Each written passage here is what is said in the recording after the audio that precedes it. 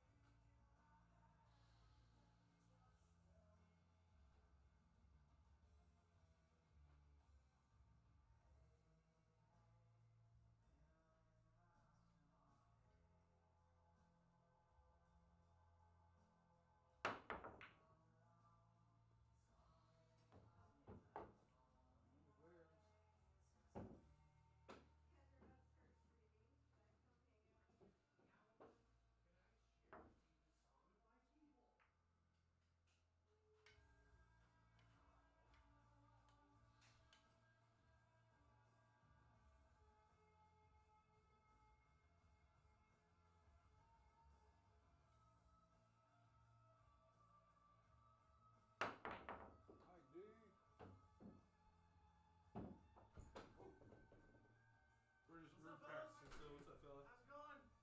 I'm going for purple. Good to see you. Kids look ready for action. Good to see you, man. Always. Good to see you, man. Good luck, fellas. Dude, what's up, man? Dude, good, man. Nice. I drove right past the exit. No rush. No, dude. What kind of music would you guys like? Oh, I don't know. You can take it off. Yeah, you can take it off Ween. Whatever's fine. I got music I can listen to if needed as well. Oh, okay. Did you get your directions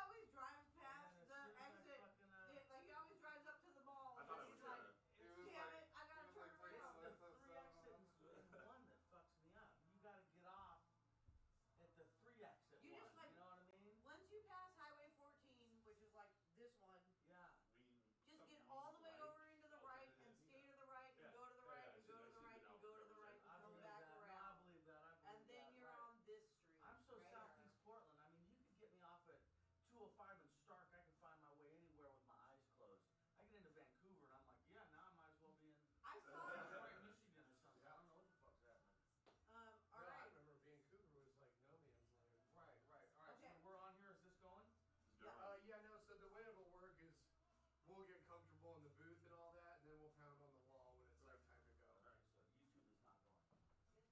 Is it? And then, are you doing winter break, loser break? Winter break. Winter break, rack your own, race to 14, 10 ball. No early tens. No early 10s. Alright, sounds I good. mean, there are early Early tens, tens, but it's not a win. Spot it. Yeah. And Okay. keep shooting. Right, right. Cool. Alright, guys. You just, you want to lag on the. Oh. Yeah, let's see.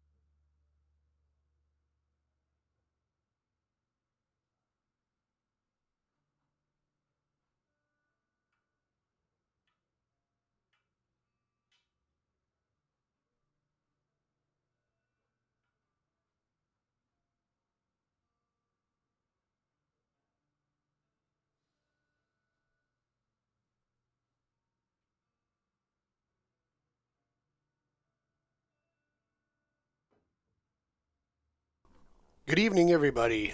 Welcome to PNW Pool Thing on a Friday night for this birthday battle. I'm here in the booth with Mike D. How are you, Mike D? Good. I feel like we're here on prime time. I like this time, and I like Friday, Saturday, Sunday nights. Oh, yeah. I feel like it's prime time. People are looking for something to watch, man. Right. Well, this is a good one for them. They're going to enjoy this match. Who we got playing? We got Michael J. Choe. This is his second time here, and TJ Helwig. Nice. Michael Joshua Choe, good friend of mine, and I know TJ pretty well from. We're here on prime time. I like this time. It's you, yeah. Turn your volume down. I feel like we're here on prime time. I like this time, and I like Friday, Saturday. Hello, everybody. That's me. Listen, It happens. You know how they say some people like the sound of their own voice? Right. That's me all day, man. I just keep this on YouTube going, and so I can hear everything I just said. Nah, I'm old, and I don't understand how technology works. Well, let's give them a pound on the wall, and they'll know to get going. Sounds good. Who we got on the chat already? Wowzers. Yeah. Edward Echo. Yeah, exactly. That could be my name. Echo Charlie. You know, it would be Prime kind of time. What's up, interesting Derek? if it had caught the sound of your phone playing it, and then it heard it replay it, and then heard it replay it again and again. It could become like infinite. I think you just get described like a science fiction movie, Jesse. Yeah, it'd be like this infinite loop. Right. All right, they're lagging. This was a race to 14, 10 ball. Winner break. $500 in the middle. Okay, winner break. Rack your own. No early 10s. Correct. What are they doing for 3 foul? That'll be interesting. I guess We'll see. find out Okay, as we'll it comes find out, up. huh? Now, I don't know what just happened with the lag. Oh, Merry Christmas from Payless. Merry Christmas. Yeah, that was Merry our Christmas deer. I like it. That deer has seen better Christmases, Jesse. Or has it? This is a pretty good one. I guess so. I don't know. I guess it depends on spiritually where you land on things, man. Yeah. Patrick. Hey, Pat Riley. Hey, what's up? What's up, Pat? How you doing, man? One of my good people right there. From Evo Sports. What's up? Oh, Evo Sports taking over the excellent. world, man. Seriously, they're worldwide. They should be. Yeah, they should be, exactly. Right. Yeah, the Choe brothers are doing stuff with them. Oh, really? Yes, dude, on like a practice table, I think. I don't know exactly. But yeah, I know worldwide they're doing, which is pretty strong. All right, they're losing balls. They're having problems with the lag. All right. Starting out. Looks like Choe got the break. Using the template rack, the magic rack, it looks like. Is that correct? Yeah, that's a magic rack. There's Typically, also it's a the turtle rack over here, I see, right? I mean, I know you don't have a rule about what to use, but typically it's the turtle rack I see over here. Right. Yeah, I think I've been using that one for 10 ball and the magic rack for 9 ball. Travis, what's up? Travis and Amber, how you guys doing? Yeah. I follow you guys on Facebook. You guys do some cool date night stuff. You make me feel like an old married guy. I take my wife nowhere, and she likes it. Yeah, but you do have adorable baby goats. Oh, running right? around, right? Thank you, yes. And puppies. Yeah. And yeah, chickens, a cat, a couple daughters. Got a lot going on, man. Life is good, though. Listen, let's just say I'm glad to be here. Oh, well, we're always glad to have you here. Yeah, it's great no, to see exactly. you. No, thanks. It's been a It's minute. good to be here, man. I appreciate your sponsorship. Recent sponsored player here. Feeling pretty good about that. I appreciate it. Helped me out with one of my last trips. All right, Choe breaking from the dead center middle of 10 ball. Let's see. All right, probably trying the pop break. This would be the symmetrical Corey dual break. So you're hoping those balls go around and end up in the side pocket. He did get the 7 in Good the for side. him. Yep. Good for him. And he got shape on the 1. That's big. The 10 ball break is a tough nut to crack. Right. Didn't do too bad. Oh, The 8 ball did the 4 rails over to the corner Yes, pocket. I agree. It is not the magic rack. It's the Town rack, which I believe Mike Choe sells. If you're looking to buy a Town rack, Mike Choe hook you up. All right, he's got shape on the 1. I'm not sure what the plan is with the 2. The 3's in his way. Yeah, I mean, even if he misses the 3 and goes to the short rail, he's got to worry about the 10 either going in or coming back out. Yep. The color on the table looks really good tonight, Jesse. The balls are standing out nicely. Oh, good. Yeah. I don't know if you've done Trying some to adjust adjustments that, or yeah. I know this is a learning experience every time, right? I mean, Well, it depends cause on and effect, trial and error. I mean, whatever time of day it is and how the cameras are going to mitigate. That's the right. I extra guess light. I've been here a little more daytime-ish. Yeah. There were shadows even last time, I Right, believe, right. that you had to worry about. Banking the 2 in the side is the only thing that makes sense to me, in part because if he misses it, he's kind of got a natural hook. Very true. I like that shot as well. And if he makes it, he's got a 3 in the top left-hand corner with a kill shot, of course. We'll see what he does here. Yeah, I think he was just looking at that leave. He would end up with the 3 if he does attempt to bank. Hey, Luis, how you doing, man? I'm glad you're watching. That's cool. You know, that's one thing about doing this for longer. The players that have played start tuning in, or more likely to tune in. You know what I mean? That's cool. I see a couple guys that have played here. Nice shot. Yeah, as predicted. Well done. Yeah, see, he was hitting that with a little bit of bottom, so he had to widen the angle a little bit, and that's why it drifted that other way. Yep. Now, I don't know what's going to happen here, Jesse. So the 8 is in the way on the top right-hand corner pocket. The 3 is a little off angle for the corner in the top left. Let's see what Mike does here. Right, because the cue ball is going to want to track to this bottom long rail, and even if he does make it, he's going to be shooting the 4 into the 8 or something like that. For me, if I'm shooting this 3 ball in the top left-hand corner pocket, I like to use bottom left. And I would say on this shot, if he uses bottom left, he's got a scratch.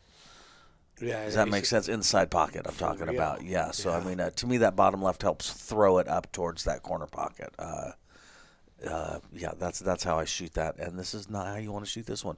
All right, he's going bottom left pocket, I He might be believe. going slightly inside. Follow. Oh, look at that. Okay, that's unfortunate. It really That was is, a isn't great it? shot. That was a great shot by Mike. Just didn't work out. And I would also have to add, I'm not sure what shot that was going to lead to on the 4 ball. If that was the shape he was getting, he maybe should have tried to play a safety on that, just because it wasn't really leaving him much. It could be that what he was trying to do. So the cue ball scratched in that bottom left-hand corner, but had it doubled that pocket and crossed center table, he would have had a good shot on the 4 in the lower right corner. The more I commentate, the more I realize that one of the phrases I use a lot, and I'm okay with it, no shame, this is a big opportunity. This is a big opportunity for TJ right here. Oh, yeah. Ball in hand, 6 balls on the table, nothing tied up. This is a big opportunity to get the first game on the match. Do you think I should add a button so when we push it, there's a thing that shows up on the screen? Opportunity, right? Almost game show style or something, right? Like the Sasquatch yells it out. Exactly. It just is one of those, it is what it is kind of things, man. It's a big opportunity. All right, so you left the 7, right? The Robin's Egg Blue is 7. Mm-hmm. So he's got the 7-8 combo. Okay. Yeah. Listen, it was a tough shot, man. It was. And I'm not sure what else he should have done, to be honest with you. That was probably his best shot. It was. Maybe just give it a little bit more time. Yeah, that's true, too. It was a little quick, possibly. But other than that was the shot. Jesse, you know what this is? It's a big opportunity for Mike Choe to get the first game of the set, man. 4 balls on the table. When I practice with people who are getting ready for big stuff and they want to know about drills and stuff, I tell them it's not drills. It's this right here. It's 4 balls. You'll be shocked at how often your opponent leaves you 4 ball outs. Right. And you might be shocked, too, at how much you want to slit your throat if you blow it. You know what I mean? If you don't get out right now, later when you're driving home, you're like, oh, my God. You know what I'm saying? True. These are important, man. Or if it's a big tournament out of town, these are ones where you go back to your hotel room and you're sad. You know, you want to get these. So he left himself on the rail. He's not pleased with that. Definitely some comfort food before bed. That's what I'm saying, right? Some macaroni and cheese, homemade burrito. Yep, definitely. Pizza. Those are my go-to moves. Oh, something up.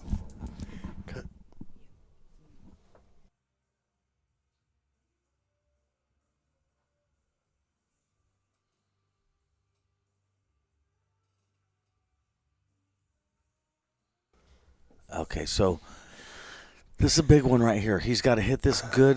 This rattles real easy. He's got to hit this center pocket and bring that cue ball back over to the bottom long rail for the 9 ball up to the top left-hand corner pocket. Yeah. And this is a rattler. Yeah, if you go too much forward, you can scratch.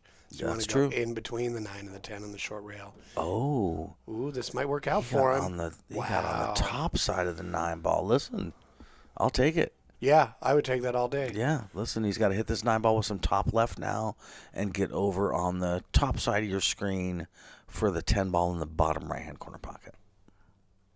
Fortunately, he's got a big target zone to work with where he still has a viable shot. Yeah, now this is where you want to remember, too, with deflection, all that left-hand English is going to slam it into the rail like that, but he still pocketed it, so good for him. He got in the triangle. Yeah, well done. Mike Choe.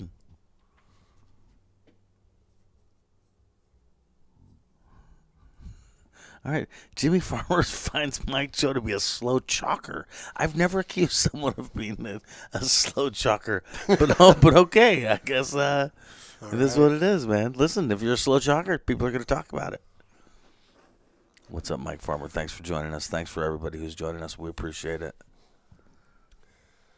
You always have an active chat. Yeah, it's really PNW beautiful. Pool thing. I really I like it, man. Yeah, it's a great thing. All right. Here we go. I saw on Facebook you were out with the Lingelbachs and the Marquezes last night. Yeah, the that was three power couples. Good for you guys. That's cool, man. Good for you. Much love to all those people, man. I bet that was a cool night. It was. You know, it was, of course, dealing with, like, pre-holiday traffic and all that stuff. Like, going out there, driving into the city, finding parking and everything. But then once we were there hanging out with them, you know, like, it was so worth it. Just great to see everybody. No, that's wonderful. That's wonderful. Yeah. True Pacific Northwest pool right there. PNW pool. Believe it. If you're in the chat, where are you from? I want to know Oregon, Washington, or other states. I've been sharing this across America, and I'm especially the South, the Midwest. I'm curious where you're tuning in from. What part of the United States or other are you watching this from? All right, are we going to see the center core duel break again? When I'm getting ready for any kind of match, I'm a YouTube guy. So like 10 ball, I'm YouTube and 10 ball break. And if you do that, you'll find that one of the things comes up is the core duel 10 ball break, and this is it. Yeah, because he's going for either the 7 or the 5 in the side pocket. Exactly. And he got the 7. And he almost made the 5, right? And look, the 2 ball. And the 2 ball goes all the way around the table, 3 rails or whatever it is. You count them. I got too much to do. He made the gray 6 in that top side pocket last break, so same break. Yep, that core duel break is pretty strong on the 10 ball. Right. The only problem he's got here is that 1 ball is in the center of the left-hand short rail. All right, we got Bend, Oregon.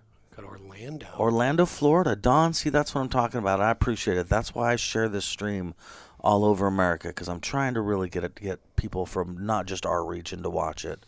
I appreciate you responding, Don. Thank you. That helps me to know that what I'm doing is working. Get this out there. Yeah, so let's see. He, as long as he's got the edge on the bottom, past the bottom side of the 8, he can kind of thin it. But yeah, I can understand why he's taking his time. What do you think, Mike? I would use the 8 ball as my blocker ball and try for a hook right here. Kind of a slow roll shot, trying to get the 1 on the top side of the 8 and the cue ball on the bottom side of the 8, and use the 8 to hook. And if I don't quite get the hook, I probably haven't left him much of a shot either. Right, He's got to bank it into the 5 ball, which is a nothing shot. Right. But it takes some speed control to make that happen. And you got to be comfortable with that speed control. Yeah. All right, so, hey, TJ Ballhand and the 1s in the jaws, the 3s in the jaws. This is a big opportunity. Jimmy Farmer, McVinville, thank you. Jimmy, is it Jimmy Buckets? Is that correct?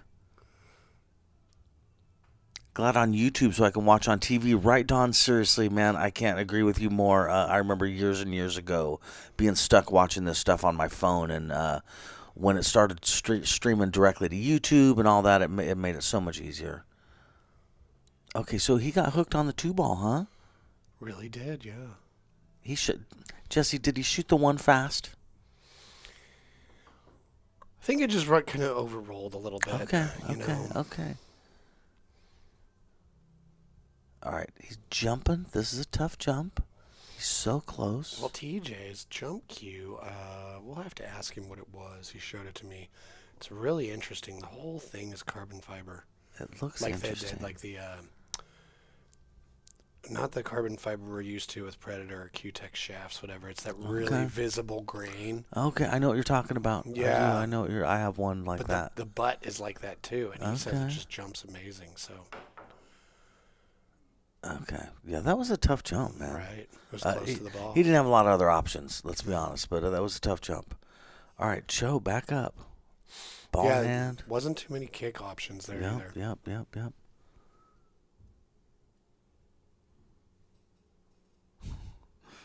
Travis Hernandez is telling us the origin of Jimmy Bucket's name. I like it.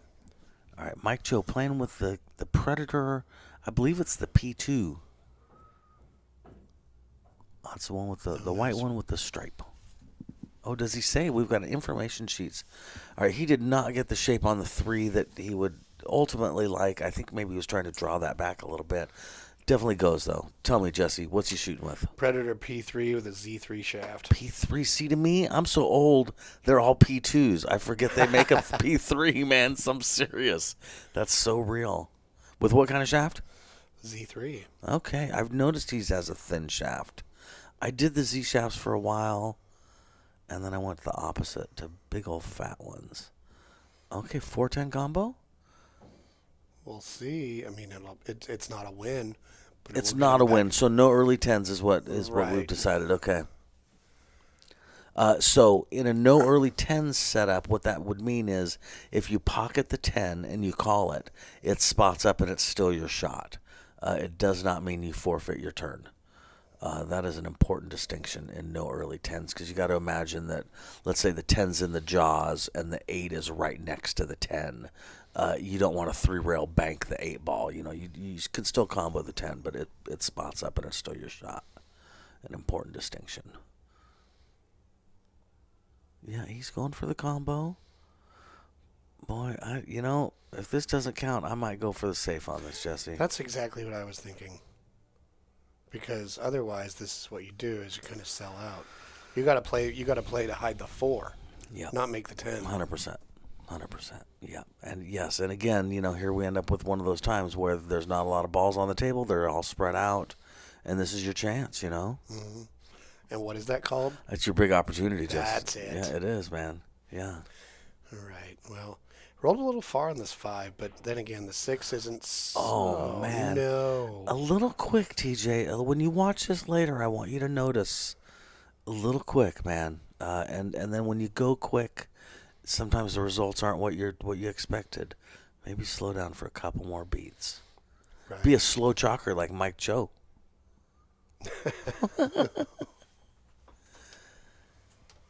All right, I got to say this, leaving your $25 piece of chalk on the table for it to get knocked in a pocket and never seen again, I have trouble with that, man. I got to keep it in my pocket or a chalk holder or something.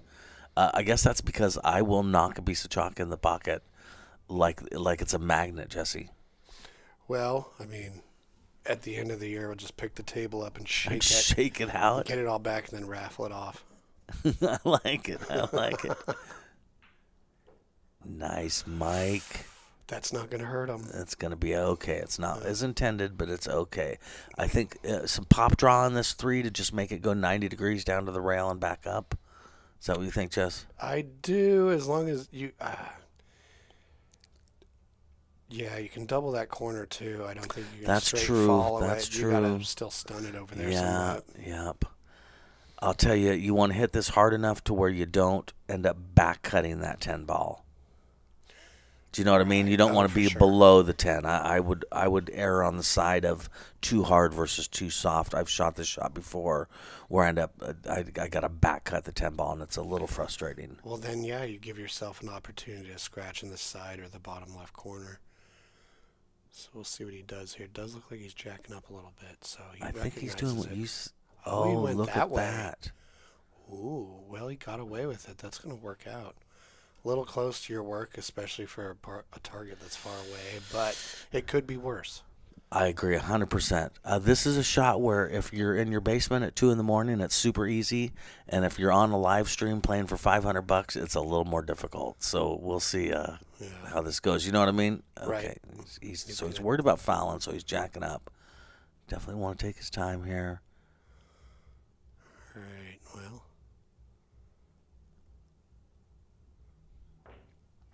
Nope. Oh. Might have also been worried about getting the cue ball back to the rail a little bit, you know, just in case. Yeah, he was clearly worried about fouling by his jacked up position. This is a tough shot. These shots are not my favorite. This is where pre-shot routine and all that kind of stuff, good body mechanics. I like seeing guys do that. I'm a big fan of that. Taking your time, getting that aim perfect. That makes a difference on a shot like this. Oh, absolutely. Increases your odds. Wow. He made it look Great like... shot, TJ. That was excellent. Yes. TJ on the board again. 1-1. I like that.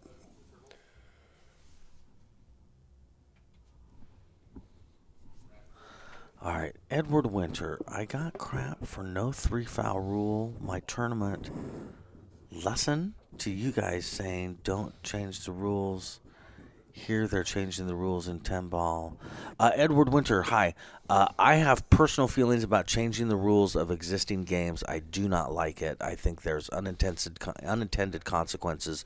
In this situation, though, the guys gambling, they make up all their own rules. They could decide that if you bank the 7, you win the game. It's their money. We just provide them with the location, the medium. I don't know what you want to call it. If it was art, it'd be medium. This is their gig, man. Yeah, Edward, I disagree with what they're doing, man, but it ain't my call. And it's all love. As I think, is that what Mike Tyson says? It's all love? He also says everybody has a plan till they get punched in the face. That's a better one. I like that one. I like that one. Definitely. All right, TJ, breaking from the dead center. Is he dead center? I think he's a little He's bit a little off, isn't he? He's a little to the little left. Off. Okay, it didn't seem as planned or intentional as Michael Choe's. I would agree with that. Yeah, could just be that we happened to see Michael Choe make the ball in the same pocket twice in a row. Right. That's true. So we'll see how it goes throughout the rest of the match. It is their birthday, Travis. Yeah. Both of their birthdays, right? How crazy is that? It's insane. We've been joking about the fact that the winner or the loser has to choose a different birthday, but it's exciting. That's funny. I read a science fiction book once where everybody had their name was their name and their weapon. Like you'd be Jesse the Stick, and if you ran up against somebody else named Jesse the Stick, you guys had to fight, and the loser had to change his name or his weapon. Oh, that's interesting. It's like the Highlander, but it's not the end. It's not the end. You just got to pick a new name, man. You're officially a punk. Yeah, I did. I only remember that it was a science fiction book. I do not remember the name of that book. Probably something to stick. Oh, I think he might get away with that a little bit. Yeah, even if he left him tough. I do think he left him, but he left him tough. Yeah, he's going to make this one. Fortunately, the 7 could possibly block the cue ball from over-rolling behind the 5. And the 2 is basically in the jaws. So, I mean, he's got... I think if I were him, I would be worried about hooking myself more than the angle on the 2 ball. I think almost from anywhere on the table the 2 ball goes, I would worry about hooking myself. And I'm not sure there's much to do from there. It's a standard wagon wheel drill. Right, that's true. And look, as long as it doesn't stick to the 6, you're sticking to the 6. Yeah. All right, so this is a take your time shot. 1 rail into the 2. Really get that angle figured out. Pocket speed, play it so you have shape on the 3. Well said, Jesse. Well said.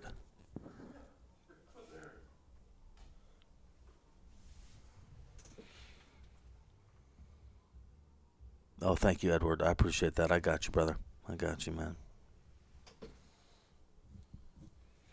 All right, yeah, I would like to see him make this. This is a shot that everybody should be practicing or certainly take serious. This is a very makeable shot. I'll be curious to see. Okay, fired it a little firm. Okay. Mike's sitting good for the 3-4-5.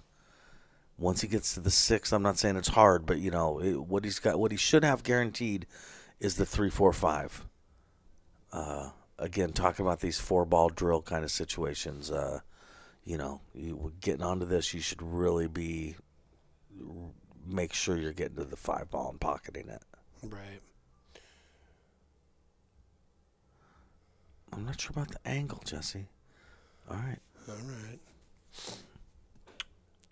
Fortunately, you can still make the 5 from where the 4 is, but getting back to the 6 is going to be a little tricky from there because it could hit either the 7 or the 9.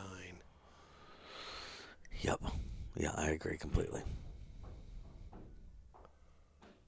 Yeah, this is almost back cut that 5-ball a little bit and cross your fingers, right? I mean... Well, no matter what you do, you make the 5, and if you go forward, and let's say the cue ball goes between the 7 and the 9, it's going to keep going towards the 6-8, and it's crossing the path of the 6 into that corner. And if it goes far enough, then it could block you from a shot on the 6 on the side. Yeah. So I'll be really curious to see his thought process here. Now, if he goes down further to the right of the 9, he could have a shot on the 6 in this top side pocket. He's also got to watch the scratch. Oh, thank you, Stephanie. Scratch off the 9-ball in the side pocket. Thank you, Stephanie. Stephanie just brought me a Slurpee. Because at heart, I'm a kid. So he's managed to kind of leave himself something here for the 6. Be it bank, be it cut beyond the 9, or a safe. Yeah, I think that I would like to see him.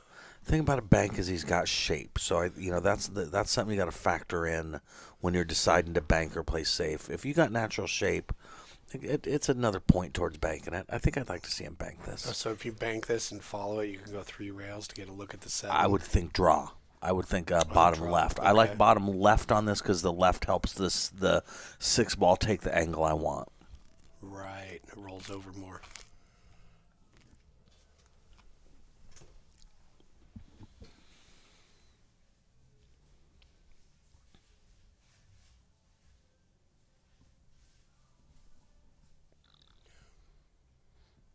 The good news is anywhere around center table or close enough, you're going to have angle. And that's what you need to get back on the 8. Whether you follow it off. Oh, there he did. 3 rails out. I agree, Jesse. There were a lot of ways to get shape on that 7-ball, yeah. It's a good time to really just focus on pocketing the bank. Well done, Mike. It would be hard to have gotten a shot on the 7 where you didn't have an angle to go to the 8. Yep. So that was really good. So Yep. I think bottom left on this 7-ball to get cue ball basically where it is sitting right now in a perfect world. Do you agree with that? Yeah, but he also might feel a little bit more comfortable going a little bit more inside. I think that might reduce accuracy a little bit to go that way. It gets rattly, doesn't it? Yeah, you start dealing with deflection and other stuff. Yeah.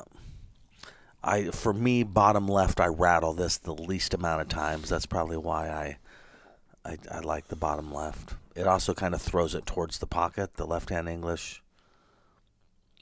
Yeah, we'll see. All right, I see center draw.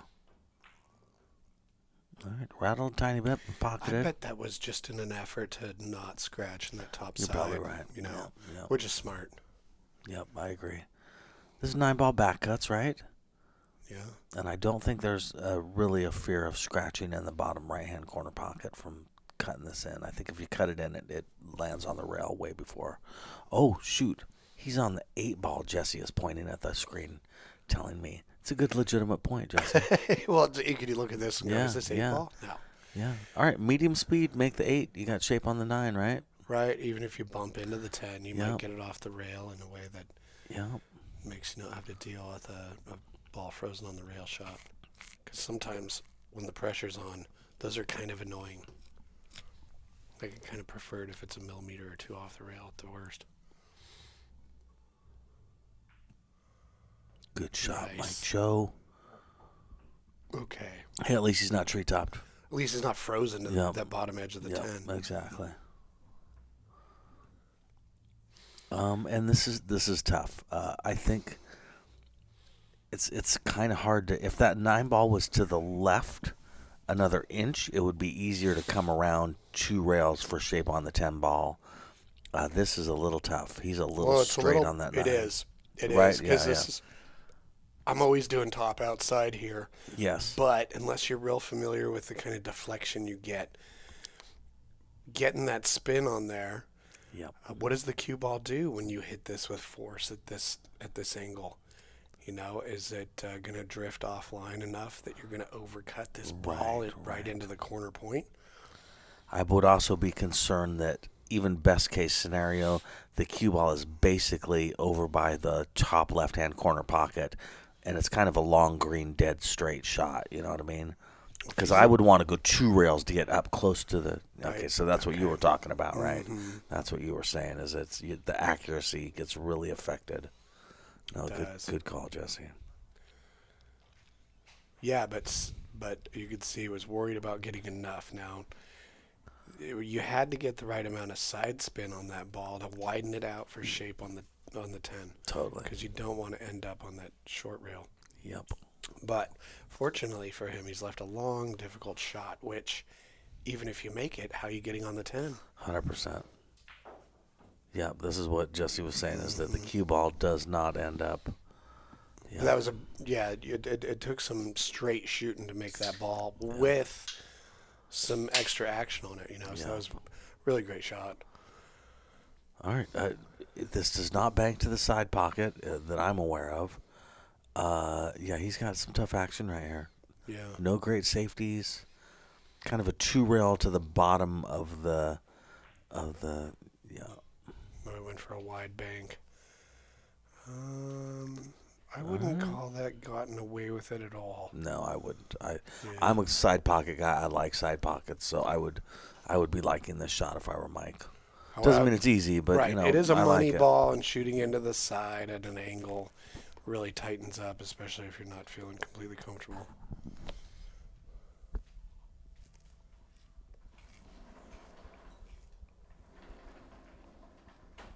And it did.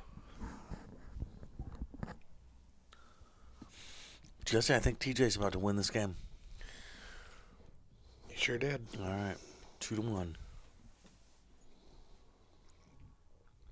Yeah, the shots in the side pocket really got to bear down and focus on them because they're just so touchy. Yep. You know, Yep. and you might not necessarily be thinking about missing it to the far side, but if it clips that close side, you know, that's the part that I never expect to happen. Yep. No, I agree with you.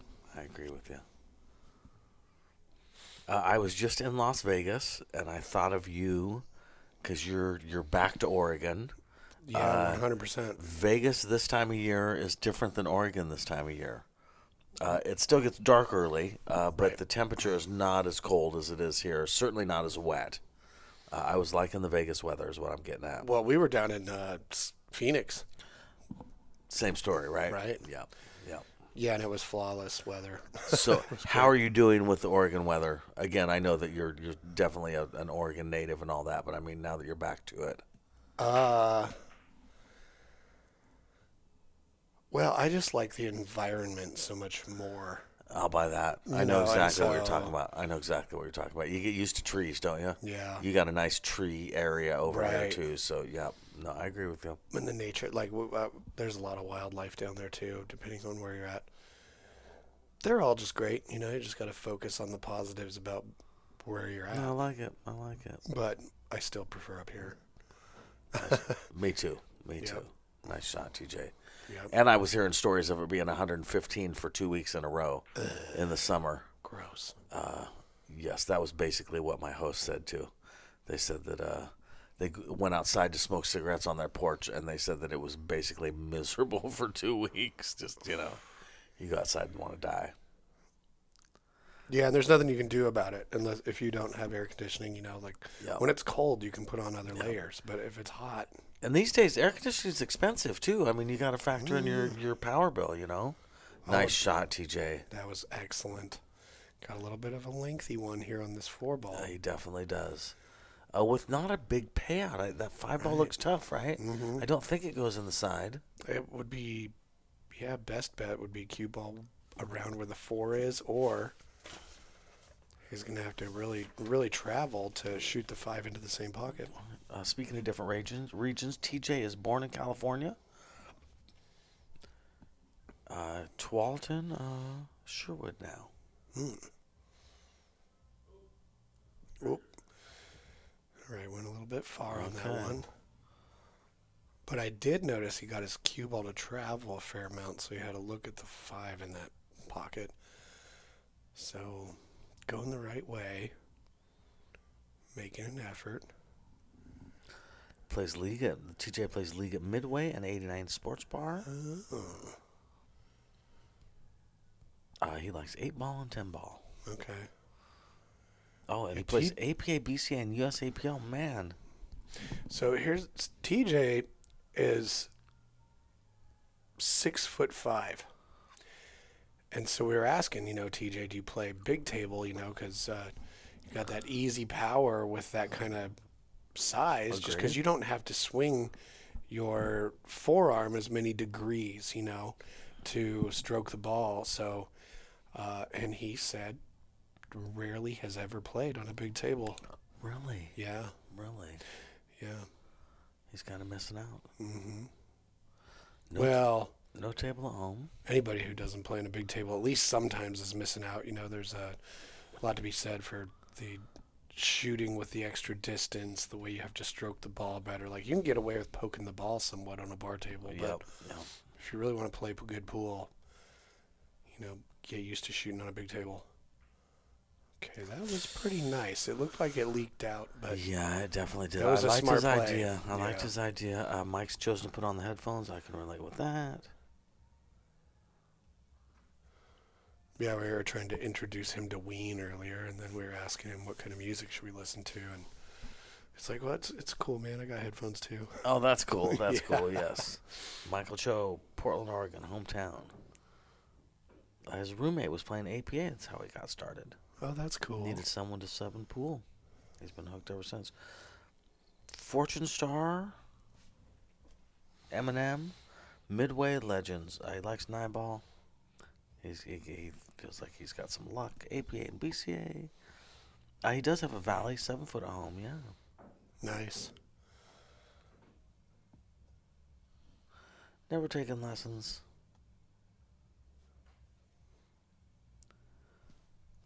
He likes Alex. Me too. Alex is one of my favorite. Right. Yeah, and Alex is a good great too. example of somebody who's smaller. And so his stroke, he doesn't have a huge backstroke. He just has a real accurate stroke. Mm-hmm. Whereas you look at like Ruslan Chinikov, who's like 6'5". Much different stroke. Mike W. Mike, is that Mike Walmersley? The tournament director guy and the guy with my exact Fargo.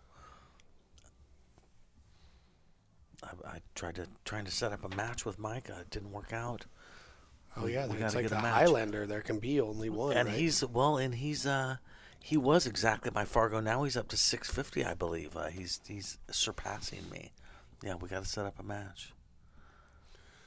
All right, Mike on the 8-ball. All right, he's using right. Good shot. That's a rattly way to do it. So good for him for pocketing that. That works out real well, though. What do you like to do to get from the 9 to the 10 here? A little tiny bit of left. Pocket the 9-ball with medium speed with a nice long smooth stroke, and I'm trying to leave myself the 10-ball in the bottom left-hand corner pocket. So just a breath of left-hand English on this to go where he's going right there. Ooh, he shot it just how I would want to shoot it, other than you want to pocket the yellow ball. Well, good call. This can be tough. Ball in the jaws. This can be tough. It's astonishing how much people don't practice this thing. Yes, right. I agree. So yeah, that ain't the shape we wanted. Fortunately, not too difficult to cut this up into the side, but if you're unfamiliar with how the cue ball is going to react, for real, that corner can get kind of big. Because for me, this is one where I'm using pretty much extreme bottom left to help me cut this 10 ball to the side. And yeah, if you don't understand what that does to the cue ball, it was you a can thin have some enough problems. cut that he was able to almost hit it kind of centerish. All right, TJ at 3. Good shooting, TJ. That was a big shot, Mike. Yeah. Mike, your Fargo 650 now, is that right? All right, we got the Talm rack. I do like those balls. The Dynasphere, right? I just enjoy that nice triangular, roundish shape. Gives you something else. Gives you something else to aim at too, versus a circle, man. Yeah, no, I like it. I like those balls.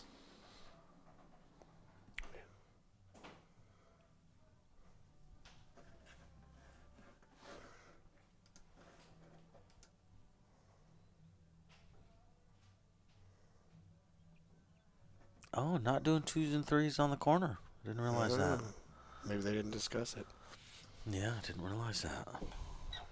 Creepy little Christmas Santa.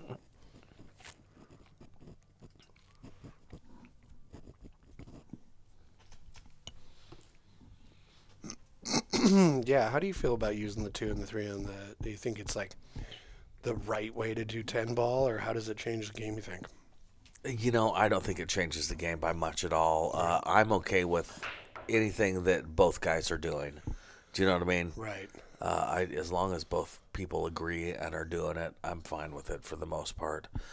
Yeah, I don't think it matters. Yeah, but whatever. I will say when it comes to pattern racking, I would just soon everybody follow the same pattern if I'm playing somebody who I feel like does some pattern racking. But... You know, I don't think that's as much of a thing anymore as it was for a couple of years. There was a couple of years where pattern racking got a lot of press or a lot of talk, a lot of attention. I don't feel like it does as much anymore. I think people have realized maybe it doesn't matter. Unless you're Corey Deuel, it doesn't matter as much as you might think it does. There's a randomness to the break. Do you know what I mean? There certainly is. There certainly is, for sure. But like bar table 9 ball, if you got 2 players that are relatively advanced and they both have a break where they're making the ball and leaving the 1 ball and all that, then it's just a run-out contest. But even still, it still takes some really good play to do it. Oh, definitely. Super consistently. Yeah. Like, who doesn't make mistakes? Right. That's one thing I always thought about when Corey Deuel was getting the rap that he was getting. Like, yeah, but watch him. He made some amazing shots to make that happen. And you got to thread the needle on those soft breaks, too, because the balls aren't as spread out as they are on other racks. Sometimes that slow, soft break, and you got to be a hell of a player to run those out because the balls are so close together. You got to really precisely move that cue ball around. And how different the game would be if instead of, like, forcing people to break hard, was just like, well, I guess you have to learn the soft break too. Right. And then the break would be this like really delicate, like sewing a doily rather than crocheting an Afghan, you know? Right. That was one thing I was looking forward to seeing Dom's break the other night. I think he held back on it a little bit. I've seen Dom break. I mean, it'll hurt your eardrums, man. For sure. Big, powerful guy with a strong stroke. He's a good guy. I was glad to see him here playing, man. He's a good dude. Well, always love to see that guy. Yep. Okay, so what do you think he's going to do here? It doesn't really seem like too much of an offensive situation. Yeah, I would like to see him kind of bank that 4-ball up table, a shallow bank, and take the cue ball over across the table behind the 6-ball, I believe. Just like that. Yep, he did a great job. Exactly like that. Now, it's too bad the 4 is dead in front of the pocket. But, yeah, still, jump away, you know. Well, TJ's got that really cool jump cue. Magic jump cue. Telling me how much he loves it. So. Yep. This is an ideal jumping situation. And yeah, I think the only reason you wouldn't jump it here is if it just wasn't allowed. Yep.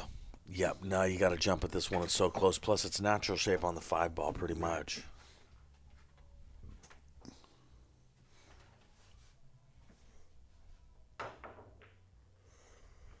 Well, legal hit. Yeah, that would be typically that's one you want to pocket. You know, you want to practice your jumps a little bit. But legal hit is worth a lot, man. That's really the point of those jump cues, is to not give away ball in hand. Everything else is just a bonus, you know. Yeah, and this one seems to have worked out for him pretty well because nobody loves this shot. Oh, no. Nope. I completely agree.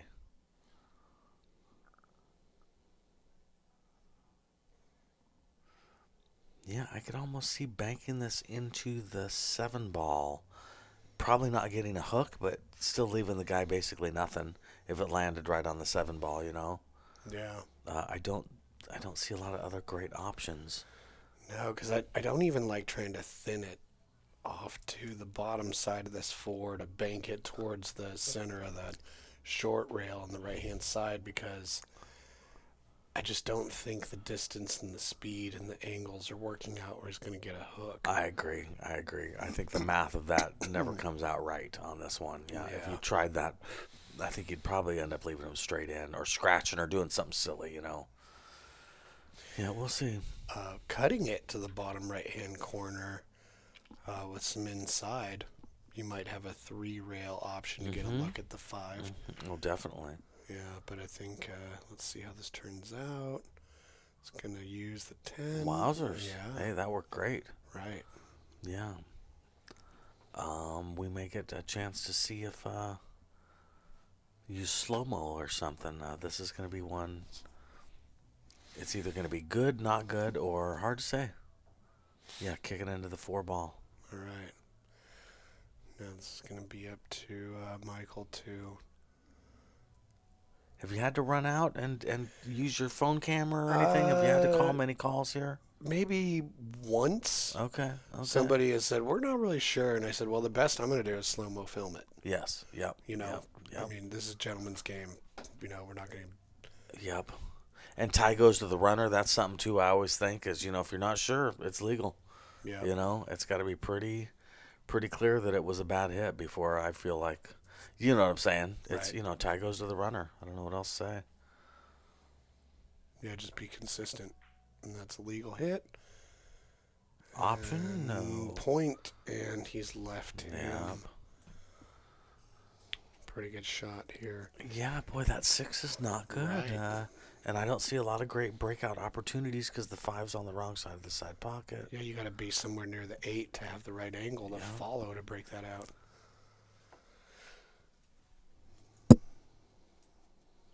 He's got a nice safety option on that 6 ball. If the cue ball was right where the 5 is, you can hit that 6 over and then just barely hit the rail and get underneath the 7. Let me ask you this. Uh-huh.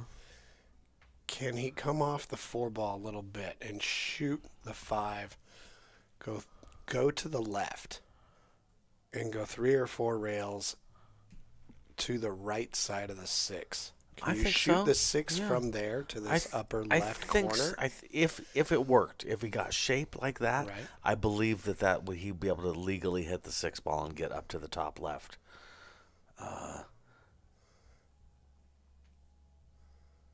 Yeah, we'll see how he feels about it. Looks like he's going pretty soft. No, not necessarily. Okay, so he was trying for a breakout off the 5. Not the worst idea, but it did not pay off. Now he's in a spot here.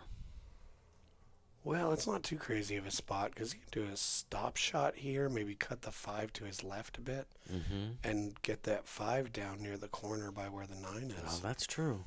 So he could be able to use the 7 and the 6 or even the 10. Yeah. You know, so we'll see what he chooses to do, but I see that. And speaking of like a stop shot, using that 8 ball as a blocker ball too, you know. Yeah, but he's also checking it out. What's it like to kick off the short rail Yeah. into the 5 to make it in the side? Yeah, like a golf shot. Yeah. God, at the end of the day, he's still got not much on that 6 ball, so we'll see how this all goes these next couple shots. Ooh, I like how he went 2 rails. on Me that. too. That was an interesting way to go at it. No, I completely agree. Yeah, because that way he could have hit that 5 in between the 6-10, and the cue ball could have ended up on the 6 also. you know? Exactly. I think a lot of good things could have happened there. Okay. I like how he did that, so he definitely sees the 6. Gave himself a lot of opportunities here. Is he banking this? What's the plan here? Ooh, I think he was definitely trying to use that 7, and I think did a good job. Yeah, I think the 8 is covering the 6 ball so that the 6 does not go to the top left-hand corner Not pocket. at all, yeah. I think he's checking to see if he can miss the 7, that teal 7. You might be right. That's a good point, Jesse. He may be shoulder to shoulder with that 7 ball, right up against it, touching and have more problems than we're realizing. Right. Now let's say he has to kick at it.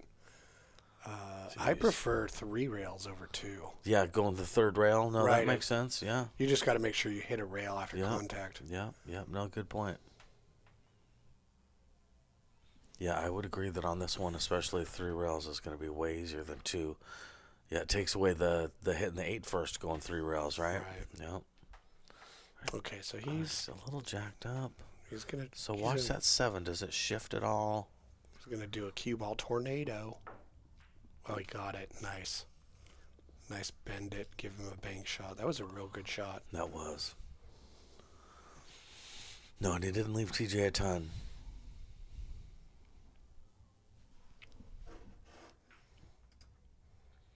Nice shot, TJ, almost. Yeah, nice 2-way shot with a pretty good save.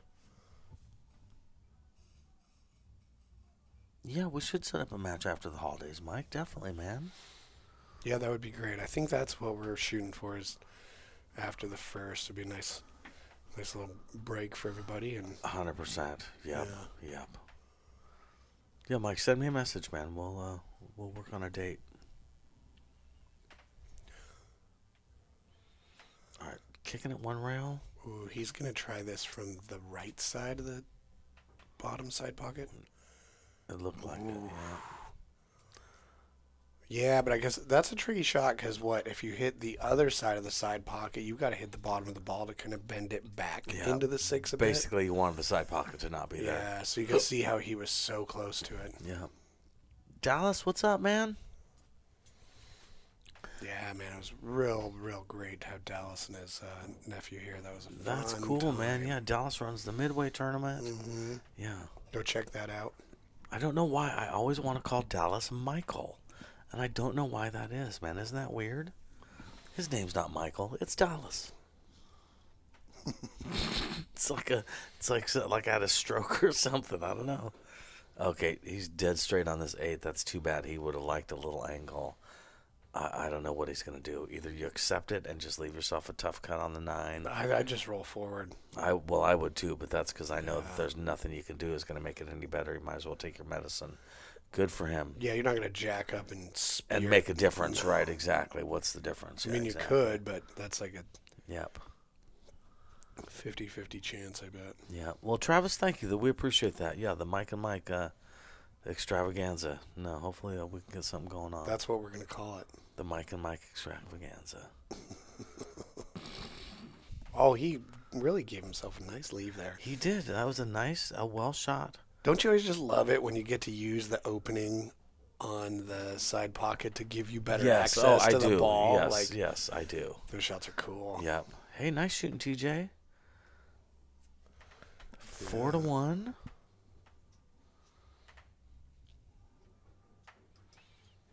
There's the room at PNW pool thing. You gotta like it. I love that beam. I described this as a Brady Bunch house, and I'm not sure if people know what I'm talking about.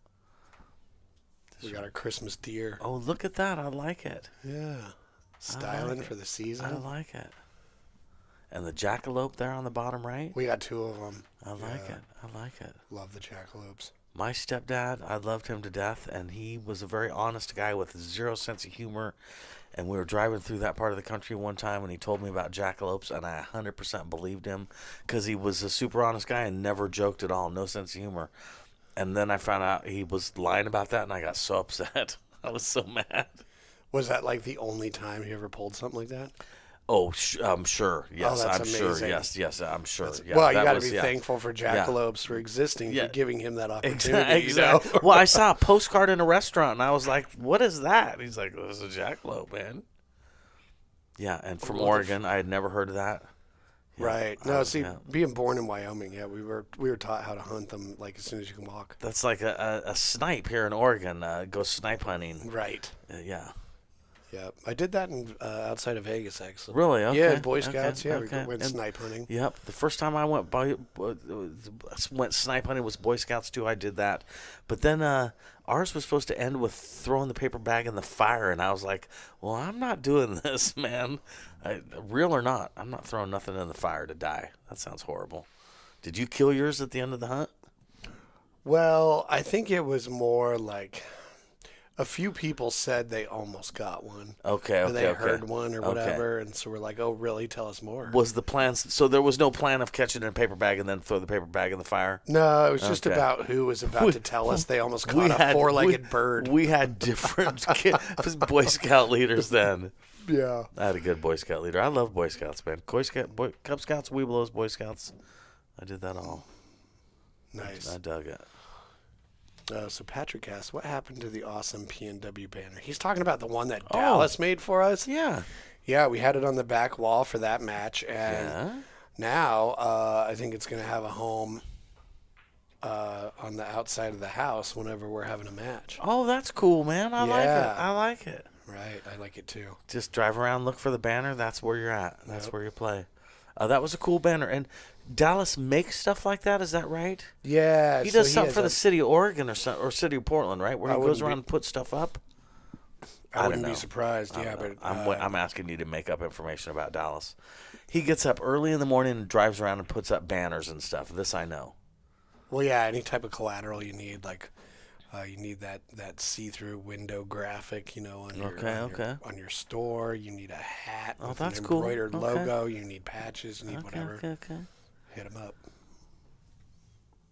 Oh, waiting outside his house for Graham. What's up, man? For Snipes. That was my original thought for the banner. That's cool. Graham, how you doing, man? One of my favorite people. Way cool. Okay, so he's picking this apart pretty well, but this one, he's got to come to the top side of the 8. He can go 3 rails and get shape on this 7 in the bottom left. It's a tall order, but I'm not really sure what else he's going to do. I completely agree. And really, if struck correctly, this is a beautiful shot. This 3-rail, little top right, go long rail, short rail, long rail, come around. Yeah, he's doing it all with his cue right there, Roger Goodman style. Yeah, and leave himself the 7 in the bottom left-hand corner pocket. I think the problem is going to be lengthening it out to miss the 8 and get around the 10 with running English. Could be tracking kind of at that top left quarter pocket. So speed control is also going to really matter here. I agree. It's putting him in a position where he has to really cross the tee on that 7 ball. Right. Instead of going short and landing on the long rail nicely, he's going to really be heading for that corner pocket and have to cross the tee, have to stop right where the tee crosses. Well, one thing he could also do is plan on this route going a little wide and hitting the 9. Even if you miss it, okay, he ran into the 8 there, so. That's interesting, Dallas. I see you basically do everything. And you need a thing printed that represents your stuff. Give Dallas a call. Yeah, and definitely, Graham. Good to see you, bro. Yeah, Dallas Romling. He's awesome. Graham, tell Scudder to bring me a 9-foot. All right. He doesn't have a ton here, does he, Jesse? Again, I think using that 9 ball as a blocker, I don't think the 7 goes. I would like to see him just hit that 7 into the bottom short rail and then up with low speed and use the 9 as a blocker. Oh. I mean, it goes if you're confident about hitting it. Excuse me. Yeah, and this isn't too bad either. I didn't think it went. Yeah, if you make this 8, don't roll too far. You're going to have that 9 in the upper left. You know, a lot of people, Jesse, would say that this was a big opportunity for Mike to get. Here's another silly thing that I like to say. I like to use math. 5-1 is way different than 2-4. Do you know what I mean? You want to win this game because 2-4 is way different than 5-1. Oh, I agree completely. I'm a big obvious guy. I like saying obvious things because then you can't go wrong. It's very true. All right, TJ. This is a big opportunity to get 5-1, man. Oh, that's cool. I'm glad to hear that. I like hearing what people are doing when they're watching this. I was God, what was I doing? Oh, last time I was watching your stream, I was grocery shopping. I was at Winco really? with the family. Yeah, and I'm pushing my daughter's in a stroller, and I'm pushing the stroller, holding my phone. Oh, I don't know. Option. He didn't call that, right? I Okay. don't know how he would All right. have. Come on, Mike. If he did. Mike, that was your birthday gift for the day. Come on, brother. Right. We got some cheesecake for these guys afterwards. Oh, do you really? I was It's not the wondering, man. Southwest. It's not the Southwestern Fiesta cheesecake we were talking about. Oh my Lord. But Oh, yeah. that's a little slow. Good shot. Wow. Money, Mike. Well done, Mike. Good job. 2-4. Hanging in there, buddy. 2 to Good 4. job, man. Better than 1 to 4. It's winter break, right? We decided that. So It that makes sure it is, Mike's yeah. break. That's good.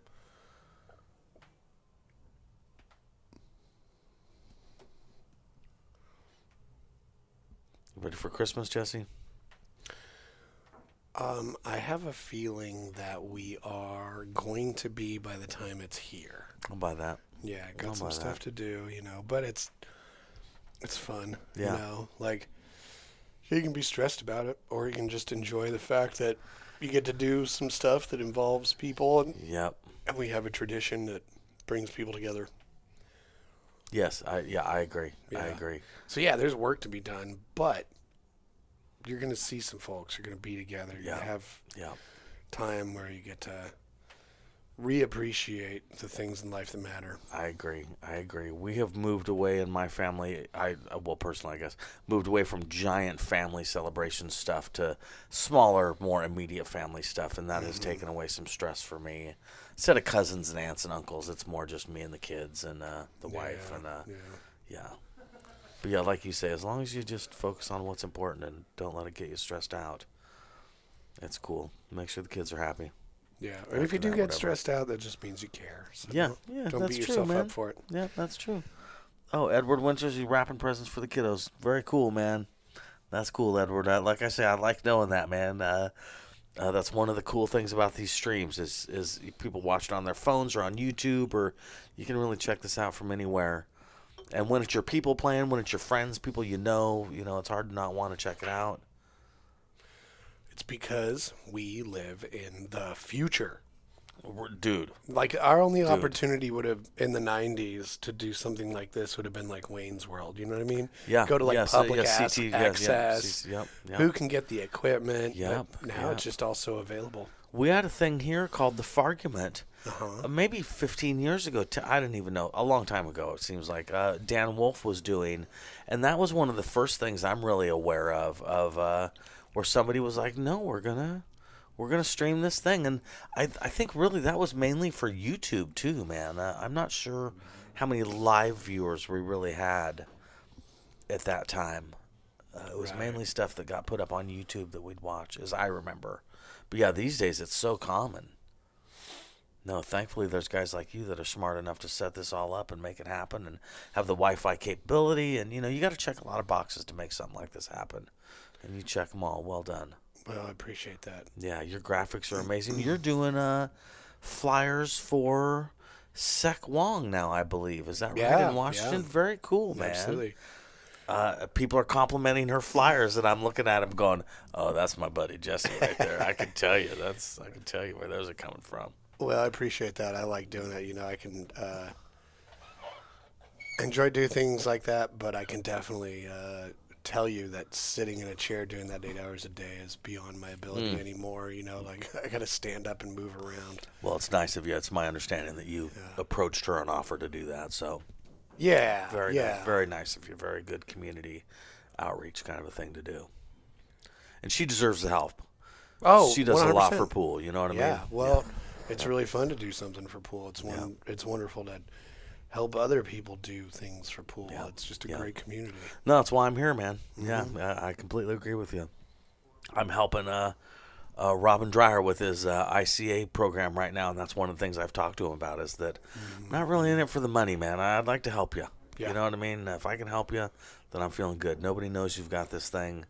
I want to help you get your name out there so that people understand that this system's kind of amazing. Oh, as do I. And between the two of us, we'll put together a lot of content so people can understand exactly what it is and why it's so You great. made a great little video, man. I like the video that you made. I I really appreciate that. Yeah, and Robin deserves it. I think we both feel the same way, too, that helping Robin makes us feel good about it. Yep. I found a similar thing, Jesse, and it turned out it was a Kickstarter thing that fell apart, that they never got going. I think there's a lot of moving pieces to making that happen, and someone else had the same idea, but it never got off the ground. Right. I think making that happen is a pretty big deal, so hats off to Robin. Oh, well, thanks, Graham. Thanks, Dallas. We appreciate it. Jesse, Jesse appreciates it. I'm here. I told Jesse a long time ago that I would I'd commentate, play, serve drinks, whatever he needed. I literally said that. I want to support what he's trying to do here. It's good for the pool community. Yeah, I believe in it. Well, it's good for us, too. Let's see. This is So tough, right? This is very push-shotty. Here's what you do here, realistically. You can do a stop shot on this 4 and put the 4 just kind of almost just a little bit below the middle of the short rail. That's a pretty good safe. Just overhit it a little bit if that's what he was trying to do. But that's about all you got in that situation. And this isn't too bad. I mean, the bottom edge of that 9-ball bite make it hard to make this 4, so no early 10 balls, so you're not going to carry him the 10 in right here. Yeah, I wonder if he can hit this firm with a stop shot, And almost go a 2 draw. Yeah, and for the hook. Right. Yeah. Leave the cue ball on between the under 10 and 9. Exactly. Right. Exactly. I like your brain, Mike D. Yep. Much like TJ, though, what just happened, you don't want to hit it too hard or that 4 ball comes all the way around the table and back near the cue ball and it's not a hook anymore. Okay, side pocket he's calling this. Probably, it's smart to call something in 10 ball no matter what, because calling safe does you no good. Oh, absolutely. That's a really important thing that I always forget, because then I'm trying to play a safe and then it goes in and I'm like, that was a perfect 2-way shot. Why did I not call that? Right, exactly.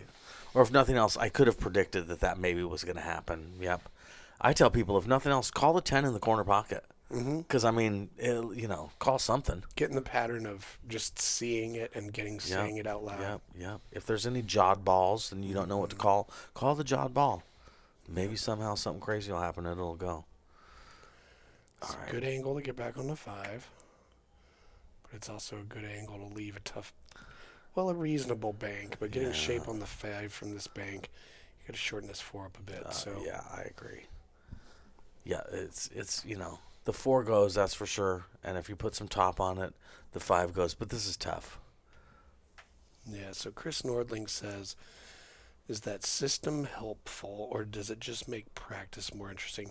And Chris, I'm glad you asked that, because yes, and the reason it's so helpful is the curriculum built into the way the drills are ordered comes from Robin's years of experience, not only his understanding of pool, but he's also trained to teach. So he develops a curriculum that's going to guide you through a more comprehensive understanding of that particular situation. So like if you're doing like a safeties drill, you'll go, oh, the object ball's in the same spot as the last drill. It's the cue ball that's moved and what I'm trying to do. So you develop a full spectrum of how to handle the situation. Also, depending on what level you are, it can be really helpful. It tells you where to hit the cue ball with the tip of your cue. It shows you English-wise where to connect with the cue ball to get that English, and it tells you the speed to hit. And it's got the pre-drawn lines too, the lines that you should be trying to follow if you did everything right. So yeah, I agree. I think it's definitely teaches you too. Ooh, he hit that great shot. He's got a tough draw shot to get back on the 7, but you just got to keep your head still and follow through well. Yep. I know he's got the ability to make it, but under pressure situations when you're down 2 games, fortunately it's a race to 14. So earlier in the match like this, I'm more likely to try something a little bit more aggressive just because I'm like, I got time to recover from this mistake. Additionally, he doesn't have a lot of other options. Do you know what I mean? You might as well try drawing the heck out of this. He can flip it off and be like, I hate you. That's very aggressive, Mike. He really means it too, doesn't No, I he? think he's looking at the tangent line. Like, it's going to come off and it's going to hit this long rail. I need to draw it back, and he's worried about it bouncing off that rail so much that the 9 ball blocks him from the 7. Yeah. Draw with a lot of slide is how I would describe this, because you do not want to go banging into that rail. You want to slide off the rail. Oh, yeah. It takes a special stroke for this. Yeah. And he did it great. Good He job, didn't even Mike. hit He the didn't long even rail. touch the rail, man. And he gave himself Well nothing. done, Mike. Yeah. Boy, here's that 4 balls I was talking about, Jesse. You know what I mean? All of a sudden, you're Right. looking at a situation where it's 4 balls, nothing's hooked. You know, the 7 leads to the 8. Right. Yeah, this is the pressure, you know. It is, because see what he's done here is he got himself he's on the wrong side of the 8, so his cue ball's tracking towards the 10. He wanted to bounce out more so he could do something like he just did on the 5 to get on the 9. Yep. He's going on the wrong direction, so he's probably going to try and follow this 2 rails. And not hit the 10 if he can. What's up, Jimmy? I see you in the chat. He got past it, but Well done. He's got to work it out. he's got to play this pocket speed so he doesn't overrun his shot or his place in this 10 ball. Lingelbach, to me, is famous for, in situations like this, saying to work it out. Hey, you got to work it out, man. Yeah, put some right-hand English on this 9 ball so you go short rail, long rail, so they slow the cue ball down. Yeah, work it out, man. Make it happen. Yeah. Well, it's either, what else can you say? That's a real wise thing to say, because you work it out, and either it works out like it just did for him, or it doesn't work out, and you learn from it. Right, exactly. Yeah. So good for you, Steve Lingelbach. Yeah. Easy way to say a lot. Yeah, seriously. He also talks about managing the table, which he's the only person I've ever talked about managing the table. And he's right. You know what I mean? Manage that table. Figure out how to keep things in a way that makes sense. Good job. Nice. 3-4. Hey, that was big, man. It was. That was a big game. He needed that, because otherwise, I know it's a long race, but, you know, a guy gets too far in front of you, it's hard to catch back up. You know what I mean? It's very true. And with that being said, I've got to tell you, I think this toilet's a little thirsty, so want me to step out for just a moment? I got no response for that, Jesse. All right. Mike Choe racking him up. Winter break. Using the towel rack. I like it. This has been a good match so far. I appreciate everybody checking in. If you could let us know where you're watching from, I would appreciate it. Oregon, Washington, Idaho, Nevada, somewhere in the South. Yeah, I would appreciate it. I shared this all across America. PNW pool thing, coolest logo in pool, or at least rivals the Simonis. If you've seen the Simonis logo with the lions and the crown, that's a pretty cool logo. But definitely tied with Simonis.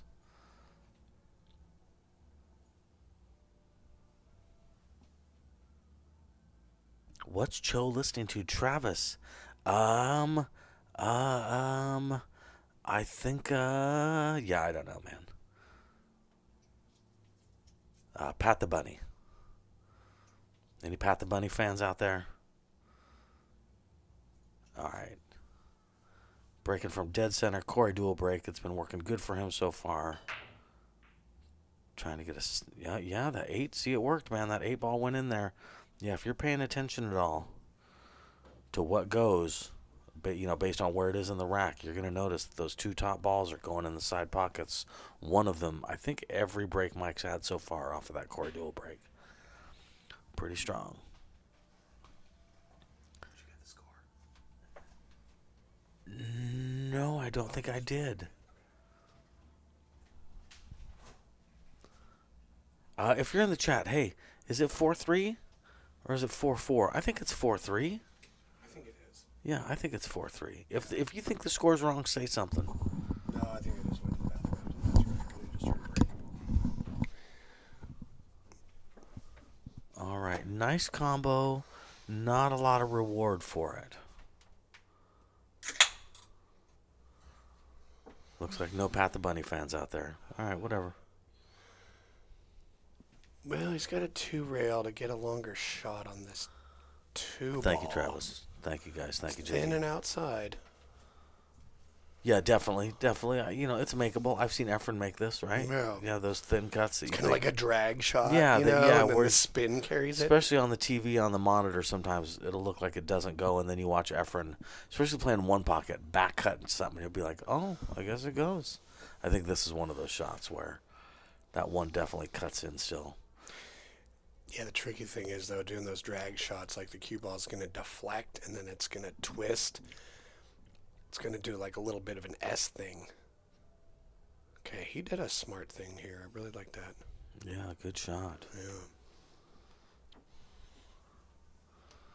Travis doing bunnies. Thanks, Travis. All right, just called the one in the bottom right-hand corner pocket. He's back cutting the 1 ball. Oh, going maybe one off the 9 ball. That's cool. Okay.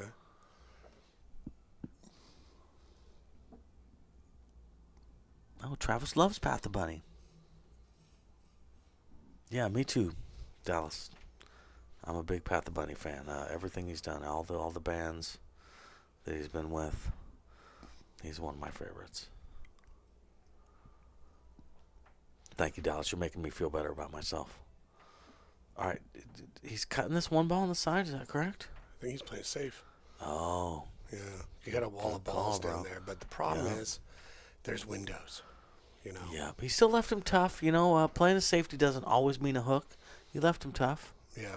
TJ's doesn't like it. I can guarantee you that. Well, he will be thankful to be at the table. Yeah, I do like that pre-shot routine of TJ's where he gets down and aims. I think a lot of people miss out on doing that, especially on these blind shots. Oh, and he good for him. Worked out real well for him there, didn't Yes. Okay, he's called the 2 in the corner, so he's probably going to go a little inside on this so he can shoot the 3 in this bottom side pocket. Yeah, I bet you're right. A little bit of top right, basically, for 3 in the side afterwards. Yeah, or even top at the right speed. I'll buy that. He's got a window. I guess I like... Yeah, Ooh. see? This is, if it gets a bounce. Ooh, ouch. Oh, tough roll.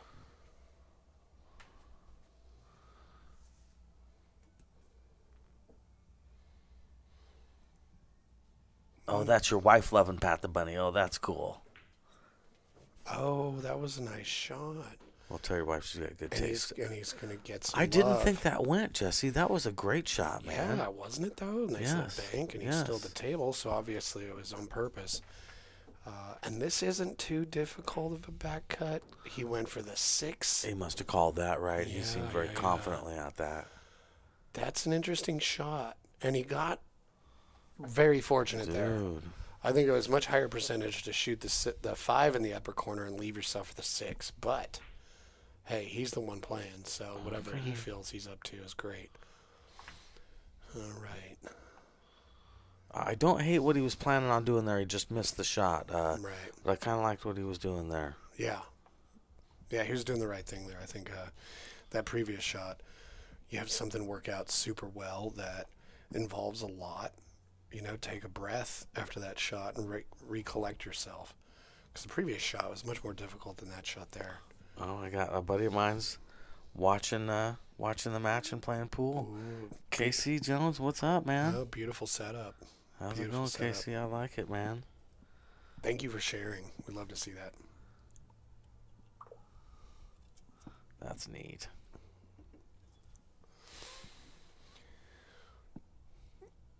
So let's see here. So you know that if you cut the 5 into the 9, like real thin, that 5 ball is going to stay right there. So you can let the cue ball run, get up to kind of where it's back at or at that end of the table. I like your idea. Kind of a built-in safe, Yeah, like this. especially with some English like you put on it. That was a great shot, Mike. Well done, buddy. Nice returning salvo. Yeah. Red's Bar and Grill. That's where Graham's watching this from. Nice oh, she's work. watching too. Oh, that's cool, Dallas. That's neat, man.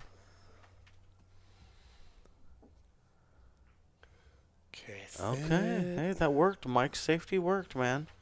He could make this 4-4 right now. Jesse, here again, 4 balls, man. Right. Seriously, if you're home watching this, just notice how often that the big opportunities come in running 4 balls. He's straight in on the 5. You could give yourself ball in hand. Throw 4 balls out on the table, give yourself ball in hand. You are recreating what you're going to run into a lot when you play somebody a match. Great shot, Mike.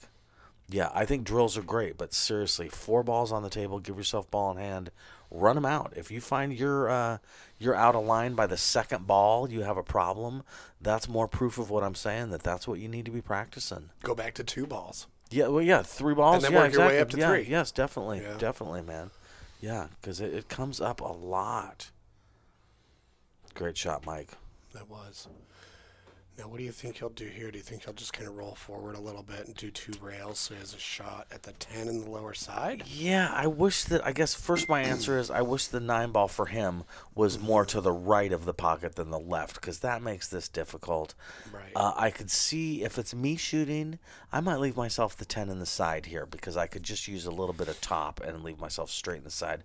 Right. But I'm remembering that he missed a side pocket shot earlier. He might not like side pocket shots. He might have some little mild yeah, PTSD from that. Yeah, so in that case, it'd be top right and a full swing at it to come around. Oh, okay, he hit that great. So he was able to get on the right-hand side of that 9 ball to make that happen. Good job, Mike. Hey, this is a big one right here, 4-4, man. He cheated the pocket really good on that. He really did, didn't he? Used the full pocket. Smart move. Man, Dude. he's got it. Hey, man. To tie up the score. It's a barn burner. Right? I don't know what that means, but I know people say it. I mean, I guess it means the barn is burning. But anyway, it's a good match. Yeah, I haven't much experience with barns on fire myself. Right, I know. Well, thank God, right? Yeah. Get the horses out, man. Let them run. I don't even know what to say. All right, 4-4. Mike Choe got the break. Everybody wants to know what he's listening to. When we do the player interview at the end, we will ask him. Hope he's got an interesting answer.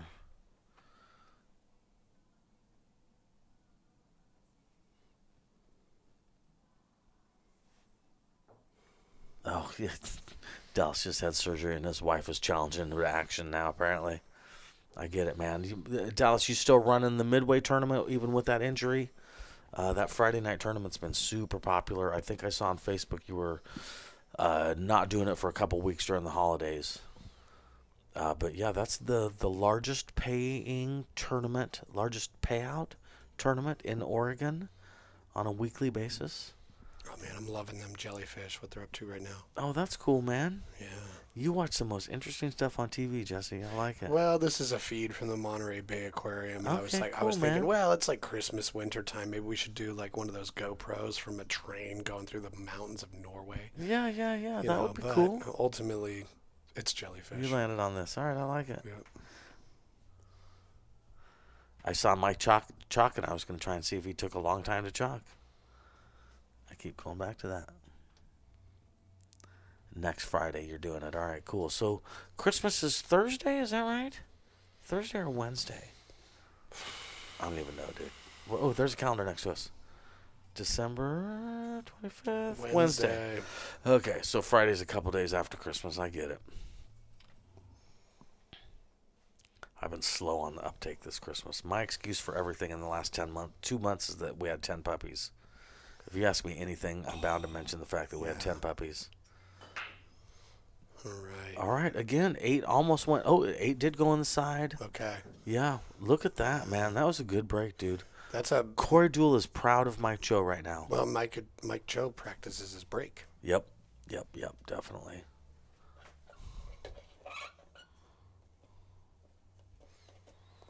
All right. Lost his 1 ball just a little bit, or wasn't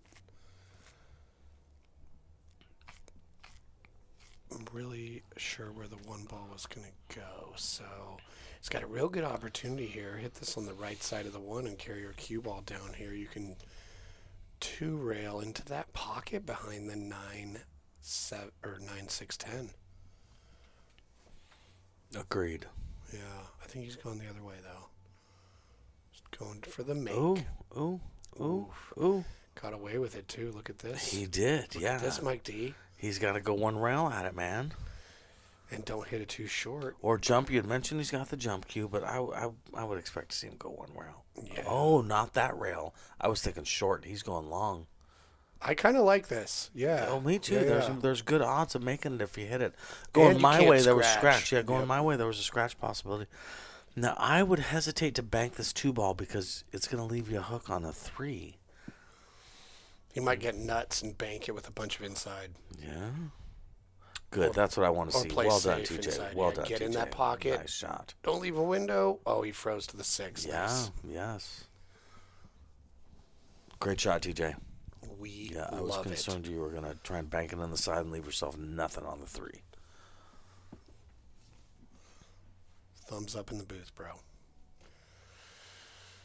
That was real good. He's got a 2 rail out of this bottom right-hand corner. It's sharp. He's got to miss the 9. It is, isn't it? Yeah, dude. He's got a 3 rail. I was going to say, man. 3 or 4 rails out of this bottom left-hand corner. Yeah. You know, that's what I see. Anyway. I think that's all he can do, man. I almost like the 4 rail or better, as you had talked about earlier. Mm-hmm. But yeah, definitely. I definitely 3 or 4. The 2-ball looks a little, or the 2 rail looks a little tight. Yeah, the 2 rail's a little tight. I think you're going to hit the 9 trying to hit it, but let's see what he attempts to do. Because just as, although you and I see that 3 or 4 railer to hit the 2, he may not. Yep. However, thinking about it though, I mean, it's plentiful obvious the 1 railer is super tricky. Chris mentions, and I agree, move the rack. Oh, yeah. Chris, I'm with you on that, man. Right, just move it. Okay, here we go. I think he's going 2 rails. I like our shot better, but I think he's going 2 rails. Yeah, see, that was... Ooh. Oh, well, listen, I'm not sure what he was trying to do. At that speed, unless you catch the tooth, then I think it would have been no rail anyway. 100%, Jesse. Yeah. Yep, 100%, man. Yeah, he needed, if he was going to do that way, if he was going 4 rails, he needed to really hit it with good speed. Yep. All right, TJ, ball in hand. Yeah, ball in hand, 4-4. And look at the 4s in the jaws, the 7s in the jaws. And what would you say this is called right now, Mike? It's a big opportunity. It Jesse. is, I Yes, agree. Yes. Yeah, it is. And it's important, too. 4-4, I mean, you had the lead pretty big time. You want to maintain the lead, man. Mm-hmm. Yeah. Running these out would be very convenient right now. The 6 doesn't look great, though, right? Where's the 6 go, Jesse? Not many pockets, huh? Certainly not to the bottom right or left. If there's any saving grace about that, it's that at the 5 is the same end of the table. Good call. You know, yeah, for getting underneath the 6. Yeah, no, that's a if great. you're going to do something, Yeah, great point. oh, that would have really helped. Yeah. Okay. Now move the magic rack. You'd think. Right. And I believe that the 3 goes pretty clean. I'm not sure that 5 is really technically in the way. So, yeah, this is, if he could make the 3 and the 4 off of this, get shape on the 5, figure out the 6. Where would you like to be on the 4 to get down to the 5?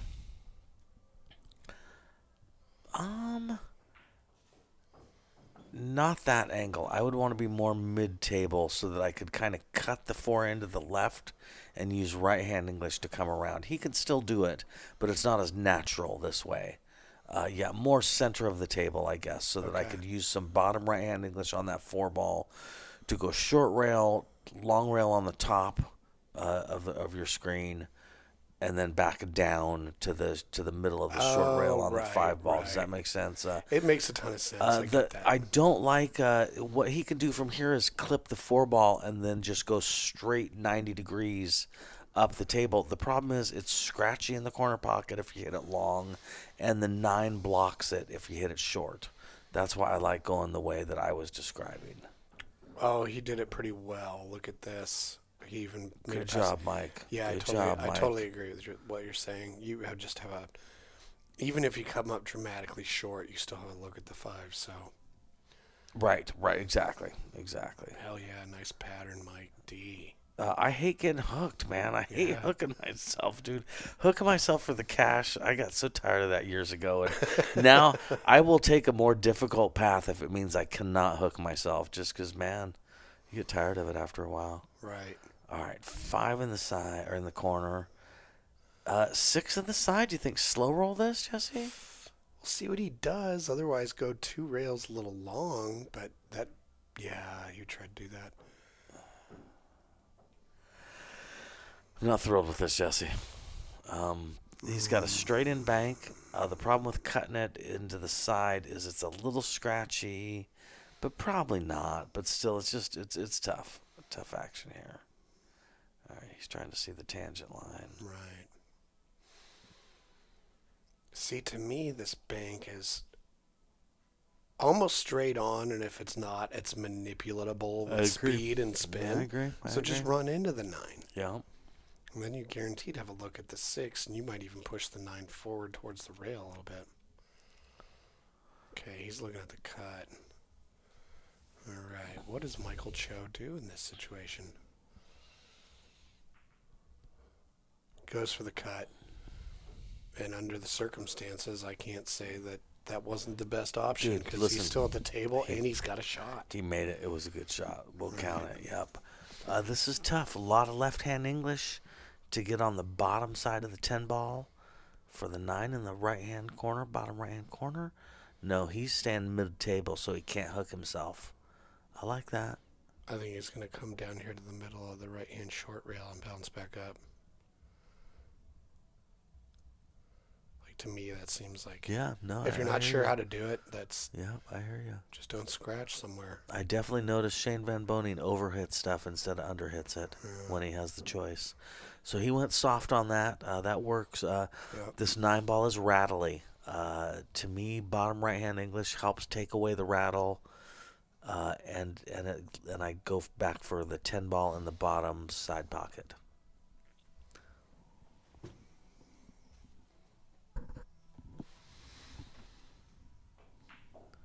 Nice.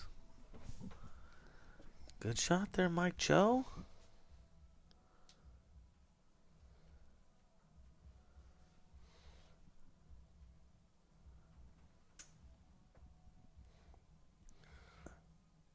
Ooh, nice, Mike. Choe to take the lead. 5-4, Mike Choe. Hey, what a good match. Really, for sure. Yes. The birthday match. Happy birthday to you. Both these players. That's so crazy. Right. When I heard it was a birthday match, Jesse, listen, I'm going to be honest with you. A lot of time I don't pay a lot of attention, okay? I just thought, oh, it's one of their birthdays, and then I moved on with my life. It wasn't it wasn't until later that I realized it's both of their birthdays, and that, my friend, is unusual. Their Fargos are 1 point in between, both their birthdays, know each other, want to play here. That's pretty cool, man. Well, we couldn't be more honored that this is how they would both want to choose to spend their neat, birthday. Dude? That's cool Isn't shit. that neat, dude? Yes, seriously. Now, do you think one of them, both of them, have a wife or girlfriend that's mad and at home right now? I can't answer that. Okay. I would think no. I mean, Okay. it's their birthday. I got it. I got you. Why be mad at how they wanted to I don't spend know. You're talking to a guy that on Father's Day wants to go play in a pool tournament, and I can't ever pull that off, man. Oh, right. No, I don't know. I hear you, though. I don't know, man. Yeah, listen, just talking out loud. I think my wife would say, no, it's totally cool. I want you to have fun on your birthday. And then inside she would be kind of sad. So I don't know, man. I'd probably have to plan an early match so I could still be home for dinner and that kind of stuff. I'll have to ask Mike. I know Mike's married with kids. I'll have to ask him how his family's dealing with this. Right. All right, that was a good break. It was. Unfortunately, especially if he tries to cut this one into this bottom side, the cue ball is going to be tracking to an area where it's going to have some options. Yep. One of those options is to remove the magic rack from the table. Megan, I see your response, and I'm not going to repeat it, but that's funny.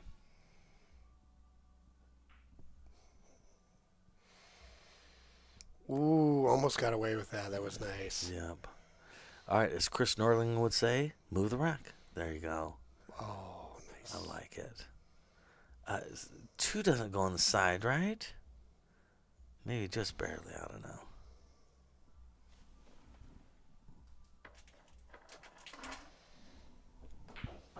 Uh-oh. But the cue ball goes in the corner. Brutal. And that's not going to be his favorite thing ever. Especially having just given up the lead.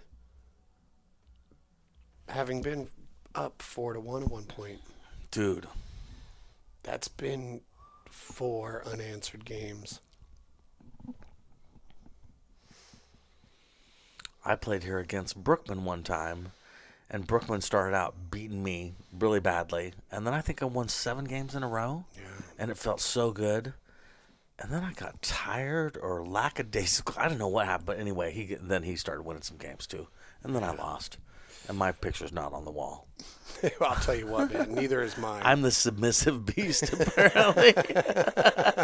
You should have a wall hanging for a submissive beast. Oh, Lord. Yeah, well, I now know what it's like. I played Joel Banks here, and he made me cry. Joel Peck. Oh, yeah, well, he did play a great job of doing the banks. Bro. Yeah. I've told people that by the 3rd game, I was like, oh, I got a problem. This guy banks good. He made multiple banks off the short rail into side pockets. Dude. Like, who does that? He did 2, not in a row, but within like 4 shots Yeah, in the same game, dude. Yes, I was like, oh, this is a good shot, man. Yeah, if you want to see some good banks, go check out that match. Oh, for real, man. No, he seriously. Okay. Forward 2 rails. Come out of the corner. Yeah, I'll buy that. 6 on the bottom right. Oh, or draw back. It works. It didn't get Straight quite enough to do far. it. Didn't get quite far enough. I kind of like your style of doing it. Well, it just kind of like it tempers your speed control to go a rail or 2. Yep. You know, it kind of gives you a little bigger margin of error. Yep. But I'm really guilty of doing that too. Is like I always trust my draw a lot, and it provides good results. But under pressure, you know, it can break down. So you got to find out a more consistent way. Yep. Again, talk about Shane Van Boning. He goes in and out a lot. He goes back and forth a lot. He uses the rail. He overhits things versus underhits things. It's my belief that that's why he uses the extension so much, because it adds some weight to the cue and makes that stroke, you know, makes the cue ball go back and forth, in and out. Well, if you're trying really to be world class on a 9-foot table with 3.9-inch pockets, you got to do, and he is a consummate professional and an example for us all. Yep. How to figure out the most winningest way to mitigate those circumstances. So. Yep. Okay, nice little jump.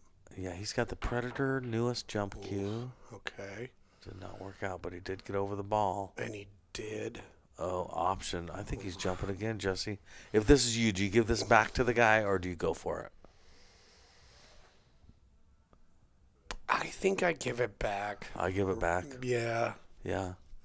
I feel like with the jump cue, I'm going to hit the 8, and I might make it in the side, but I wouldn't say that I'm even 50-50 on that. You know what I mean? On making it in the side. If somebody gave this back to me, I think I would cut the 8 to that top short rail, and I would try and go 3 rails and get the cue ball behind the 9. Yeah, I'll buy that. I mean, it's pretty touchy, but yeah. I would if they give it back to me, I would try and pocket the 8 in the side pocket. Past the 9. No, you think you can hit the full right 8? there? No, I'd cut it into the side pocket he's standing at. Oh, you think you can see the whole thing? No, I'd jump it. Yeah, no, I'm saying I'd take the jump shot, assuming I was probably going to miss it, but I'm going for it anyway. Because what else are you going to do? Yeah, true. He could bank the 8 into the middle of the left-hand side. So you think he just can leave a bank? You think he can hit the 8? Or do you think he can has to hit jump? the outside edge. I got See, you. he's trying to twist it a little I bit. got you. And leave him like a tough shot. Like leave that. Oh no, he's trying to bank it. Really? Okay. Bank at 9 combo, you think? Yeah. Well, tried something, and I got to admire the attempt. It's all right. It's a pretty straightforward shot. Bank out to center table. Make the 9, then the 10. Let's Definitely. see. Did a good job of not going too far. I was going to That's say a real little nice. scratchy, As long as you but he don't worked it out. scratch, Yeah, no. Hey, he's going to be 5-5 if we can pull this off, Yeah, man. just follow enough where you bounce off this rail. There we go. And he's got the bottom of the ball because of the opening of the side pocket. So fully expect this to be 5-5. I do too, but I also got to say I've missed this shot more times than I would want to admit. Especially if I'm on the rail. If I'm dead on the rail, like you said, he's got that side pocket to help him with cueing. You know what I mean? For real. We're tied up. 5-5, race to 14. Right. It's a race to 9 now. Hey, this is the house of close matches. Dude. That's what I've learned. Yeah. Yeah. There's only been a couple of them that haven't been. Yeah. That's because Fargo is real.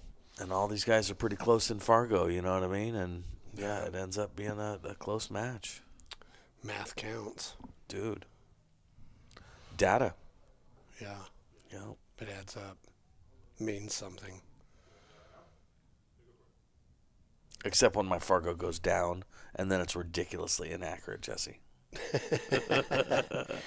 Yeah, I had a bad night at League, and it went down a point, and then Dude. it went up 2. Really? So, yeah. Really? Just when What's I your thought robustness?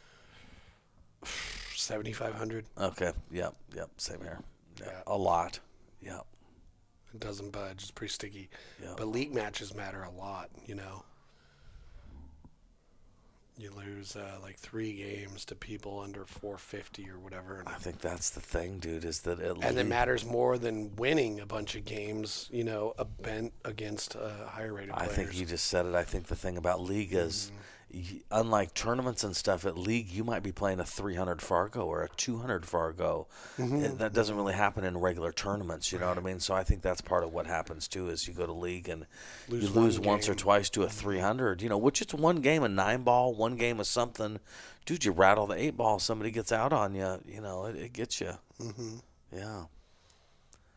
I had played League last night, and, dude, I was joking with my son, thinking I was funny, and I missed the 8-ball against a guy, and then the guy ran out, banked his last object ball, beat me. Yeah, and I'm thinking, oh, dude, I got to try harder at League. Yeah. Yeah, League's fun. I always like being like, definitely trying to be like, I want to be the top shooter. I want to have the most break and runs. I want to have the most table runs, you know. Yep. Highest percentage. I want all that. Yep, same here.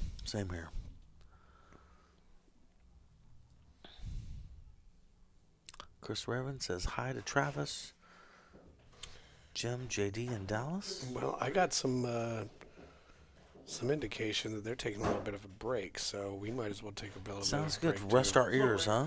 Yeah, they're taking a player break. So while they're taking a player break, I'm going to leave you with the Stephanie banner.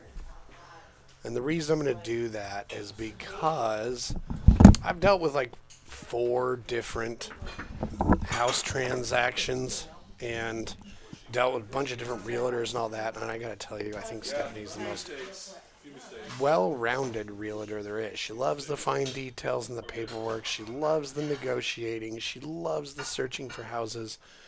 And that's real rare. So, she's also really good at the planning aspect of things. So if you're looking to wonder about whether or not you could get in a house, what's it's going to take to get into a house, or you want to buy a house, you want to sell a house, she'll help you out.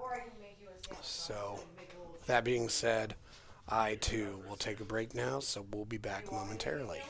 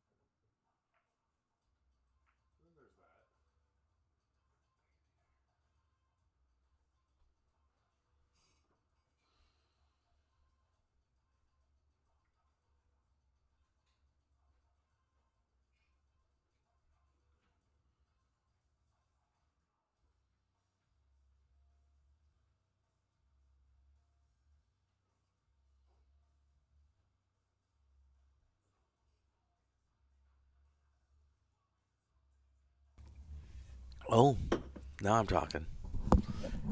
Hey, I was talking before, but only to myself. Now it is us talking together. I like it. I like it. I always love it. One ball, bottom right-hand corner pocket. Doesn't leave him much. I guess he might a cue ball going to the 9 and leave him the 2. That's I real like nice. it. I like it. And if he can kind of slow hit this 2 ball and pocket it, he's got shape on the 3. I'll tell you what, Mike. Dude, Tell me, Jesse. This shot here, the speed you have to use, it's kind of like a drag stun Yes, over I there. agree. Not an easy speed to learn. No, you know, I like agree it with took you. me a good long time to figure that speed out. So I'm curious to see how he does it because it's not like a real comfortable thing. Yep, I Unless completely. you practice the hell out of it. Yeah, see, he's drifted out a little bit. But you Yep. notice the ball went into the pocket real readily, so you can even hit that softer. Yep, But it's like you have to learn to feel comfortable with that hit. I agree. Practice, man. Yeah, I only recently did that. That's why I'm all stoked about talking about it. Oh, that's cool. That's cool, man. Well, there you go. So let's see here. I wonder if shape on the 4. Oh, interesting. Oh, I thought maybe he'd do that a little smoother and leave himself the 4 in the bottom side pocket. You know, I can't fault him for trying something like that just because he was real close to having it work out in his Yes, favor. I agree. You know? I agree.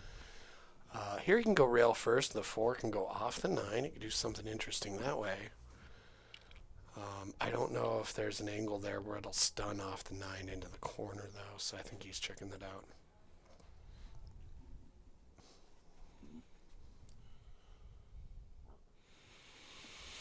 Yeah, I'm afraid he's got problems here, I got to tell you. I don't think there's any safe opportunities, and I don't think this 4 goes in a million years. Yeah, I just don't know. Yeah. No matter what he does, this 4 is going to be close to this. Not no matter what, but I mean, for the most part, this 4 is going to be close to the corner pocket when he's done. I agree with you. There might be a way if he goes rail first, he could hit it at an angle where it goes off the 9 into the rail and ends up on the short rail, but Yeah. that's the best I can see. Yeah, okay. Not a bad. Yeah, that's okay. It's You know, he's safe. He's you getting know? back to the table. Yeah, exactly. Yeah, I bet you $20. TJ ain't gonna make the 4 right now, so I mean that makes it a good shot. Slow roll, 1 rail into the long rail, and just barely touch the 4 into the rail, like where he's going. I'd like him a little more angle. Okay. I thought he'd do a little more angle. that was the same sort of shot. They're gonna have this little bad one. I think Mike can do the same thing, right? Yeah. Basically. Just got to make sure when you're doing these little ticky ones that you get a rail. And also, you do exactly what you imagine. Yep. Like on this one, you could like kick off that top rail into the back of the 4. As long as it then hits the short rail, you might freeze him up. Yep. Now, from his body language tells me he's going for the 9 ball. And he got it. Yeah, good shot, Mike. That was really cool. Yeah. This works. He can make the 4 in the bottom right-hand corner pocket. Cue ball comes tangent line basically 90 degrees and off the rail and back up towards the 5. Basically leaves the cue ball where it is now, maybe a little closer to the 5. The cue ball may actually get away from him on this shot, but it's an idea. I definitely think it's doable, but it's one of those drag shots, you know, they got to be real comfortable with. Yeah. Oh. Well, he's going for the He's bank. banking I kind of this. don't blame him because if he pulls it back a bit, it might be a 2-way shot. Oh, you went that way. Okay, well, whatever he did, he's left a difficult shot for TJ. Yeah. I wonder if TJ's going to try and do a safety of putting the cue ball in between the long rail and the 8 and the 10 ball, basically where his stick is right now. I just don't see a lot of shots. I guess he could bank the 4 ball over there to the same spot I'm talking about. Just get it over there under the 5 kind of a thing. And, yeah, I don't know. We'll see what it ends up doing. Yeah. Okay, so, yeah, he did that with what I was thinking with the cue ball, Yeah, but well, he it's found like- the window. Right. Yeah, it was either put the 4 over there or the cue ball over there. He wanted the 4 nearer the side pocket and the cue ball, 5 inches to the left of where it's sitting now, really, to get a good hook. Yeah, and it just didn't work out. But it's hard to figure the speed of that. Well, you know what else? This is pretty straight in, so getting shape on the 5, especially when it's tied 5-5, this is not a shot without pressure. Oh, I completely agree.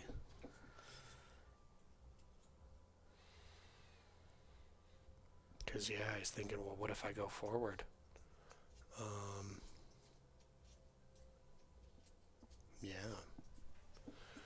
Shot could be a little bit of a fork in the road. Which way is this going to go from here? I'm not even sure what he's going to try, Jesse. Bottom, so he's trying to draw for shape on the 5. But I can tell you, if he gets good shape on the 5, that's a big deal. Oh, see, he might be stuck here on the 6. Man, I think on that shot, I just stop it where it was and take my licks, Yeah, take your medicine. He went for that, Yeah. and this is one of the unfortunate outcomes. It's a little close for a jump. It should, you want to be able to jump that. Right. But under pressure and going one rail into the 5 works, you probably wouldn't take the chance. Also, you could send the cue ball off the table with jumping it that close. Now, he is jumping. He's taking the extension off for the shorty. I did notice his,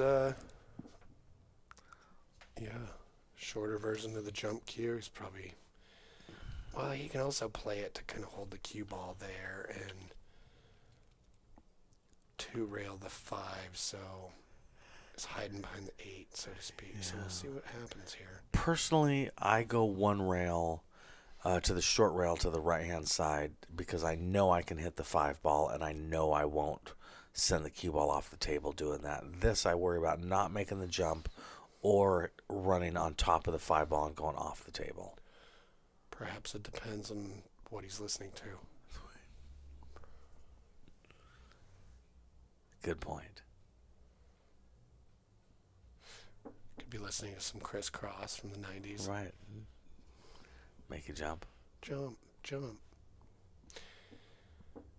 Van Halen. Yep. Might as well. Here we go. All right, he's doing the dart bridge. Rocking out on his Beats headphones.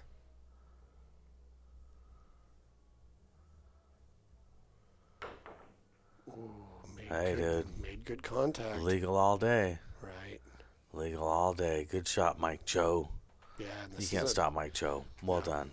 This is a 50-yard line shot, too. They're both kind of uncomfortable. Dude.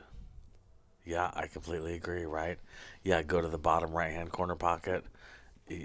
That's tough action. Go to the top right-hand corner pocket. It's tough action. Yep.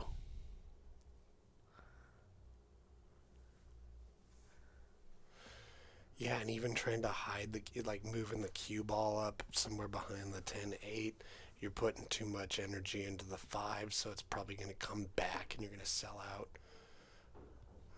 I mean, dude. All right. Here's another time for you guys out there watching. This is 3 balls on the table. And it's called a huge opportunity. Yep. Yeah, seriously. Drills are good, but throw 3 balls out on the table. Give yourself ball in hand. Do that until you're running out 10 times in a row. Yeah, these are big. They come up a lot. They come up a lot more than people realize. Yeah, when it's 5-5, I think he's got the right plan here. I like that. Definitely. Because if you come up short, you got a natural 2-rail from the 8 to get position on the 10. You go long, you have a 1-rail. Good, that works. Good and job, this is bro. perfect. He can just draw back. Good job, Mike. I mean, the worst thing you can do here is just accidentally play a stop shot. Yep. And leave yourself a bank. Crisscross will make you jump. And I'm some lady. Interesting.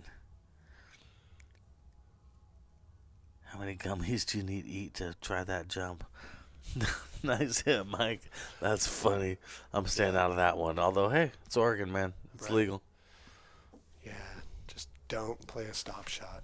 Right. That was better than a stop shot. Right? He only pulled back an inch. Right, so, right. Yes. I mean... Yep. But Jesse, so here's what he wanted to come back a little more. He did, right? So he didn't want to come back and draw too far and get in trouble with the side pocket or whatever. So you hit it closer to center and harder. I agree. Yeah. But, if you don't accelerate through the stroke, Yeah. right? Or whatever. It's just that pressure shot. Dallas, that's what I figured, actually, when I read that. Okay. Nice recovery. Just don't scratch. Put on the brakes. All right, nice. 6-5. Mike Choe. Right. Dude, it's a battle royale. Right. Quentin Tarantino recommends that movie, just so you know. All right. Mike looks happy. He's smiling. There's our Christmas deer. Merry Christmas from the dead deer. Merry Christmas. And the jackalope. Yep. And that deer's not dead. He's just resting. Right. Yep. Just real comfortable to rest, submerged in a wall. He's just kicking it, man. Living his best life. Right.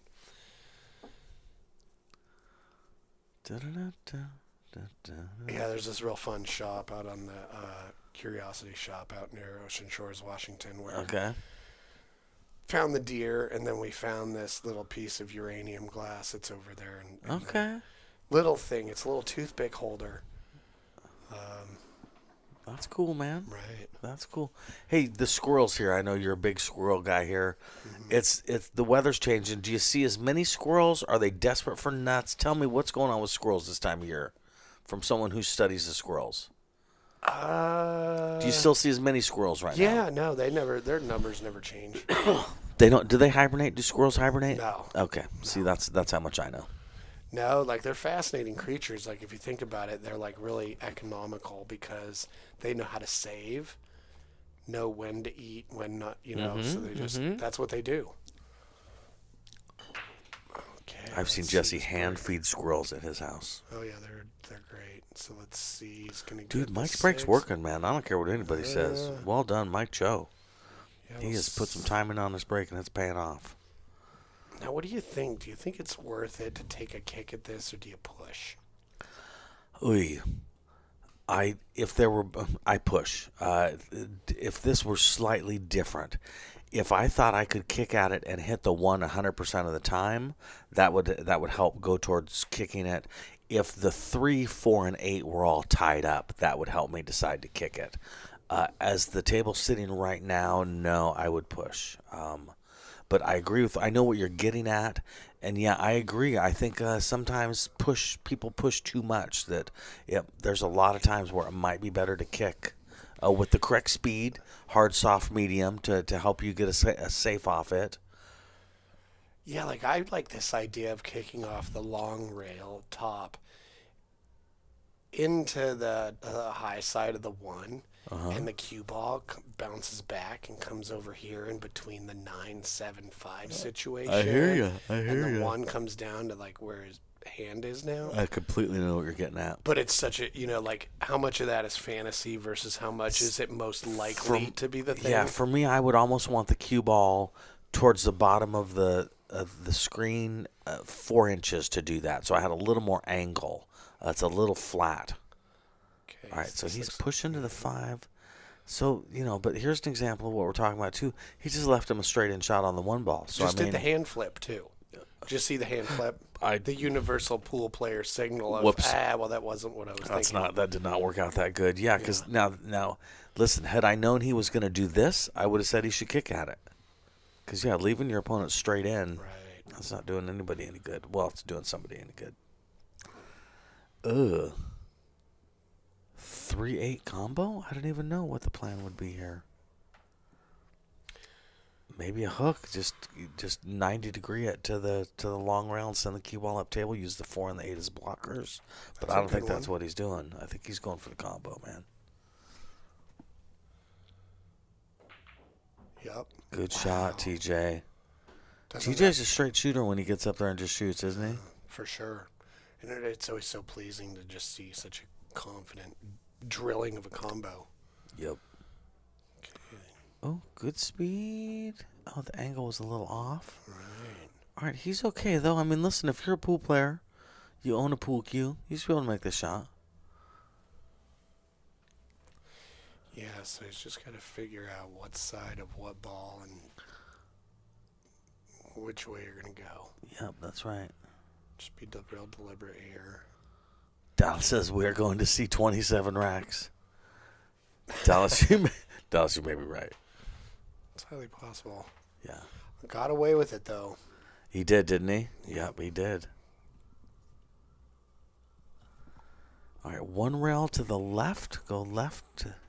One rail. Try not to hit that 7. The robin's egg blue ball.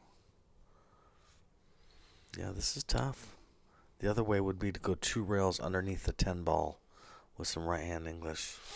Yeah, this 4 ball being kind of in the center of the table. Yeah. It's really difficult to decide which side of the 4 you're going to hit it to really plan for something, because your biggest goal is just to hit it. Right. 100%.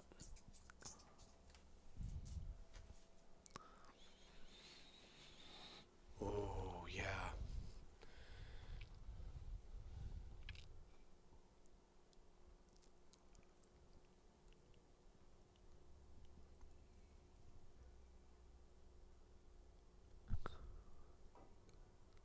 Very close. And I also kind of like what would have happened had he clipped that edge of that 4. I agree. All right, TJ, 5 balls on the table, ball in hand.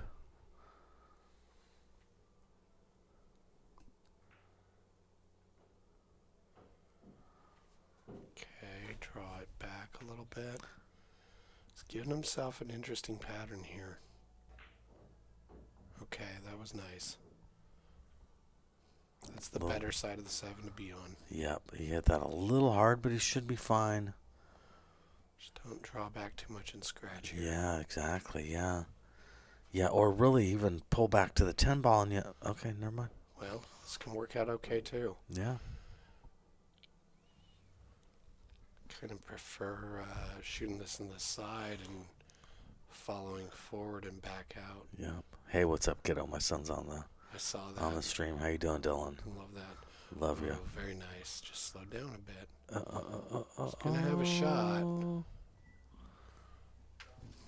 God, I saw Dylan got to hit some with the Q-Tech jump cue last night. Oh, excellent. And the look on his face as he was making some of those shots, I've been telling him, it's a different world, man. The jump cues, they got this next generation of cues. Oh. And, yeah, you could tell he was feeling it, man. All right, Mike that was Joe, one of those opportunity to get shots. 7. Yeah, well, that was one of those shots, I think that's a key ball. Take a few more breaths. Take a few more steps. 100%. Yeah. Yep, 100%. But at the same time, you're just like, you just want to get it over with. Yep. So it's easy to get hasty. All right. Nice, Mike. 7-5.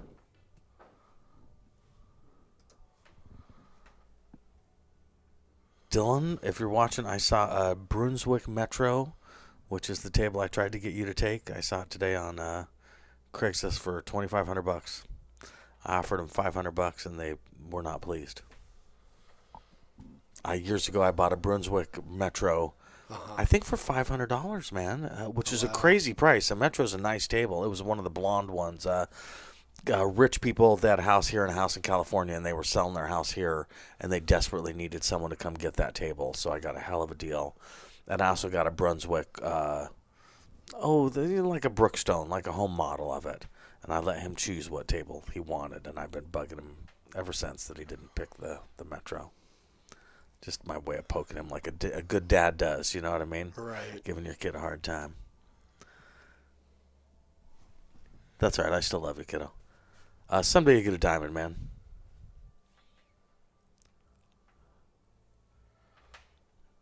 All right. Breaking from the dead middle. Just about. Yeah, look at this.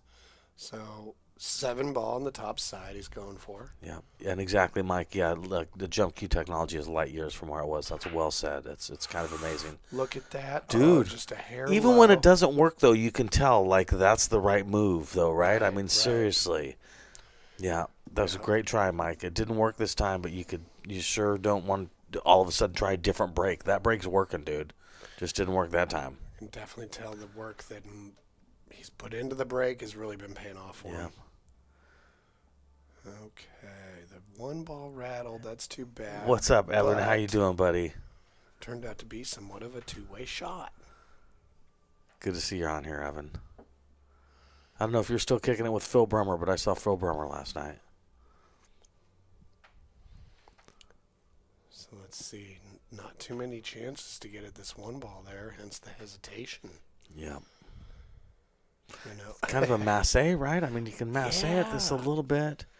Yeah, no, not I don't a lot of even great options. see. Oh, look at this. Look at this. Kick, miss the 9, go in between the 4-2. Might have this short rail kick. Look at that. Yeah, I think that's the best opportunity there. Graham, I am laughing at your comment, but I'm going to keep it to myself. Yeah, Earl has quite the get up sometimes, doesn't he?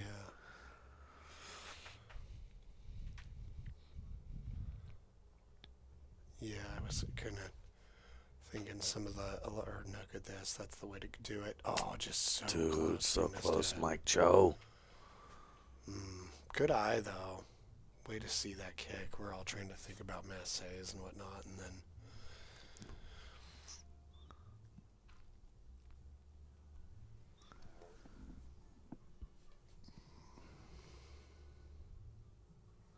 I thought, Evan, I'm a fan of the Elks Club, and I've definitely contemplated joining. If you live in different parts of the country, joining Elks is the way to go if you want to play pool.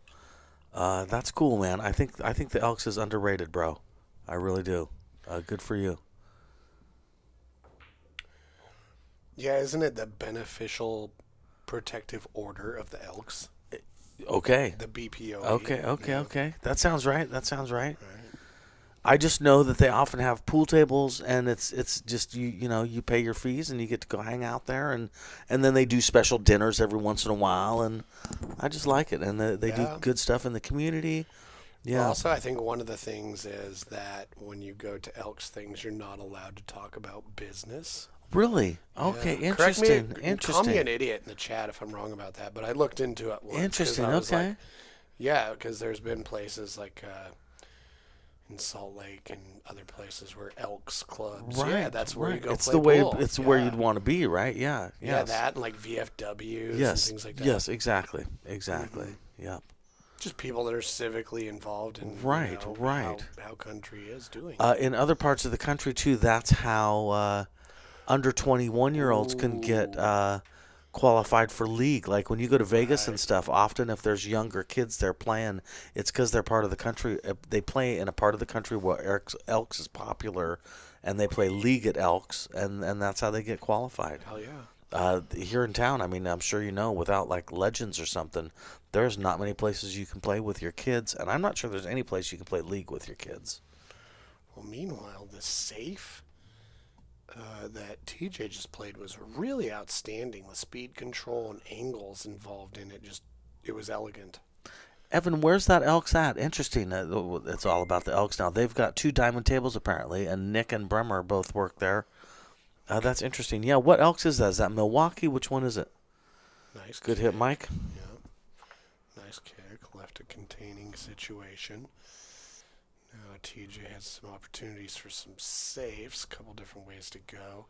I kind of like following this and trying to get the cue ball stuck behind that 9. Okay, that's I think what he's seeing too. And there it is. Great shot, dude. That's a hell of a shot, man. Fucking good shot from the booth too. Right? Yeah, exactly. Well done, buddy. But anyway, yeah, that happened to turn out real well. So now he's got to eye this up for this 2 rail. I mean, I think on this shot, you're not going to go 1 rail at this. You got to hit that top rail and hit behind the 2. He doesn't have a lot, man. That shot is there, but it's definitely measured up good because you don't want to hit that 5.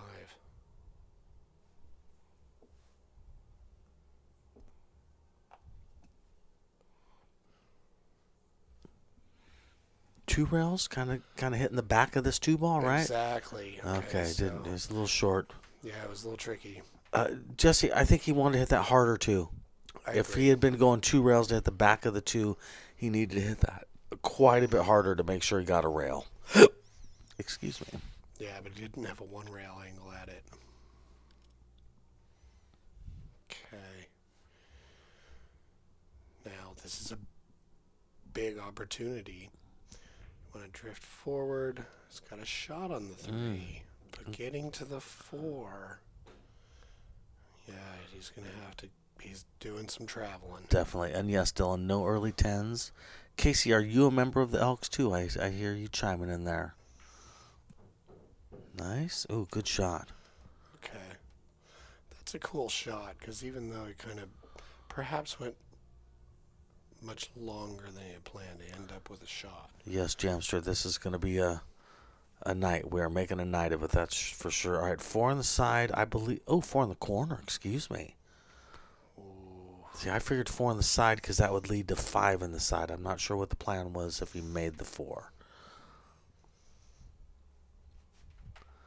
Not that it's any of my business. All right, I think he's got to go 1 rail at this and avoid the 6 ball, which is tough. Yeah, I don't see a lot of great options here, to be honest with you, Jesse. I really don't either. Well, that's cool, Kevin. There is an opportunity to kick at it from that right-hand short rail, because... But even then, it's like, even if you were to try and hit it from that side, you're going to run into the point on that side pocket. So it's just... I agree. Maybe kick from just to the left of this bottom side pocket with some spin to open it up. But even then, you got to not hit the 6. Yeah. Jumping at it, yeah. Yep, seems reasonable to me. Oh, Okay. wow, great one. Again, this Mike's using the Predator newest jump cue, and he's making it look good. He's gotten over every single jump.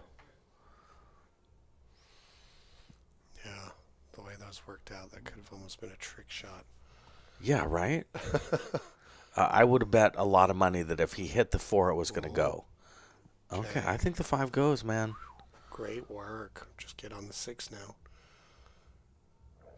Oh, Matt plays at the Tap League at the Elks near him. That's cool, man. Boy, TJ, you did that real well. Nice shot, TJ. Well done. Perfect shape.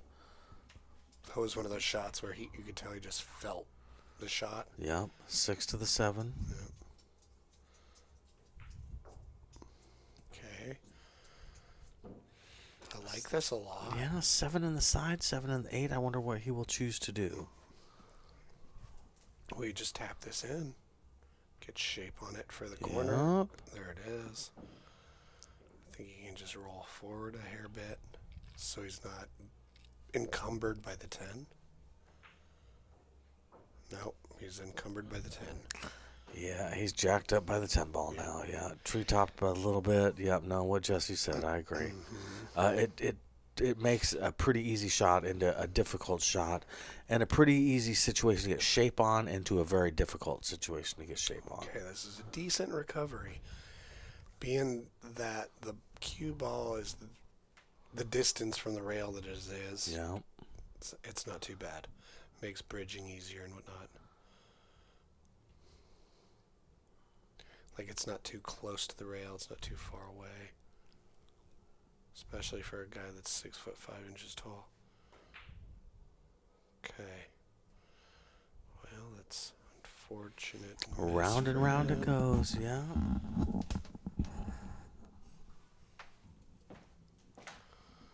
Okay, somewhat straight on. With distance, cue ball close to the rail.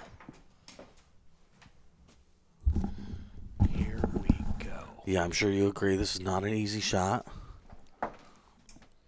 Not the hardest in the world either, but it's, it ain't a gimme. Yeah. Now, so what I've been seeing, I think TJ would just kind of fire at it.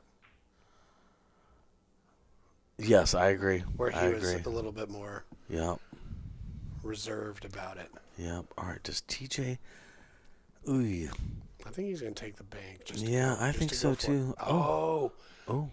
Proved us both wrong. Oh my goodness. Wowzers. That was a real smart shot. Yep, I like that safety. I call that an APA safe, and I like it. No offense to APA. But it's the simplest of the safeties. Well, if you play chess, it's just like making one little move that's just kind of like... Yep.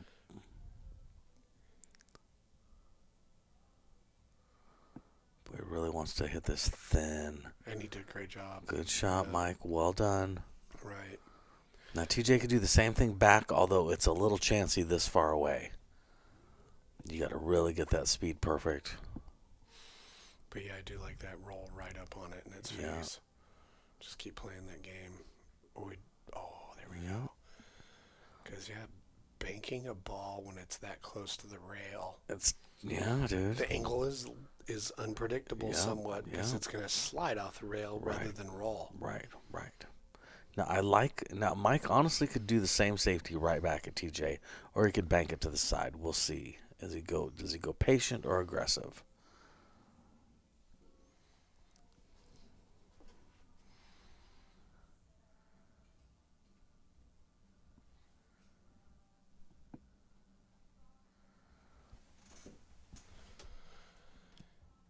Well, we'll see.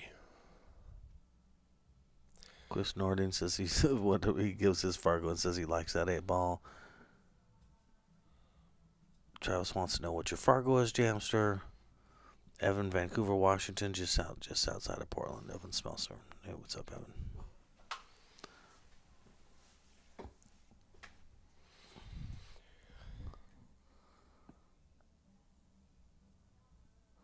Yeah. Do I hear REM? Probably That's so. me in the corner. Yeah, I like it. Very cool, man. Let's see here. If the pressure's really on, I just tap the cue ball into the 10 and try and kind of keep them nestled up against each other on that rail. Just to be like, let's see what you do with this. I always say, for $1 million or for your kid's life, what would you do? You know what I mean? And in those cases, I slow roll it. I give it back to him again and make him do something brave. You know what I mean? Mm-hmm. Maybe he double kisses and gives me ball in hand off it. You know what I mean? I think he's doing a Z to the left side center short rail. Okay.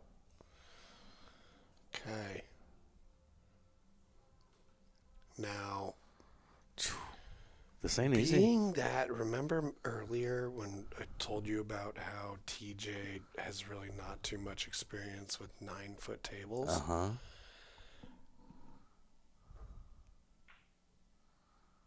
I think if he did, that shot's a bit different, right? Yep. Oh, yeah. Yep. All right, this is getting tough, you guys. Yeah, we got another one where cue ball's in the pocket. Right. Long shot. Problem with this one for me is typically you're going to make the 10 or you're going to rattle the 10 and leave the 10 right in the jaws for your opponent. Those are generally your only two options, unless he thinks of a safety that I can't think of. No, that's a really good point. Okay, so he didn't get close enough to rattle, but this is the same idea. You left it a hell of a lot easier than you wanted to. Out of the past two shots that were just shot that were very similar, this one is the easiest of the three. 100%. Yeah. So let's see if TJ can capitalize on this because it is a big opportunity. Yep. Oh. No, he's all right. He's all right. There we go. 7-6. Nice shooting, TJ. Nice shooting, Mike, too. You guys are doing your thing. Right. That was well done. Real important game to win. That was a tough match, man. Mm-hmm.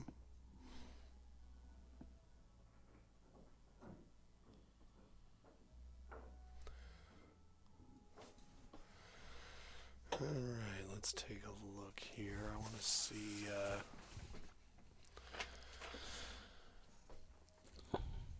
Michael Choe, as far as shout-outs would go, says hit him up if you need anything town-related, which is probably why he's got that town rag. I think you might be right. Yep. So, Shan Damani, Katie Damani, and every member at the 8-Ball Players Club. That's his raffle group. Oh, that's right. Yes, very cool. Yeah. He's got a successful raffle group, man. Oh, he that's really awesome. does, yes.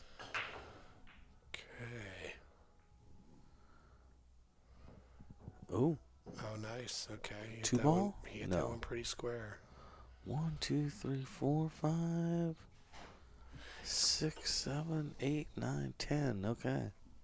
Got a pretty simple kick at the 1.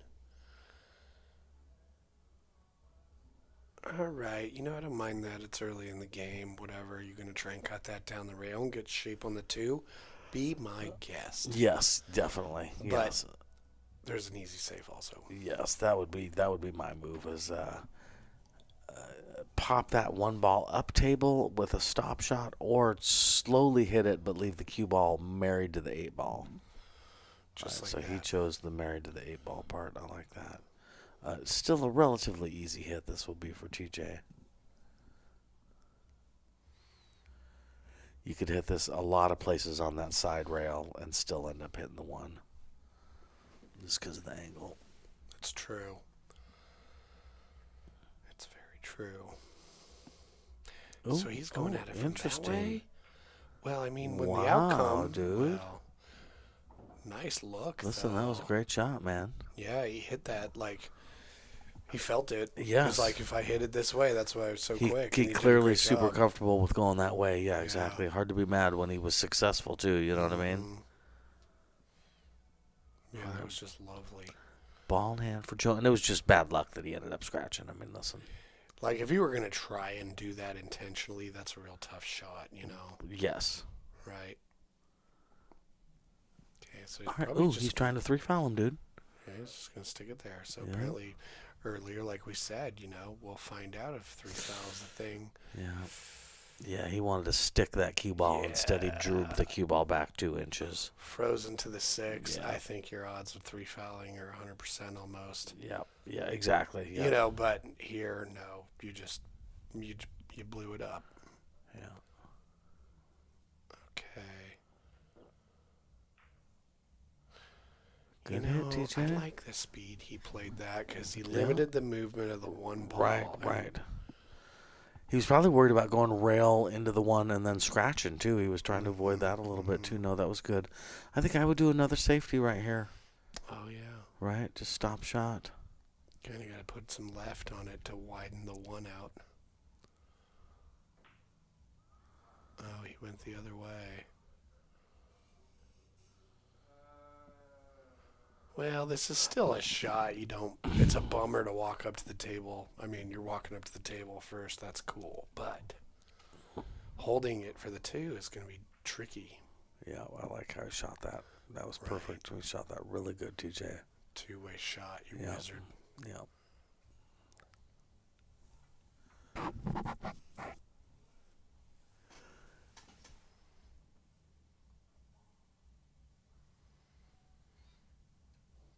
What path do you see here to get to the 1? You know, Jesse, I think he may have to jump the 310. Oh, see, I would go the other way. I would do a jump bank, just because I don't like this. This is so close. Yeah, you're not going to get shape on the 2 because you're going so vertical.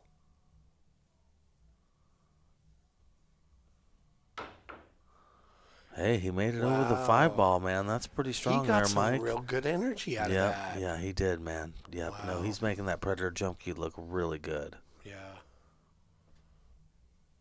Yeah, that was a great shot, man. Now, TJ has got what we call a big opportunity. That is real. He can still do this, and he's tall to be able to stretch out, too, Yeah. across the table. I don't know if he has an extension on his cue. I'm going to assume so. Oh, no, he's doing something different here, man. Oh, he's trying to play it safe. Well, I think that deserved a little bit more attention than just a straight up walk up to it. I think you're right. Yes, yes. I think had the idea, but didn't commit to it enough. You know, like give it a little bit more attention. You got to be careful too. I know these games have slowed down a little bit, but they could speed up any minute. You know, Mike could go from 7 to 12 up in 20 minutes. You know what I mean? You don't want to count on the pace that it's been going so far. It could change around on you dramatically. You got to take every one of these shots really seriously. Whoa, all right. Yeah, he's tough on this 4-ball, man. The best thing I can say about this is if he hits it hard enough to pocket the 4, the cue ball's probably coming back and forth to shape on the 5. Yeah, I think that's the plan I would go with. Yeah. Yeah, because if it rattles, where's it going to rattle to? Yeah. So you can kind of create some opportunities for yourself to have a possible two-way shot.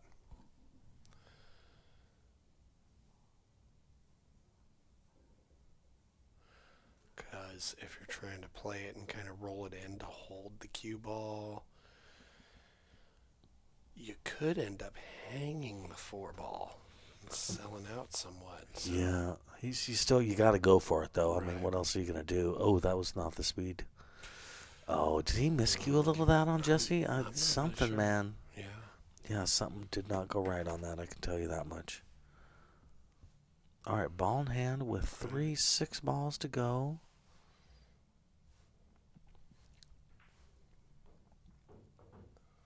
That's a good spot to be.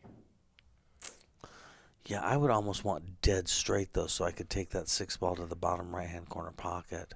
Right. All right, this worked out, but yeah, I maintain what I just said. Yeah. Yeah. I think in a court of law, everybody would uphold that. Yes, thank you. Totally 100% right. He's dead straight on this, is that right?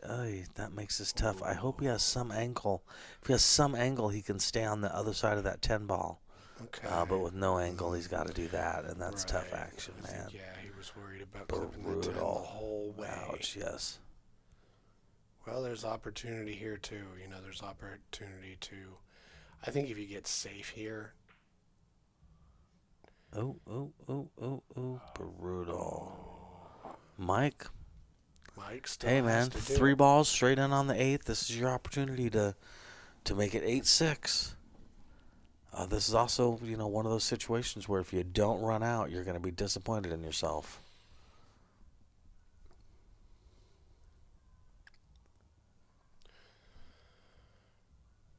It's very true. Yeah, there's been times where in a situation like this where I'm like supposed to get out and I don't. The way I feel afterwards Seriously, can man. be a momentum shift. Yes, you yes, know? it can. So, Yes, seriously. No, and he's honestly, Jesse, he's sitting a little tough here. I know. He's almost a little jacked up on the 10 ball. He's able to long bridge it, but yeah, I'm not sure. Pressure can be multidimensional that way, and he has hit it perfectly. So, he's feeling a relief Yeah, here. good job, Mike. Yeah, Because you definitely want to be 8-6. You don't want to be 7-7. dude, seriously. Yeah. You want a buffer zone, like Mongolia between China and Russia. Nice. All right, there we go. Okay. All right, Murder Queen said something. I also listen to a lot of true crime stories, for this is the love of crows. But it's for the love of crows. Oh, crows love her. I think it's her appreciation of them and her grace. Okay. The crows recognize that she is a person of the crows. And, we've had a family of crows that have been... this has been kind of their home base. Somewhat. Really? Yeah, really? It's really cool. That's yeah. cool, man. It was 2 crows, and then I think, last spring, Okay. all of a sudden, you definitely tell they've got 3 crowlings, Okay. or whatever, with them. Okay.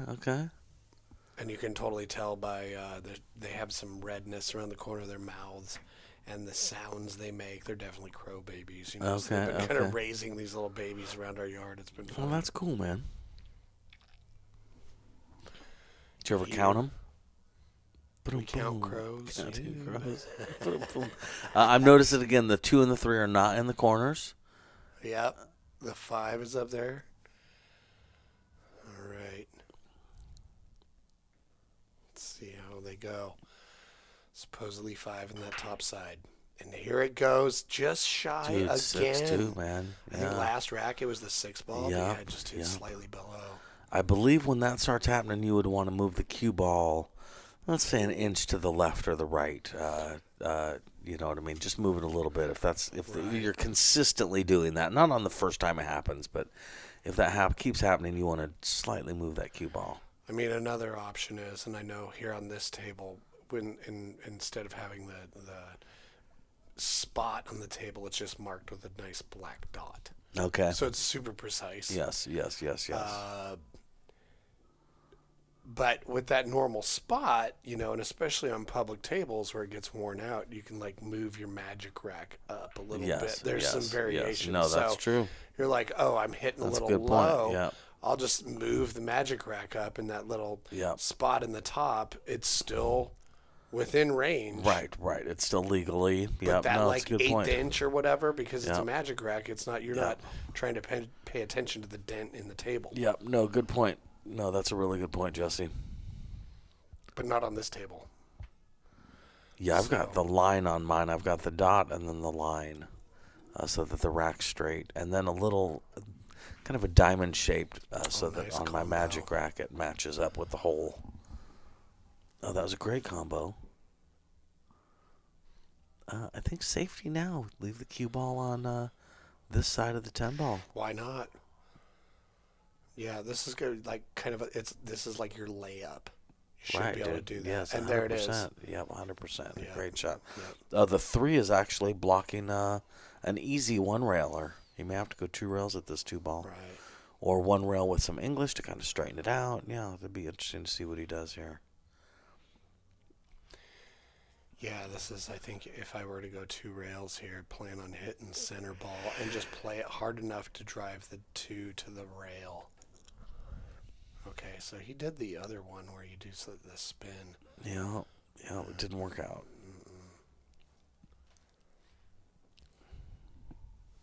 Or I guess, hit it a little firmer to create separation. Yeah, all right. I definitely would like to see him, setting up like that. Maybe even more of a cut so that you got natural shape on that 3 ball. Yeah. Seems like that's just what the cue ball wants to do.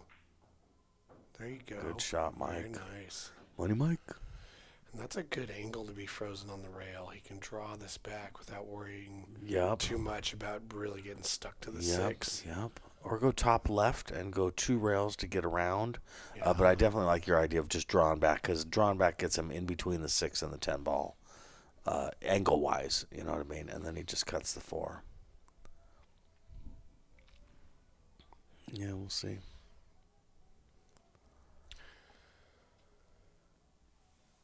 Yeah, he's looking at your shot over here. It's a good shot. If you come up a little short, you're still going to see the 4. If you overstroke it, you're crossing the path of the 4, and you could end up by the 7. But that would be real tricky to do. Like the stroke you'd have to put on it to do that would be pretty silly. So, okay, he went that way. And yeah, he can still see the 4. Yep. That's why I like that shot. Yep.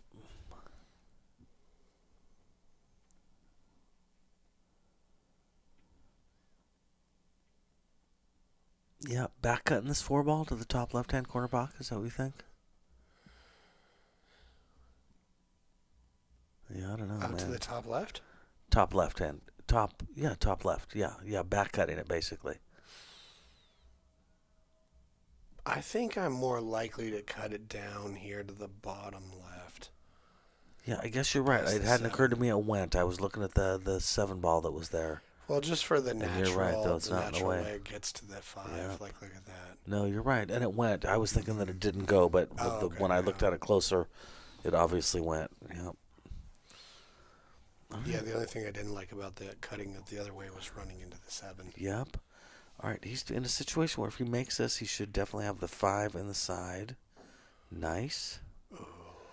Pull it back for 6 on the side. Yeah, he's got an opportunity to run out here, man. Make it 7 to 8.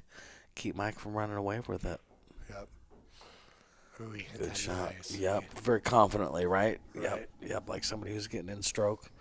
That can be scary in a match when you see your opponent start getting into stroke, and you're like, oh no. I like it better when you felt awkward. You know what I mean? He's straight in on this, and he's got to pull it back a little bit. Yeah. So We'll see how good he's feeling. or go forward, and you went outside and got a little weird on it. Yeah. Okay, so that's one of those, like you were saying, 4 or 5 ball outs, where it can really encourage you to feel comfortable, or you can get a little wacky. Yep. He did, but he did the smart thing. Yep. Yeah. Okay. That's a balanced mentality. Where you could be excited, got weird on something, but still played smart. That's what I like about rotation versus 8-ball is, when things go bad, you can just revert to playing safeties on your opponent. Yeah. You're 100% in charge of where his cue ball and where his object ball are every single time he comes to the table. Whereas 8-ball, if you're solids and he's stripes, you can't really mess with that 11-ball very much. You might be able to bump it somehow strategically, but for the most part, it is what it is, Absolutely. Rotation, I'm literally putting your object ball somewhere that I choose to. I'm literally putting your cue ball somewhere that I choose to. Yeah.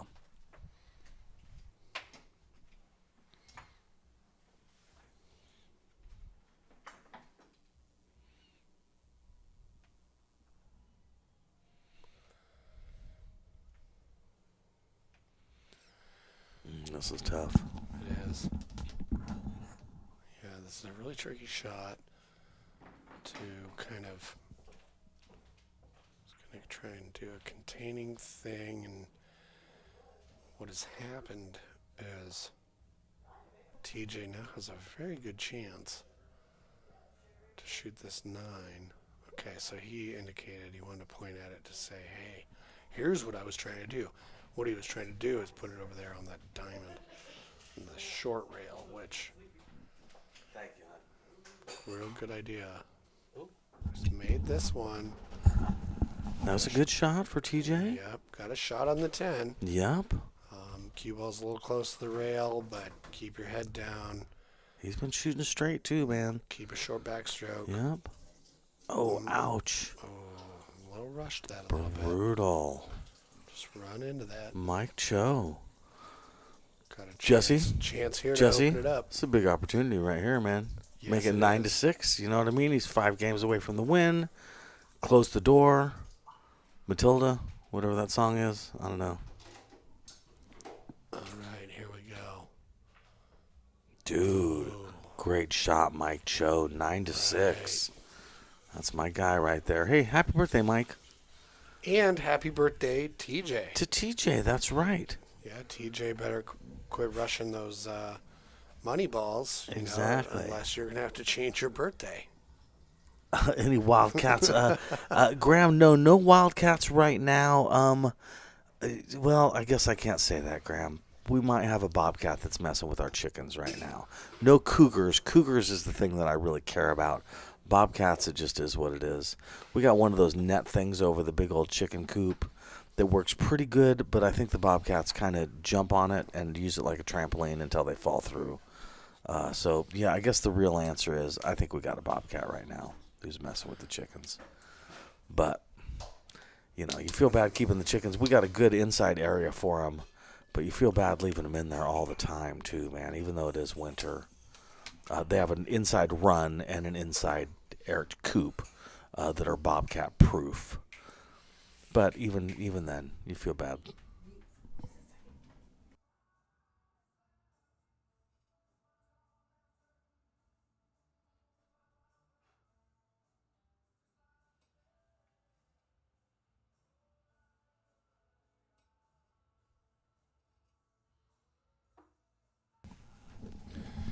Mike Choe with the Corey dual break. Okay, all right. Oh, man, it's coming up a tiny bit short, man. I like the colors right now. The blue looks good on the cloth, man. Yeah, I've been thinking about going with the shark gray next go around. Oh, right? Same here, bro. Yeah. Same here. Dude, Diamond just renewed their sponsorship with me, and they're sending me cloth, and I didn't have the guts to ask them for shark blue, man. I'm going to be honest with you. They didn't ask me what color I wanted either. But yeah, that shark gray is on my list. But like I say, when you get it from people who are being cool enough to give it to you, you hate to be picky, man. So I'm sure I got the turned up blue again. Yeah, Dallas. Yeah, raccoons are smart. We don't have a lot of problems with raccoons, though. Oh, we get raccoons in the backyard about every night almost. Well, you should do like me and get you 14 dogs. No, we love them. You know, they don't Yeah. cause any problems. Yeah, you know. yeah. But they come by. You know, Yep. they just inspect the Right. ground under the bird feeders Right. and such. No, and we don't have 14 dogs anymore, but we still got too many. Want a dog? Anybody out there in TV land want a dog? Sheepadoodle? That would be a really killer breed. Send me a message. I'll hook you up. I got the hook up on Sheepadoodle puppies. He's got that hook up. The hookup, yep. If you're a Master P fan, you know, you get the joke. See, that's especially a bummer because you removed one step of the process from your opponent and gave them ball in hand. Yep. So here we go. I like this. Probably not roll too much further past center table so you can come back over to shoot the 5 on the lower right. Yeah, for the 5 ball, right? Yep, I completely agree. If you get straight on this, what are you going to do for the 5? That'll work. That'll Yeah, work. That'll work. But a little more angle might have been a little easier, but this will work. I'll tell you what, if he can get straight in on this 5 ball, he's looking good for the out, man. The 8, the 7, there's so many balls that are jawed up.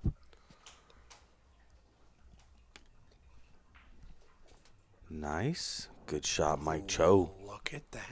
That was very nice. Yeah, I think proper shape here on the 6 might be the toughest of all. Yes. Ooh, very nice.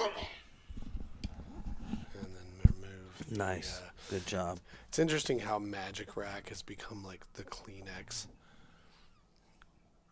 of products, meaning, you know, like no matter what brand it is, when you need to blow your nose, you ask for a Kleenex. Right. Yeah. You know, and with template racks, no matter what it is, it's easy to just say Magic Rack. Yep. Dallas's wife, we've had skunks too before. Yeah, and they're skunks like the cat food. Oh no. Oh, Jesse, look what happened, man. Oh, Mike Choe. You were out, Mike Choe. You were out like a light. Yeah. You were out. Just gotta be a little specific. All right, maybe I'm wrong. Maybe it goes. Okay, good. Well done. Still goes.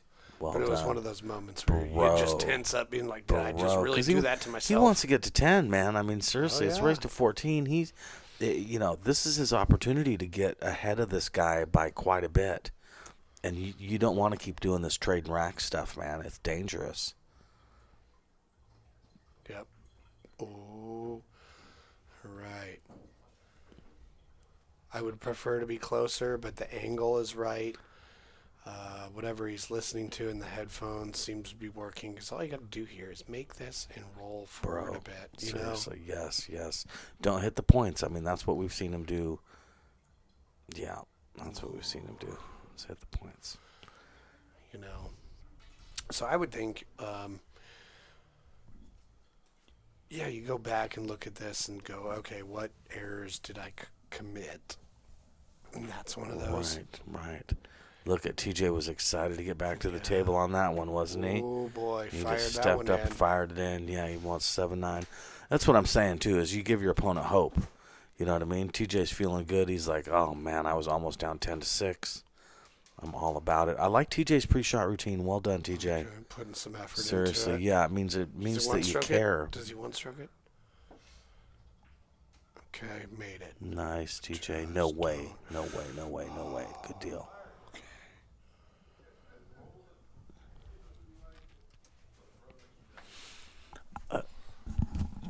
All right.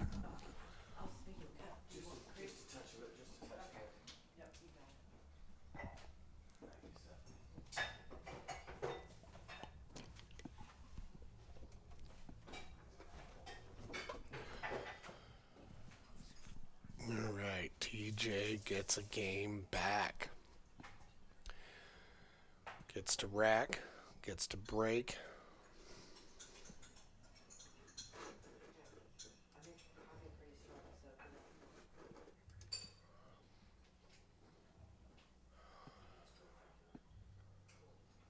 Thank you very much,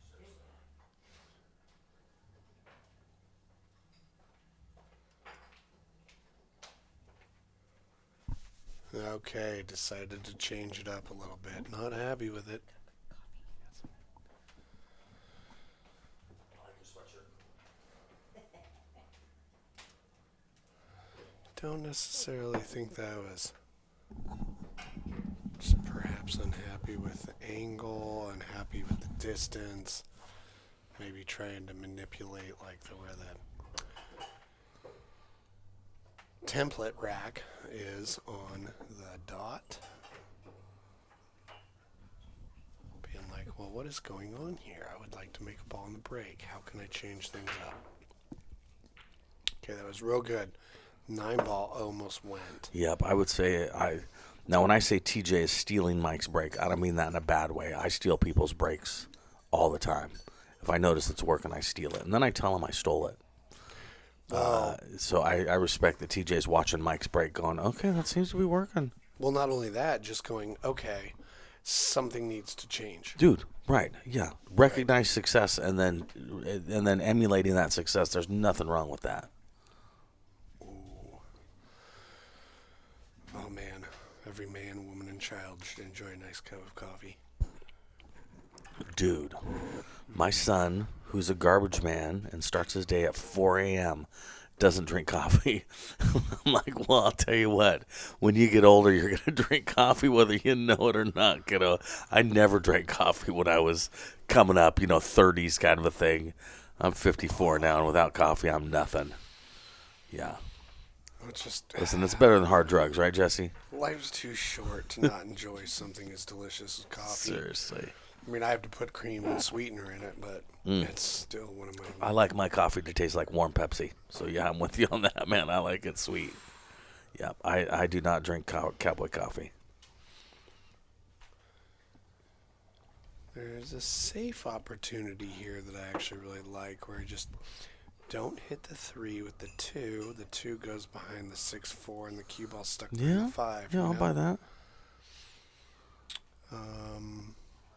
Granted, angle might be slightly different than we're seeing it from.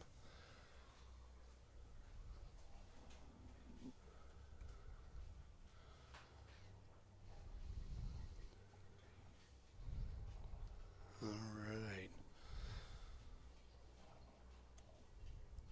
Okay, so he's rolling forward.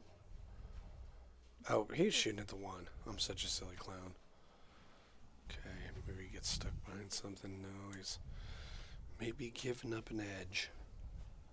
But not giving up the whole farm. So thin it. Goes Nice. over there. Nice shot. Hey, that was a good shot, man. It was. That's what's up. That's rotation right there. That's what I'm talking about. The power of rotation right there. Seriously. Right. The only issue here is there is possibly a kick into the 1 that makes the 4 in that upper. Good call. No, you're right. You know. I agree with you. I mean, but you better see it and recognize it and call it, and I think that's what he's looking at. Yep. Because this is 10 ball. Yeah, I'm not sure if he wants to go 2 rails at it or 1 rail with a bunch of left-hand English. I think I would go 1 rail with left-hand English. But you're right. It's a shot.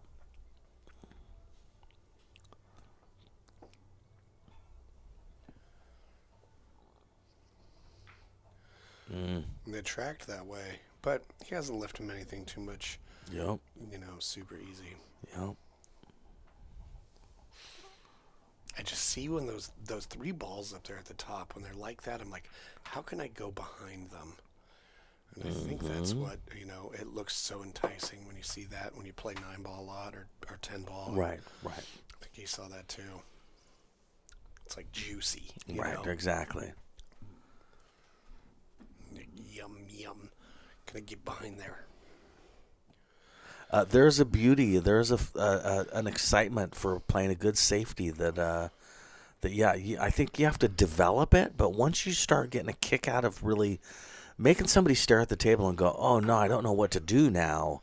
That's a good feeling, man. Right, look what it earned him. Yep. Another good jump from Choe. He got over it. Like I say, he's had a lot of successful jumps with that Predator jump cue. Yeah. Gotta respect it. Yeah, that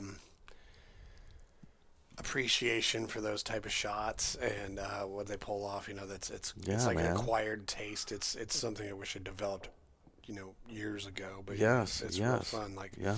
what if you just, say you couldn't make the 3, but you just tuck it up there behind the 8-7 and you feel all good. When people say that they find one pocket boring, I always think, well, that's because you don't know how to be excited about playing a safety. Which that's not a negative thing. I get it. You know what I mean? It's not exciting in the typical sense of pool. But when you this is a great shot. When you get some joy and excitement out of doing that to your opponent, that's when one pocket starts being fun, man. Well, it's when you expand what's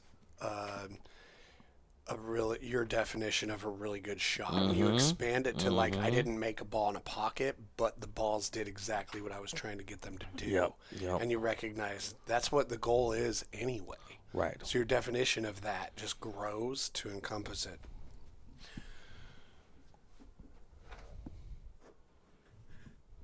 And here we go. Really touchy kick at this 4-ball.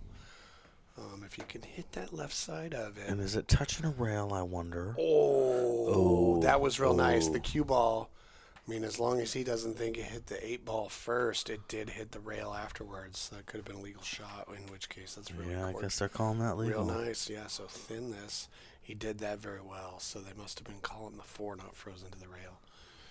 Because they did agree to play BCA rules other than no early Okay, Dallas, long story short, was talking about the Sylvester Stallone over-the-top arm wrestling movie and where he turns his hat around backwards, which I think of Clint Eastwood any which way we went loose when he turned it backwards meant he was going to fight. He's saying TJ doesn't wear his hat like that very often, so that means TJ means business.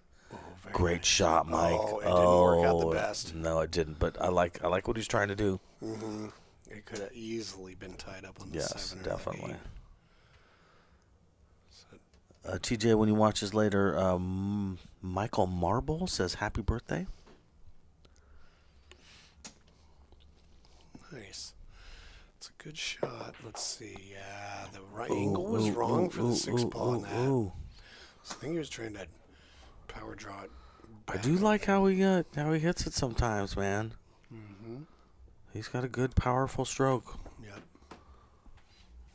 Banking this? No. Oh, he was trying to get under the 8 and the 7, possibly. I think. Listen, I don't know. I'll go ask him. Awkward. Punch a hole in the wall. Hey, TJ, are you trying to? When you did that, were you thinking? Yeah, I can go in there and say timeout. Timeout. Commentator has a question. Folks at home want to know.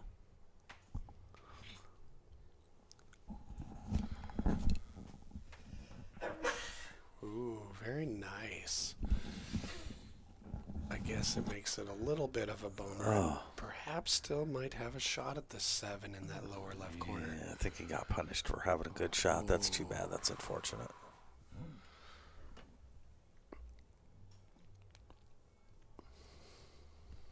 Stephanie was kind enough to make us coffee here in the commentator booth. Right. We appreciate that. All the touches of home. There's the jellyfish. Yep.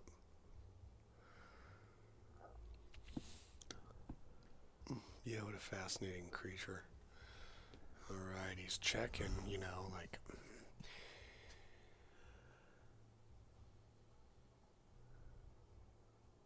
Well. Okay. That makes me think maybe the 7 did go, Jesse. Oh, that's unfortunate, but it's also, I know it's redundant, but people out there watching, I just want you to notice, once again, ball in hand, 4 balls. Seriously, if you want to know what to practice. He's going to just snug up behind the 8. I don't blame him, and it worked out. It's just like, this is getting silly. just going to lock you up. Make you kick at it, blow these up, and then he can do his attempt at that fabled 4-ball. Yep. He did a great job of marrying the cue ball to the 8-ball, too, which if you look, that having them touch is ruining Mike's chances at really going to one rail at the 7-ball. I call that shoulder-to-shoulder hook. He's, Mike's got big problems right now. I call that, I now pronounce you cue ball and 8-ball. Yeah, that's true. Yeah. Yeah, they're married. They're the best of friends. Whatever. Yeah. Right. Yeah.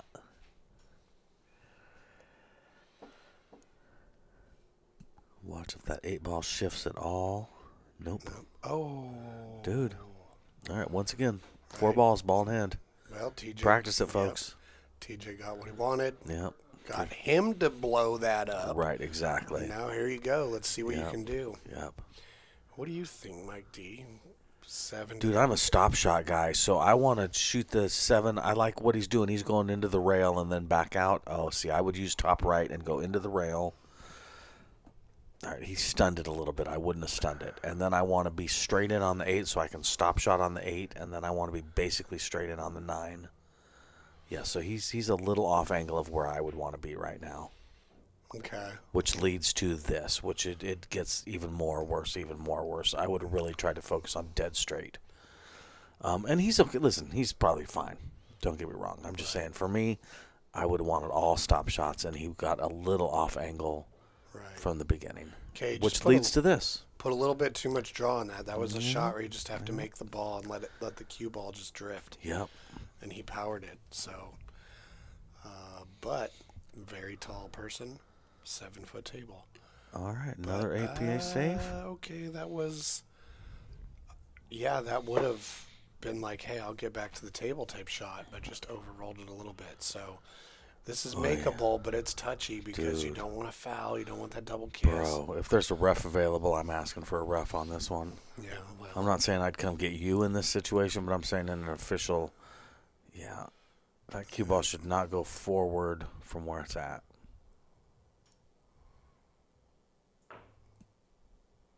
All right. Good legal hit. Yep, see, TJ. That's what I'm saying about that APA safe, Jesse. That APA safe pays off more than you'd think it was. You know what I mean? Yeah, that's a smart shot. I like that. Yeah. You let your opponent do something crazy instead of you doing something crazy. Oh, he fired it. Dude. All right, the angle was okay, though. 8 so to now 9. TJ's up. Bro. Another game. We got a couple gentlemen feeling the heat. Yes, this is what I was saying a few games ago when I was saying Mike needed to really pull these next few games off so he could get ahead. He didn't, and now TJ's coming back at him. The momentum's on TJ's side. Think of a sports analogy and say it. Yeah, TJ's hatless. Oh.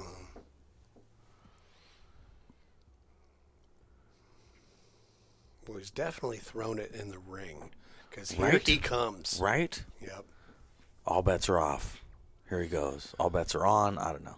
Okay, Something. let's see what he does. Like you were saying with the break previously. He was kind of not necessarily stolen his break, but learned from it. Kiped? Or noticed. Yeah, realized. Yep, here we go. Okay, nice and solid. I think he hit it a little harder this time. Travis says TJ done woke up. Yeah, and that's what I was saying earlier a few games ago about Mike needing to win these next few because you want to keep him asleep. Also, at this point, now two things happen at this point in a set. People get fatigued and start making mistakes, or people get in stroke and start feeling good. And the way TJ shoots, I would be afraid that he's going to get in stroke and start shooting good. He's a ball maker. I can tell from watching him shoot. He's a shot maker. And the longer he plays on this table, the more you got to worry about him just getting up there and starting to fire balls in. I want him uncomfortable and awkward. Yeah, I would roll this one up. Just there you go. Ooh, as an added bonus, not only did he hide it behind those balls, but also maybe froze it to the 3. Yeah. Or there might be a little window. I mean, there were several different outcomes there. If he did get the window, that's just plain silly. No, he's going to the rail. And he just walked up and did it. Wow. You know, like, I like how comfortable he felt doing that. So it's like, had you hesitated a little bit more, would it have been Dallas, that's even funny. better?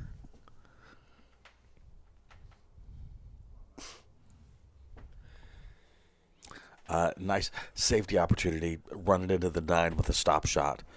Although I think he's trying to make it, but I would run it into the 9 with a stop shot and assume that the 9 ball was going to make it slow down. Yeah, he had a lot of opportunities to get hidden, and he did. All right, Mike Choe with the jump here? No? Let's see how this We can turns get past out. the side, I guess. I think that was legal, but we'll see what they decide.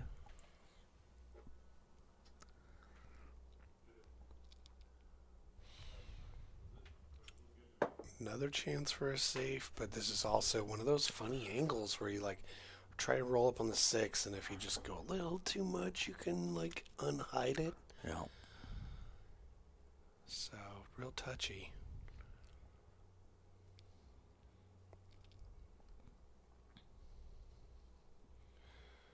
But yeah, hitting on the other side is difficult because you could roll into the side pocket. So okay, you went for the make, which is interesting. Yeah. Sort of gotten away with it. I mean, Gotta pocket these balls. Got 100% focus on pocketing the ball when it comes to something like that. Yeah. okay, gotta reverse it. Caught a piece of it. Great hit. All right, we got the 1-8 combo here for Mike.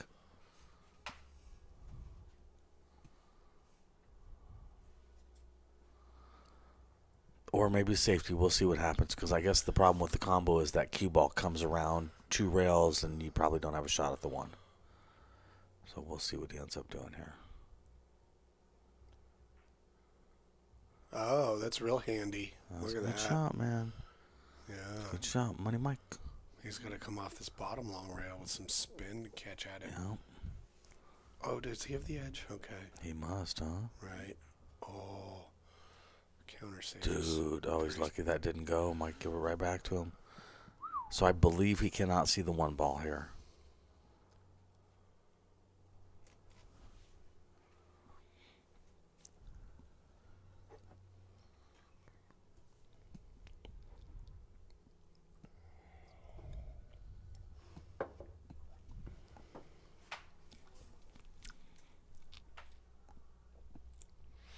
Kicking into the 1, got to avoid the 9 ball. Oh, just barely. But pushing the 1 ball into a difficult spot. Yeah.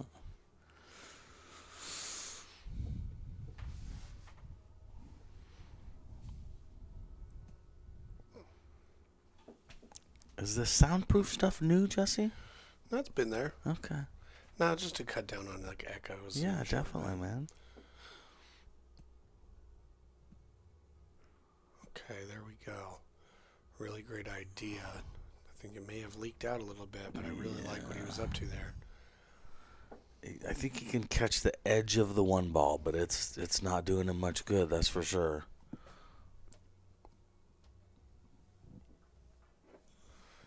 Oh, he's cross-banking, he's calling? Yeah, he's going to call it, you know. It's worth calling, huh? Right. Yeah, he might follow up and hit the 8 and kind of push some stuff around and get it shape on the 2.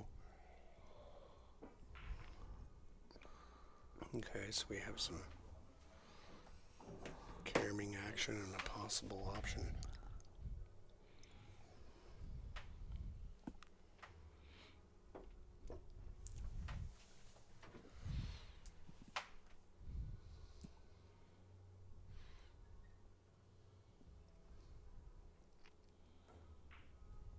Oh, nice shot.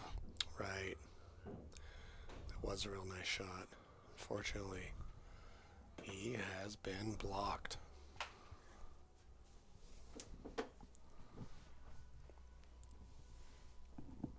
Yeah, that, yep. No, I wonder, God, I'm not sure what the point of... I guess he can jump for the 2 in the corner, huh? Well, he can. I mean, I see he's got the jump cue out because I Yeah. can see by the color of the butt of it.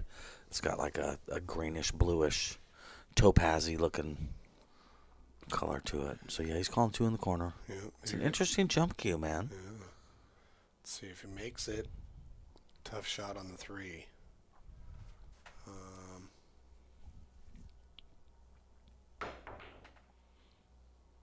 Came real Oh, close. wow. You know, and Almost it's- scratched. Good hit. Yeah, it did almost go.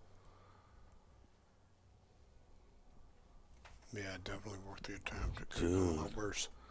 Yeah, boy, this is a tough.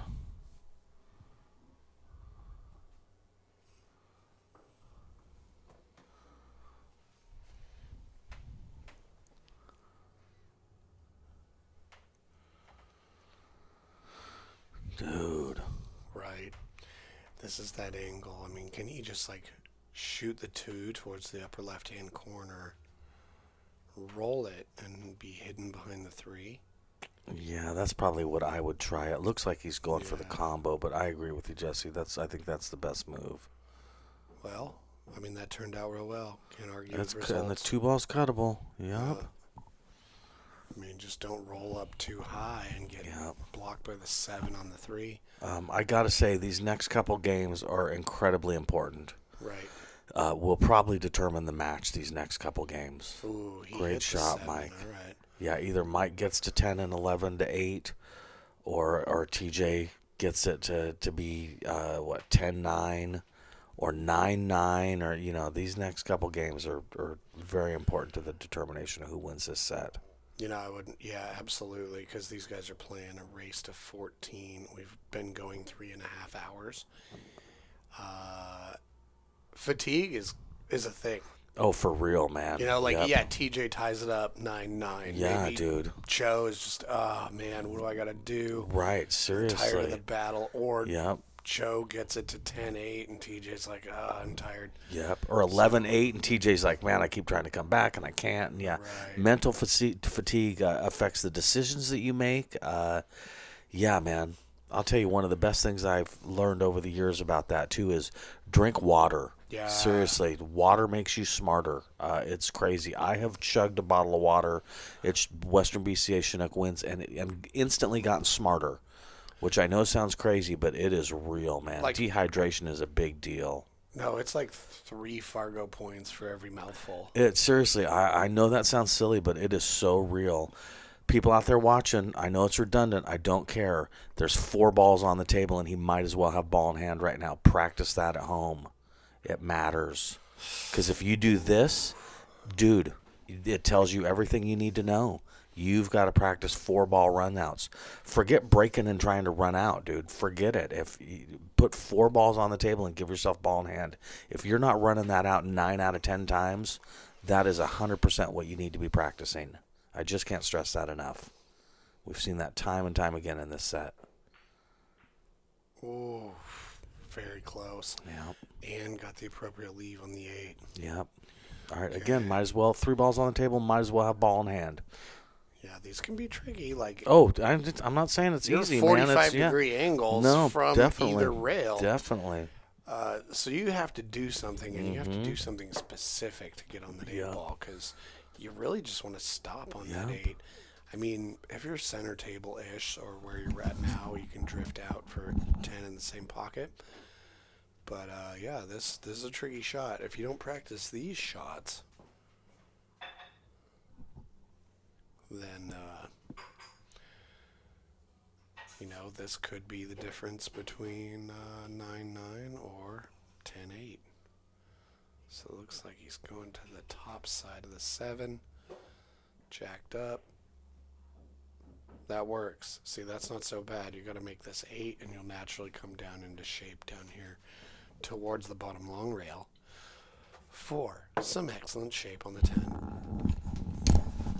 Yeah, top right on this 8 ball maybe to go underneath the 10 and back up, or some left. Left is a little more rattly. Yeah. Left, it's easy to miss this. Right, it's easier to make it. Nice. Nice Just shot. A little firm, and you're going to bounce back right into it. All right, Terry Drake. Yeah, exactly, Terry. Yeah, Terry Drake says, I don't know how many 4-ball run-out drills I've done. Hours and hours and hours of it for sure. Exactly. And, yeah, dude, I just can't stress it enough.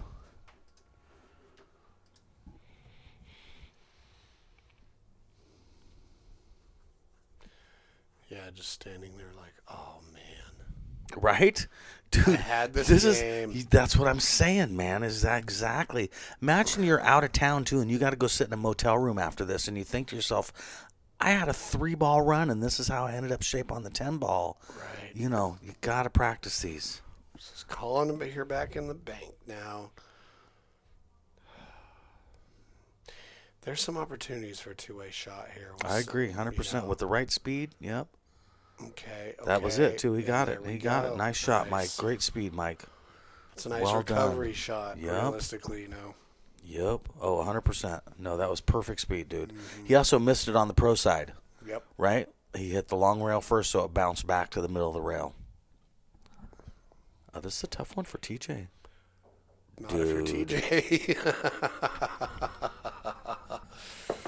Mark my words, that was an important game. Wow. Wasn't it, though? Yeah, mark my words. That was a swing right there. That was an important game right there. Yep.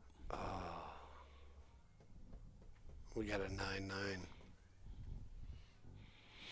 Dude. Makes sense, too, that it's 9-9. They're one Fargo point away from each other, right? I mean, yeah. It's a race to 5. That is just so wacky how well that works. Dude, seriously. You know where it trips me out the most, Jesse, is when it's teams. When you have a team of 3 people or 5 people even, and the Fargos are within 20 points of each other, 12 points of each other. Right. And you get down to a match and it's hill. Dude, it's crazy that it still stands up in a team situation, man. And it does. It does. Western BCA data shows that. It's crazy. Probably CSI data, too. You know, all data. Right. Yeah. I love it. It's a fun time to be a pool player. It really is, isn't it? Yeah. Charles says, nice bank, TJ. That was amazing. I agree. Thanks for being vulnerable with this, Travis's Chepster. That's so funny.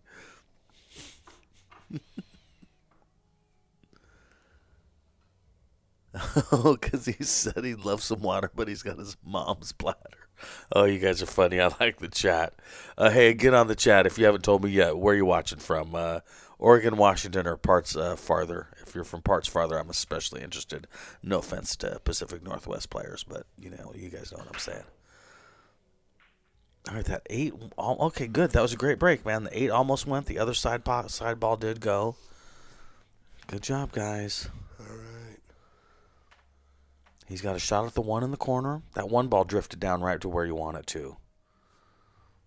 He's a little far away from the cue ball, but the way TJ shoots, I don't think it's going to be a problem. Yeah, so I hit a few balls with his cue, and because he's 6'5", that's unfortunate. It's a long cue? Very long, and he's got an extension on it and everything, so it feels like playing with a javelin. Dude, right? Yes. Yeah. You feel like you're playing with a spear. Right. Yeah. Yeah, he's a tall dude. Yep. Nice guy. I've talked to him quite a few times at Legends mainly. Nice guy. Yeah. Extremely. Okay, so...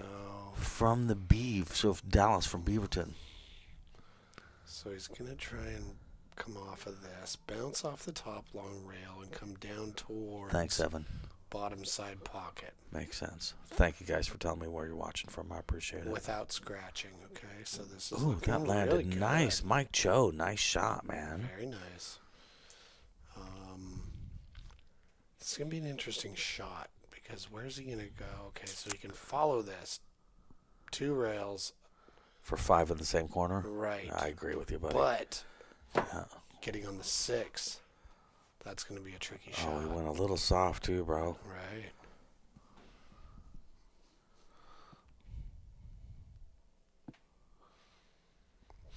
The 8's in a pretty good spot, though. Like, hit the 10, cut it a little bit to the left, and kind of roll forward. Not too difficult to leave the 8 in between the Q and the 5, but if you screw it up, you're going to totally sell out. Also, bank the 5 up there by the 6. He might try and cut the 5 all the way down to the corner, or it might go on the side. We'll see. Ooh, He went that way, trying to use the 8 to block it, and also put it up there by the 6.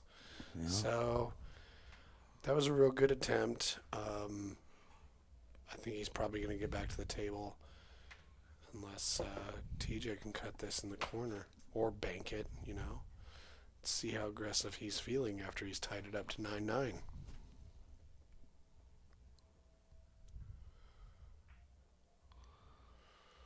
Ooh, how do you like that shot, Mike D? I like that shot a lot. Pretty smart, right? Yes, I like that shot a lot. As you know, when it comes to rotation, I'm just a big fan of defense. Why do something crazy? Yeah, why try something crazy if you can do something like this? Let your opponent or make your opponent do something crazy and then run out an easy out. Right. Yeah, why, that's another thing one pocket teaches you, honestly. One pocket, you can try a 4-rail bank, or you can just wait 3 shots and your opponent will try something crazy and leave you straight into your pocket. Yeah, why push it, man? Just be patient. Patience is a big deal in pool.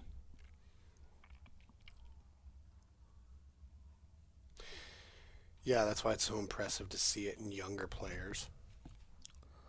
Yep. All right, he's banking this 5 to the side pocket. Is that right? Is that what I saw him call?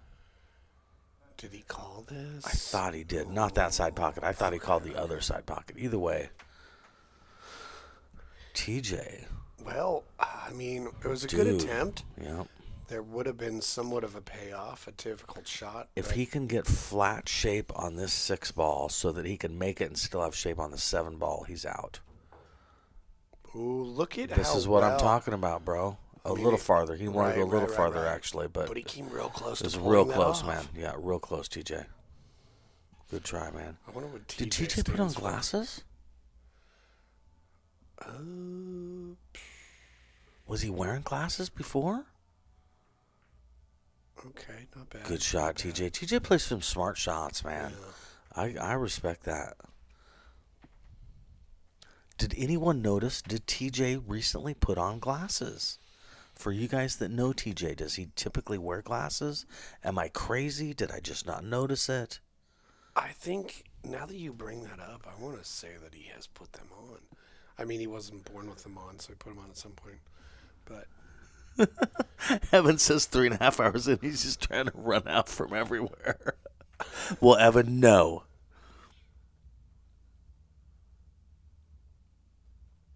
Oh, thanks, Jamster. Yeah, I appreciate it, man. Listen, I love Pacific Northwest pool community. You guys are all amazing, and anything I can do to make things better, I've always been willing to do. This is a neat built-in family thing. We're all super lucky to have each other, and that's just super real. Even other hobbies don't typically come with a giant community like pool does. Pool comes with this giant community family.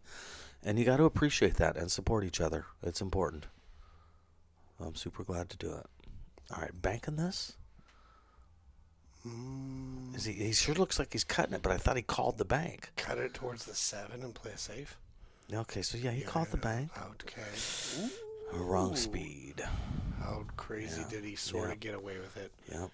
I mean, there's a shot here. I'm going to say it again, deal with it. It's 4 balls. He might as well have ball in hand right now. Yep, this is another 4-ball situation that might as well have had to start out with ball in hand.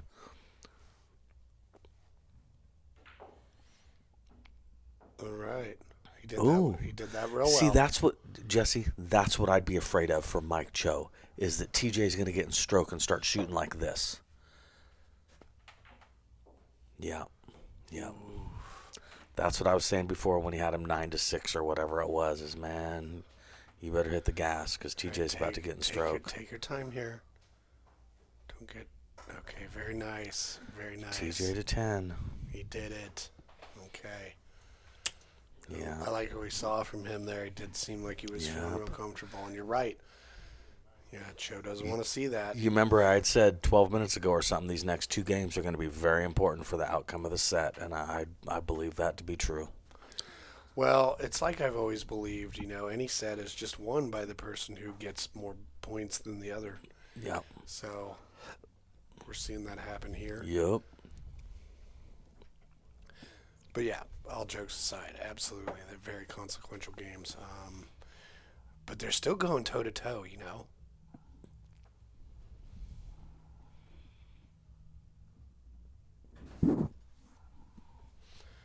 Still going toe to toe.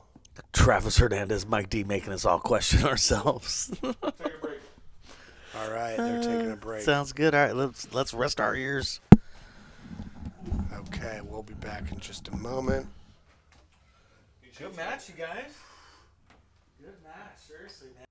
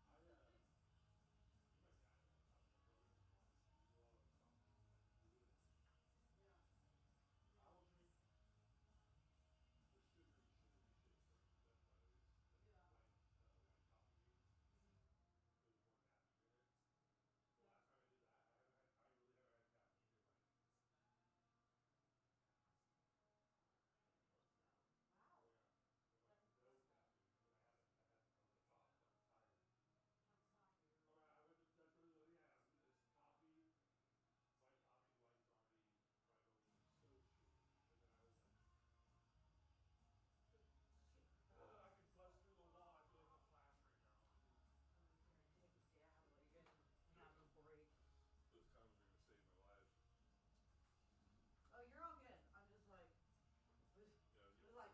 what's out there? It's my Joe. Yeah, what do you got? I mean, we got some awesome live resin up in here. If you want to try ours, gotta keep this shit in the fridge. The potency goes down. Yeah, and if you leave the lid out, I've done it so many times where it's in my pocket, and I just like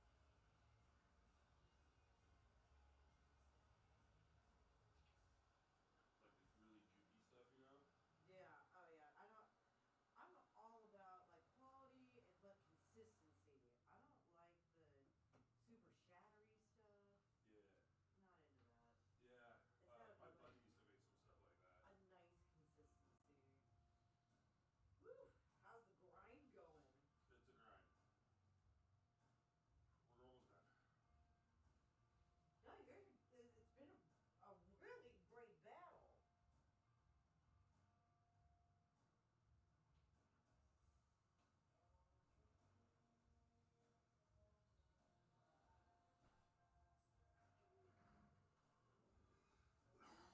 Oh yeah, that tastes good. Right? Agreed. Agreed. Yeah, I mean, Mike, how's the farm, man?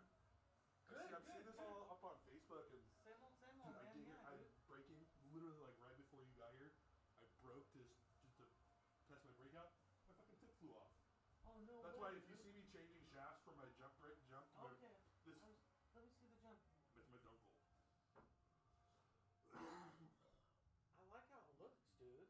Mm-hmm. I like how it looks, man. Chris Plummer sold it to me because it's got a little bit of dings here, Okay. and it's like a $750-$800 stick. Dude, that's cool, It's man. nice, man. I like it, dude. It's nice. That's Like cool, man. the first time I ever jumped a ball, Oh yeah. Chris was over there jumping a ball, and he was doing it like a ball width away, and he's like, "Yeah, try it out."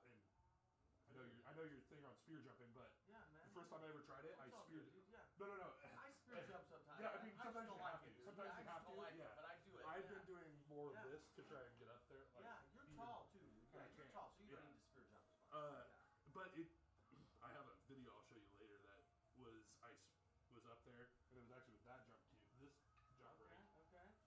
on on the 8 ball, jumped it, jumped over the ball, hit the rail, hit the 8 in. Oh, dude. Dude, and I got it on video. Fuck Slow mo. yeah, My man. buddy slow-moed it. Oh, that's cool, man.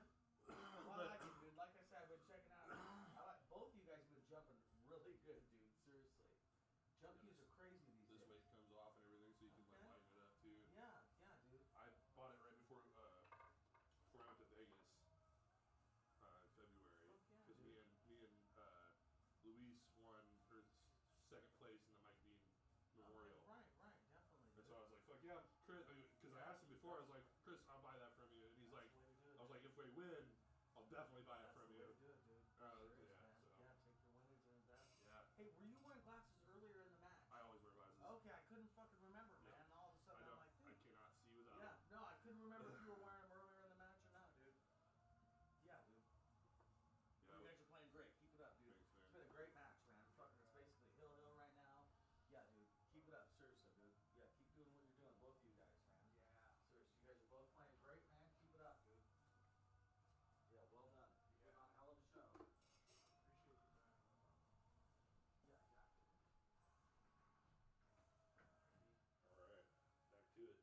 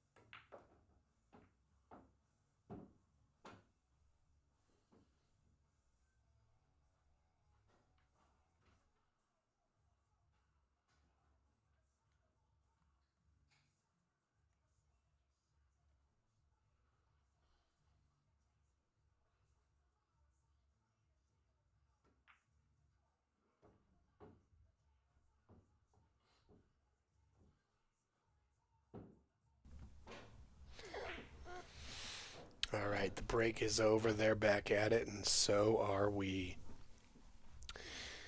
Now, all right, we got a shot on the 4 ball. Coming around for the 5. Let's see how we do this. Okay. Oh. Just slightly unfortunate. I think if you make that and you go further than the side pocket on the draw shot, you end up with a look at the 5.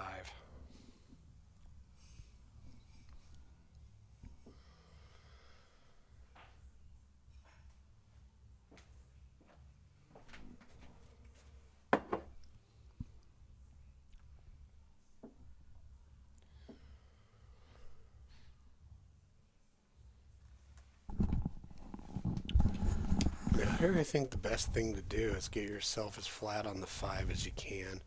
I mean, obviously not frozen to the rail, but you want to just pop off that 5 towards the 6. I completely agree, because what are the odds that you're going to be dead straight on the 5? You know, basically aim for getting dead straight.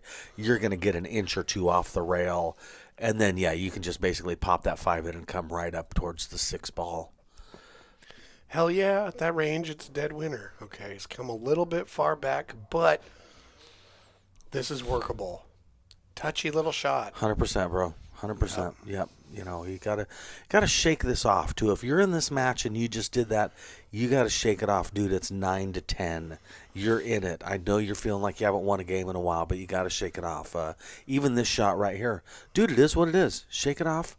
This ball goes, and it gets natural shape on the 6. So you know, don't be hard on yourself. Just move on. Yeah, no, this is either a little flick of the wrist or more like go multiple rails intentionally, you know, go further than... that's going to work. It's going to work. There's options here. Yep, he's got 6 on the side. Yep. Also down by the corner, not a bad option. The cue ball's going to roll. I agree. For shape on the, Yeah, it shape could on the 8. happen.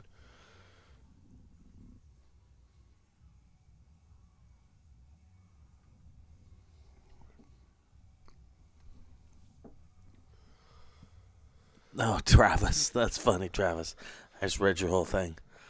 Travis showed from some vulnerability, then went to make popcorn, came back, and they put him on blast. All right, like you had said, going for the corner. Nice shot, Michael. Right. All right. All right.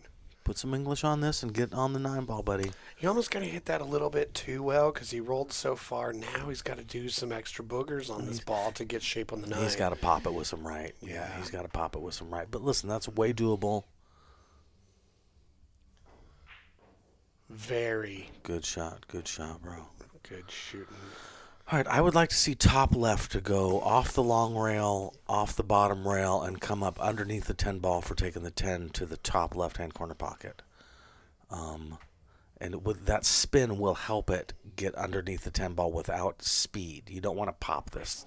So that was a little harder. That's what I'm talking about. That's what I didn't want to see him do. It worked out, though. This is doable. Delicate little shot. Yep, he needs a 90-degree air bridge on this. Which is not as hard as it sounds. That's not as crazy as it sounds. Everybody should practice this. Do a 90-degree air bridge. Hit center of that cue ball. See, now that's not 90. That's 45. I like 90. Well, legal hit. Good shot, bro. Good shot, Mike. Oh. Well done. 10-10. That's what I'm talking about. Shake it off like Taylor Swift, man. Keep this going. We are 20 games in. Bro. And it is going toe-to-toe. Bro. Blow for blow. Friday Night Lights. Yep. What's up? Yeah, this match has some longevity. It's a good one. Seriously. Yeah, it's a tight match. Race to 4. Here we do. Yeah. Race to 14. Bro.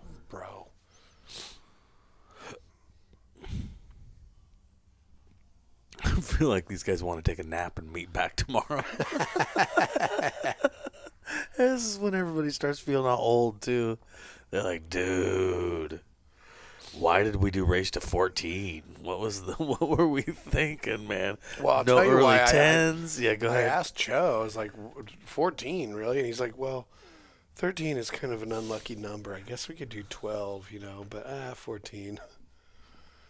It's like, well, all right. People want it to be a significant set, too. Do you know what I mean? Yeah. When you don't make it long enough, you feel like it's too short. You want to make the most of this. Being on a stream is a big deal. Being here doing this is a big deal. You don't want it to be a fast set. You know what I mean? So I can respect that. Right. Listen, we're here to help these guys make it happen, whatever. Well, it's just a fun production, Yep. We're involved in pool. Right. Competition. Learning, community. Yep, seriously. All these things to be thankful for. Nope, I completely agree. Seriously.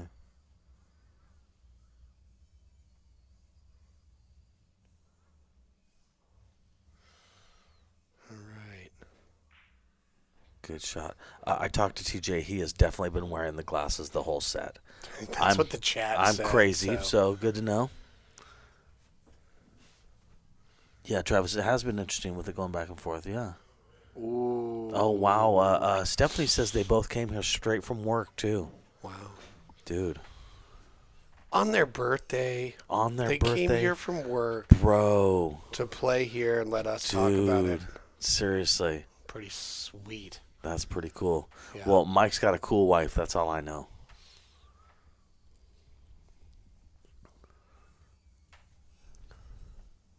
Well, yeah.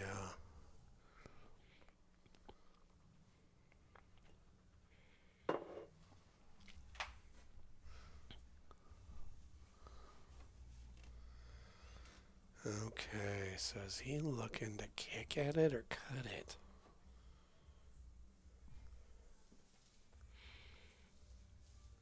I think cut it. I think it cuts.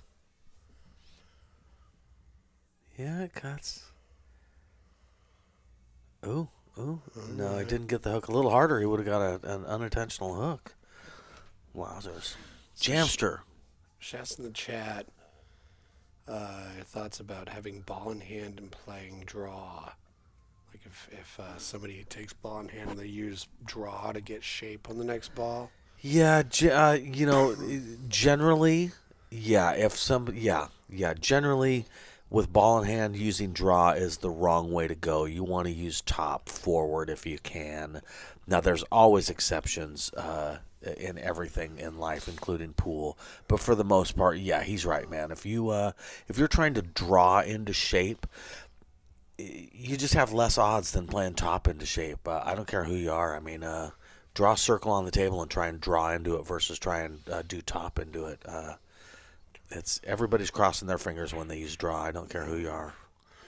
Well, and also, draw is so much fun and so cool when it's done right. Everybody hates to admit that that's the truth, because it is. Yes. You know what draw reminds me of? And nobody seems to relate to this, but when you first start riding a bike as a kid and you realize you can hit the brakes in gravel and slide, do you know what I mean? To me, that's what draw is.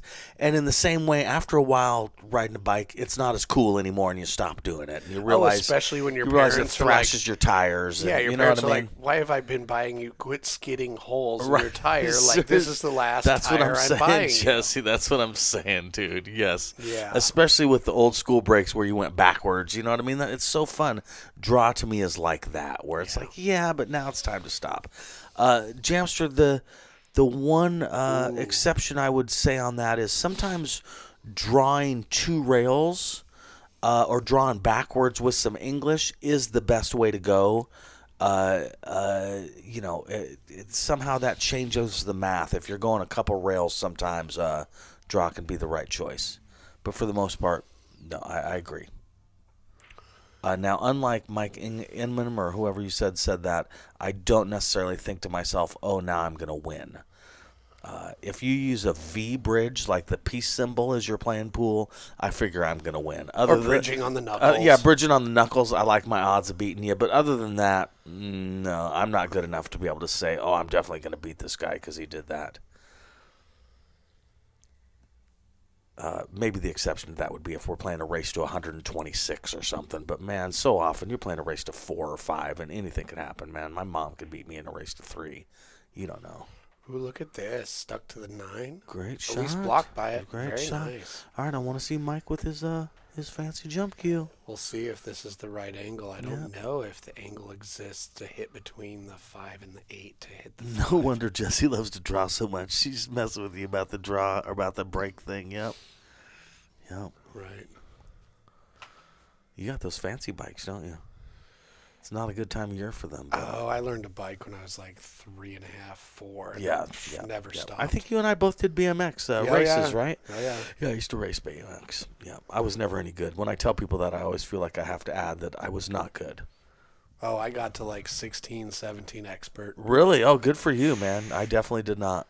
I wasn't like a winning 16, 17 okay. expert, but, you know. Yeah.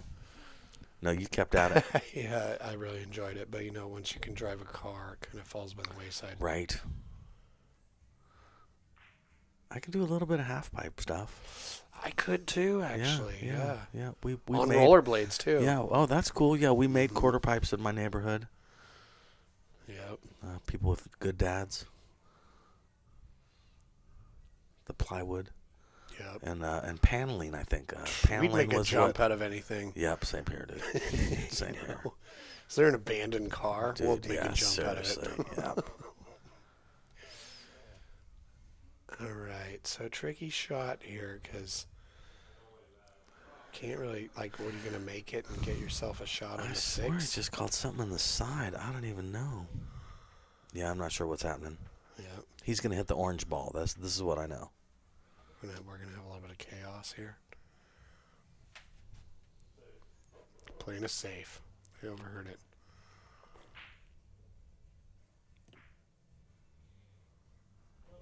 All right, we got an option. Yeah, I like banking this 5 ball to the middle of the right-hand short rail and sending the cue ball to the left up table and using the 9, 10, 6, 7 to block the 5 ball. That's what I would like to see done. And if the 5 lands in the middle of the short rail to the right, even if he can see the 5, he doesn't have a shot. Right. Now he is banking it.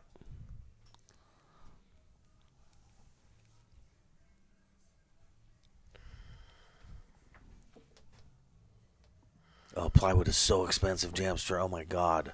Plywood is crazy expensive. Wow. Great shot, right. Mike. Yeah, plywood used to be $8 a sheet or something. Now I think it's $35. It's crazy. Well. Okay, so that was a real nice shot, and you're still at the table, but you've got to do something, with an equal amount of skill and care Is he banking this one to round? continue the run. Maybe Too hard like for the save. I bet it was a two-rail or a two-way two-way shot. shot. A two-way shot. Yep, I think you're right. Because Buddy. tied 10-10 and a race to 14 after been playing 4 hours and 1 minute. You're playing two-rail shot. You don't want to just throw this away. No. Yeah, that's really the way to think about that, honestly, Jesse, just like you said, is one way to think is, man, I've been playing 4 hours, I'm done. The other way is to think, I've been playing 4 hours. I cannot negate everything I've done previously just because I'm tired now. I've put a lot into this. I need to double my effort. Go throw water on your face. Go get some coffee. Go, do what you got to do. They've both been offered coffee. Seriously, make it happen, dude. Seriously. Work it out, as Lingelbach says. Yep. Jeff Hayes, I definitely was doing that. I'm not even going to lie to you. That's who I was thinking of. No offense, but that was definitely what I was doing, and that was definitely who I was thinking of. Also, Roger Goodman. Roger Goodman used to, God bless his soul, rest in peace, used to do the peace sign bridge, the V's. He used to do that, and dude, we'd be playing teams with people, and I think, oh, Roger, when you do that, you're just giving our opponents confidence, man. Stop doing that bridge, dude. But he loved that bridge, man. Yep. What are you gonna do? And by the way, hey Jeff, how you doing, buddy? Thanks for your support in Vegas. Sorry I didn't make us thousands of dollars. I hope you still love me. I gotta say, I think you just cut the 7 towards that top side pocket, hit it just before it, use the 9-10 as blockers. You just want the 7 and the cue ball on opposite sides of those two balls. You know what, Jesse? That's probably a game-winning shot. It's probably a game-winning shot. The 7 is close enough to the middle of the long axis of the table. It makes it a really small ball. It's also, hit. You could hit that shot soft, medium, or kind of hard and still get the hook. Yeah, no, I agree with you. I think if you pull that off, you win the game. I completely agree with you, man. Okay, or this. Not bad. That's bigger great window, too. Bigger window going that way. It worked, but your way was a harder to. It was an easier way to get a hook. But this worked. Don't get me wrong. No, if you can do it one way, you can do the other way. A lot of cases, and I think that was one of those, and that turned out great. Turned out all right, man. And it looked like a little bit less work, perhaps. So. All right, I see TJ going back for the jump cue. Ooh, got to go some distance. Have a small target to land in. At least it won't go off the table. It's not because of it's the middle of the table. He's probably going to be able to keep the cue ball on the table. If you land directly in between the 9 and 7, I think there's a trajectory where you bounce over the 7. I agree with you completely. Like a trick you shot. got to get up and over, or you got to land on the 7. I'm curious. Glad they're not jumping towards the uranium glass. That's funny. Okay, yeah, just landed right before the 7. That was nice. Thanks, Jeff. I appreciate it, brother. Made some good contact. All right. Man, if it's me, I'm going to thin cut that 7 into the top left-hand corner and send the cue ball around 1, 2, 3, 4 rails to get back on the 9 in the side. I don't think it's a scratch shot, so I'm just flying at it. My 100% focus is going to be making this 7, especially at 10-10, race to 14. Yeah, or if you're feeling a little tight, just go 2 rails. Okay, went 2, almost 3. Yeah. Okay, that's all right. He's okay. And again, Mike's got to shake these off. He's got a shot at the 9 with natural shape on the 10. He's fine. So on this shot, you can just, center ball will do it. Oh, 100%. Yeah. Yeah, 100%. And if you're... Yeah. You can be anywhere on the left-hand side of the pool table and have a shot at the 10. And you just trust your So fundamentals. why drive yourself crazy? Yep. Line it up center ball and shoot it maybe like 2.5. There you go, 10, Mike Choe. That's what I want to see you do right there, Mike. Take your time. Yep, take your time. Look at that angle. Don't take your eye off of that spot on the 9 ball.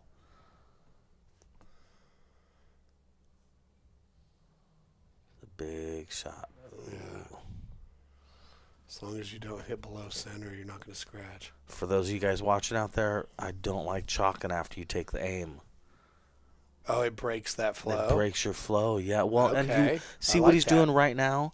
He wants to keep his eye, and good job, Mike. He wants to keep his eye exactly on that spot that he's pointing at and not take his eye off of there until he's down on the ball, just like he just did. That's when your odds are the most. Yeah, that's when your odds are the best. If you stop to chalk in between that whole thing, then that taken aim was pointless because you took your eyes off the spot. You know, that reminds me a lot of that phenomenon where you have a plan and you're walking along through your house or whatever, and as soon as you cross the threshold of a door, you'll be like, what did I walk into this room for? Yeah, There's dude. like a psychological exactly. break you can encourage there. So, yeah, I totally agree with you. So good job, Mike. Well done. I like that pre-shot routine. And you pocketed a kind of a difficult shot, man. Should be a lesson to everyone, including Mike, that's the way to do it, dude. That's when doesn't mean you're going to make it every time, but it means your odds are the best when you do that. And that's what this game's all about, man, is, you get to a certain point in this game, and really what you're trying to do is figure out how to get 2% better. You know what I mean? When you first start out, you can try and get 16% better in a couple months kind of a thing. But when you get to a certain point, you're literally trying to get 1 or 2% better. And anything you can do to get that 1% better is worth doing. And that pre-shot routine right there, if that makes you 3% better, it's super worth doing. I'm not bragging sounds stupid, but I'm a 645 Fargo. If I could find something to make me 3% better, you got to know I'm doing it, man, because I've run out of things to do. Do you know what I mean? Now I'm trying to pace myself better, trying to take my time more, trying to make sure I'm not moving too fast. Yeah, seriously. After a while, you run out of things to make yourself 3% better. Pre-shot routine is a great example of something that can make you a little bit better. And if you know it can make you a little bit better, for God's sakes, you better be doing it. He's moving the cue ball. Okay. That's a pretty dramatic change in breaking position for the fact that the ball he was making in that topside pocket was only missing by like an inch or less than an inch. That's like shift the cue ball like maybe an inch or two to the right of where you were breaking from to swing it a little higher, rather than going to like where you would go for the second ball break an 8 ball, I agree with everything you just said. Like, that was a dramatic change. I agree with everything you just said. And he didn't almost make a ball. Whereas at least the other way, he was almost making a ball. I would think he could have moved the cue ball an inch and a half. Or I like your idea with the rack, man, because it's still legal to do that. It's not like you're breaking a big rule. Well, you got like maybe 3/8 of an inch or something just a little of wiggle bit, room before you're being exactly. like before you're cheating. Call it what it is, yeah. Right. Because you don't have a spot, you have a dot. Yeah. Right. Yeah, it's I not agree. like laser beams are doing it. Right. And I think that's built in just because it's like, no, in pool, that spot gets a little beat up over time. Right. If you were using a triangle, you would do the same thing, move it up or down a little bit to whatever worked better for 100%. how that table particularly breaks. And there's nothing wrong with that. So. All right. I like his odds here of banking the 1 into the 2. Yeah, you could even thin it and use those to hide and get the cue ball down here into this cluster because, okay, Good that shot. That works. I mean, the only reason I brought that up or suggested it is just because now you got to worry about getting on this 3 after this shot.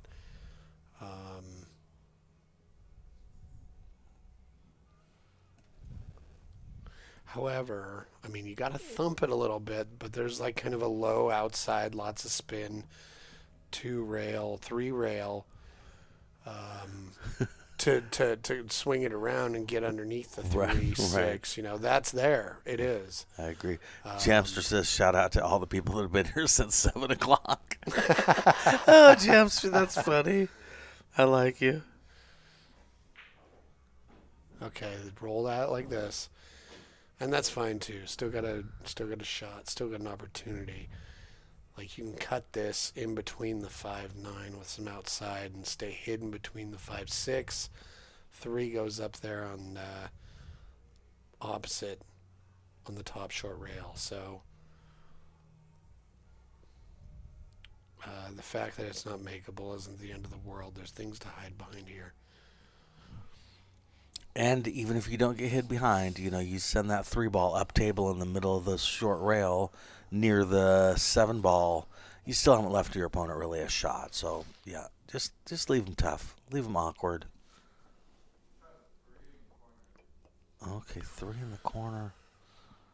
Interesting. Is Oh, he off going the off the 9 9. ball? Yeah.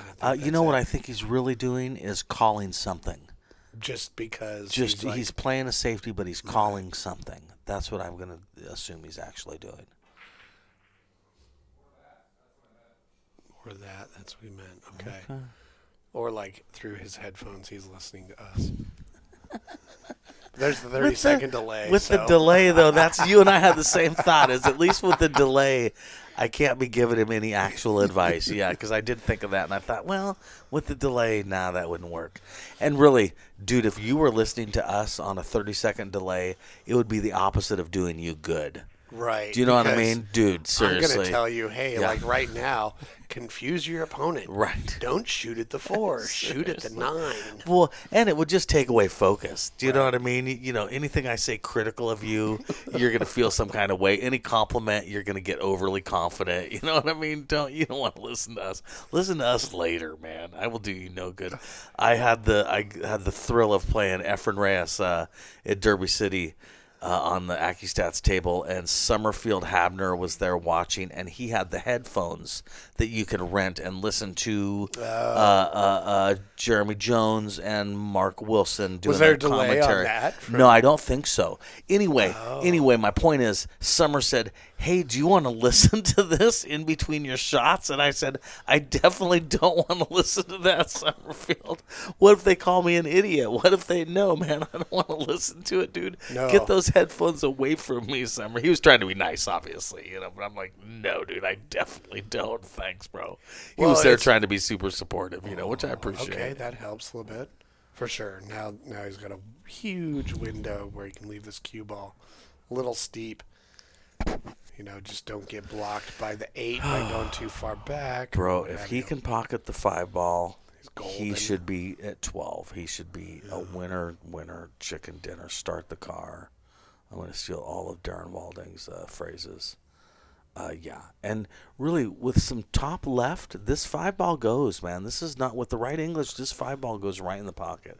With it sitting on the rail or basically on the rail, this is a very makeable shot. This is much harder if it was a 1/4 inch off the rail. Right. That's what I'm talking about, just like that.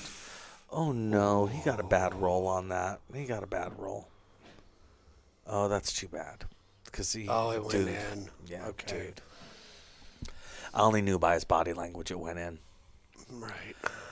Dude. I'm going to say it again, folks. Now, this is 5 balls, but same story. Look at how often this has come up. All these balls are easy. This would be considered an easy run out if you were practicing. Practice these run outs, you guys. Stop worrying about what drill or what shot to practice. Practice these 4 or 5 ball, 3 ball run outs. It's worth the world. When you practice them, if there is a particular shot like this here, if you miss something like this, okay, make note of that shot. Do it 30 times. Yep, I knew a lady, a female pro, Kim from Washington. Oh, I forget her last name. Anytime she'd miss a shot, she'd go to her notebook and she had diagrams in the notebook, and she would draw out the shot just quickly. Again, it's a diagram of a table. It was easy to do. This was not time consuming. And later, when she practiced, she knew that was a shot she needed to practice. Kim Jones from Washington plays great. Yes, she's with Dave, who owns Golden Fleece. I believe they are still a couple. Oh, that's funny. So I made a little booklet. I have one. I gave one to Stephanie as a gift. But it's got a diagram of a table in it, and it's for that exactly. However, having the little booklet doesn't mean that you automatically have the habit and practice of making the notes in it and then doing the practice. Yeah. So it's a great tool, but right, you got to use. You got to follow through with it. Yep. You can't substitute putting in the time. They say, and I believe it's true, they say that that's the difference between American players and European players, and probably players throughout the world. American players hate drills. We don't like practice. We want to play pool. We don't like drills. And they say Europeans get not only practice more drill-wise, but they get some enjoyment out of playing drills that apparently we don't. They think it's fun to do drills. Americans avoid them. And similar to what you're talking about, you got to actually do it. Yeah, I love to do it just because for me it's kind of like an escape, and that has a lot to do with the reasons one of the reasons I really got into pool in the first place, is you and me both, man. Just a real wholesome way to, temper your energy, your thoughts. Would you agree, too, it's one of the joys of having a pool table at home, Jesse? Yeah. I would really recommend for people that if you're a pool player, you should have a goal of having a pool table at home. Put it in a single-car garage. Put it in your dining room. If you don't have a living situation right now that fits a pool table, make that a goal in your life that in the next 3 years you want to get even a rental house or something that has room for a pool table, man. This ain't golf or basketball. You don't need a whole golf course. You don't need a basketball court. You just need room to have a 7-foot pool table, man.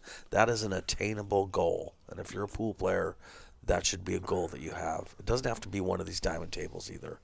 You can get valleys for $300 these days if you pay attention to Marketplace.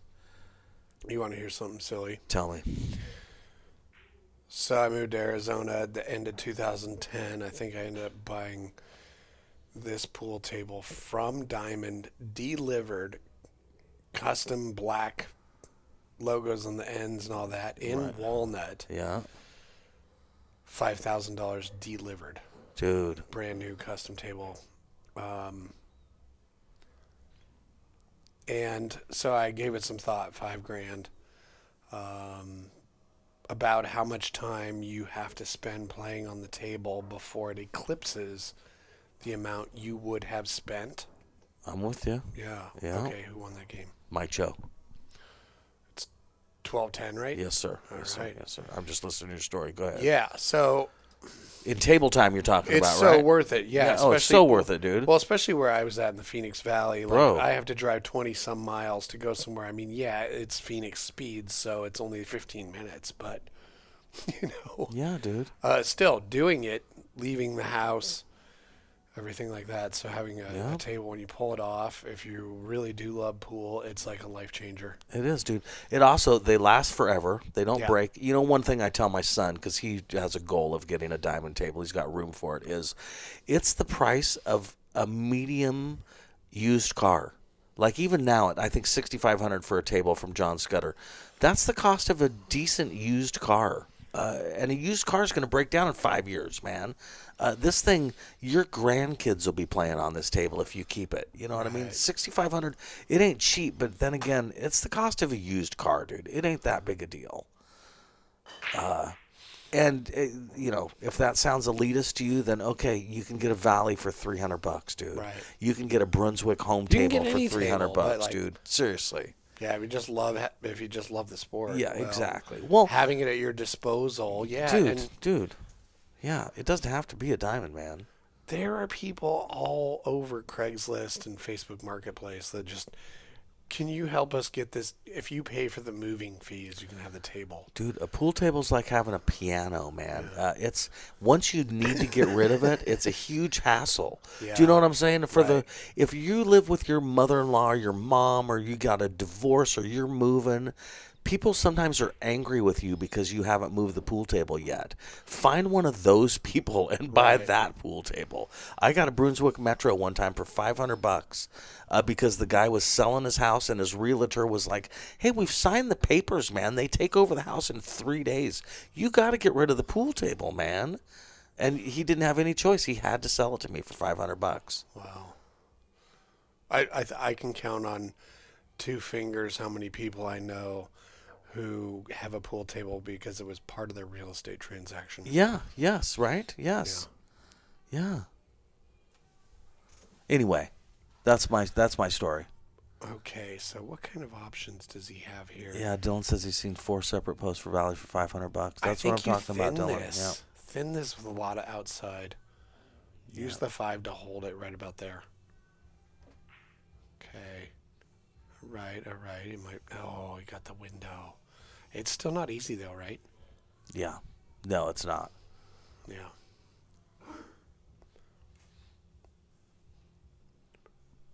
Sorry, I'm just reading out the stuff Michael Prans wants to play. Michael, you can definitely play. Get a hold of Jesse on Messenger, Look man. how well that worked out. All right, Mike, by the way, got to 12-10. That's big. Mike is regrouping nicely. He's TJ. still in this. And, yeah, and TJ's shoot. If you watch TJ's stroke, TJ's starting to shoot good. Well, I hope so, because he's probably starting to not want to think about losing this match. Yeah, Mike's 1 game away from the hill, dude. Now, unfortunately, he's hitting the gas to get to a car accident. He's hitting the gas pedal to get to a car accident. The 5 doesn't go. Oh, I like the way you put that. That was smart. I used to tease my dad about that. You're playing 8-ball, especially that comes up where you know you're killing all your pawns, you're making all your easy balls, you're hitting your gas pedal to get to a car accident. What are you doing, man? You're removing your soldiers miss on from the purpose. battlefield. Yeah, exactly. Miss on purpose, for God's sakes, man. What are you doing? That was a smart shot for TJ. I really respect the fact that he did not break those up doing something crazy. Nice work. I would like to see Mike thin this 5-ball to leave a 5-7 combo and take the cue ball up table underneath the 10-ball if possible. But even if he doesn't get the hook, he's leaving a 5-7 combo, which is a low percentage shot. That's what I'd like to see him do. What I don't want to see him do is try and bank the 5-ball. I don't think he can. I think he recognizes he can't bank the 5-ball. Because, if you look at the point of contact between those two, it's way too steep to bank it in the top side. Evan says if they don't finish by midnight, they both have to reschedule their birthdays. That's funny, man.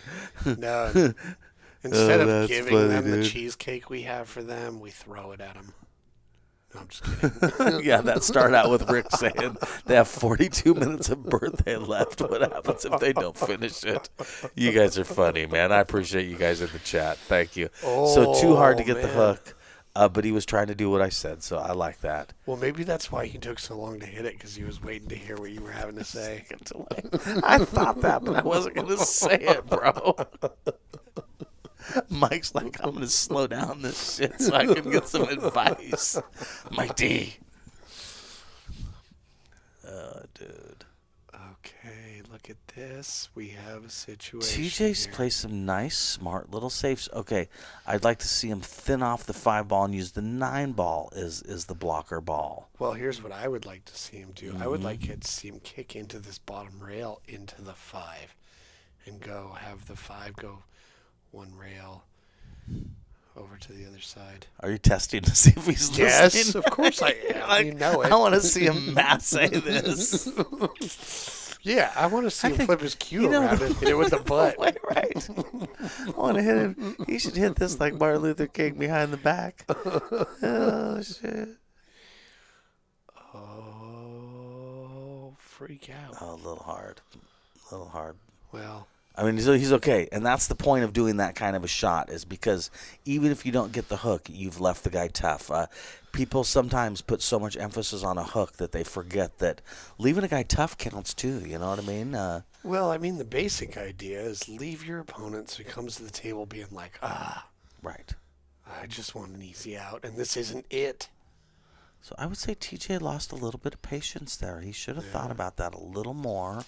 Mike's gonna have a tough time with this shot. Don't get me wrong, but I think TJ could have done better had he let his mind think about it a little bit, or at least waited to see what we suggested.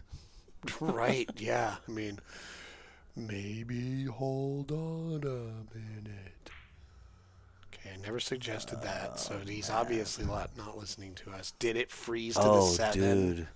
I don't think so, but darn close. I think it needed to be back towards the bottom rail another inch for that to count. For that This to work. is the kind of mayhem that happens like towards the end of the match when tensions are high and scores are close. Yeah. Just little peculiar things. Like a double shot like that. Oh, my God. I think he was trying to miss the 9 and come 2 rails for a better shot. Oh, Jesse, do you bank the 7 in the side? Do you do an APA safety and just slow roll? No, man. I go full metal here. I power bank this 7 up into that other side with a little bit of inside and some force. And totally missed. Yeah. I believe that he was trying to go 2 rails for a safety. His speed is not what it could be. You're probably right. But, look, this didn't work out too bad. Michael Choe would definitely have hoped that he had sold out more so than this. This isn't an easy thing to deal with. Oof. Dude. Oh. That might have been a game-winning shot right there, TJ. So, I don't even know, man. You could call the 7-10 combo, 10 in the side. Go check this out. Yeah. Yeah, see, he's really tall. He has no problem reaching this. Oh. Don't scratch. Ooh. Oh, but Hey, he's left that. Dude. 7-10 combo in the side, 10 spots up. It's still your shot. And where does the 7 drift to? Right to where the 10 hooks you. For sure, man. I mean, as long as you're asking. Yeah. Okay. Barely hit the 7 so it barely misses the 10 ball, hits that long rail on the top, and then lands in the middle of the bottom rail. And maybe use the 10 ball as a blocker, but if you don't get the block, at least the 7 lands on the middle of the bottom short rail. That's what I think you should do. But you want to barely miss the 10. He's going for the make. Problem with going for the make is if you rattle the 7 ball, I want to win this game so badly that I don't want to cross my fingers on a shot. Oh, man. Paul Marquez would say go for it. The thing about going for it is even if you miss it, you might get safe. So maybe the right shot is to go for it. Ooh, that went center pocket. No, it didn't. Oh. Okay, so this is what I was saying about the going for it. Well, the problem with the combo was, like we were talking about earlier, like the angle shots at the side. You just tickle that inside corner. Hit the point. Yep. And that's amplified literally tenfold Yep. on a combo. Yep. Bro, that was a big miss right there because Mike's got a chance to get on the hill. Boy, howdy. Hey, you guys want to know what to practice at home? Practice this. Because when it's 12-10 and a race to 14 and this is your chance to get on the hill, you want to get shape on the 10 ball off of this every time.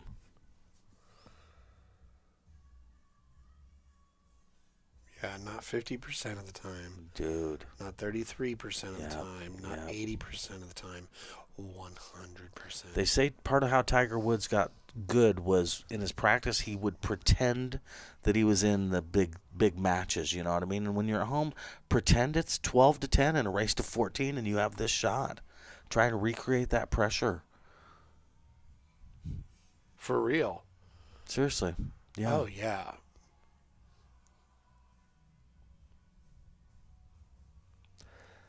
Evan 3-ball run out. Yeah, bro. Yeah. Okay, let's see what he does here. Now that he's had the chance to hear what we were talking about. Okay. Could be worse. I think that's kind of up to you how much you practice that. I wouldn't be too mad about this.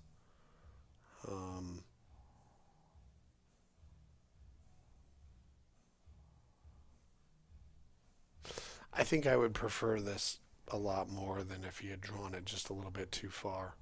And I was on the 50-yard line between like the bottom side pocket and the bottom left-hand corner. Or the bottom right-hand corner. Great shot, Mike Choe. Very nice. Dude, a win's a win. 13 on the hill. Oh, boy. Bro.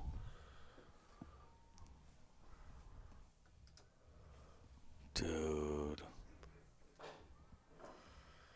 Listen, Jesse, this is the match of the century, man. Yeah. Seriously, on the hill. Hey, you people watching out there, thanks for sticking with us. I appreciate it. Choe probably rocking some Taylor Swift. Believe it. Hey, what's up, Aaron? That's funny, Dylan. My son says, how come you've never talked to me about practicing 3-ball runouts with ball hand?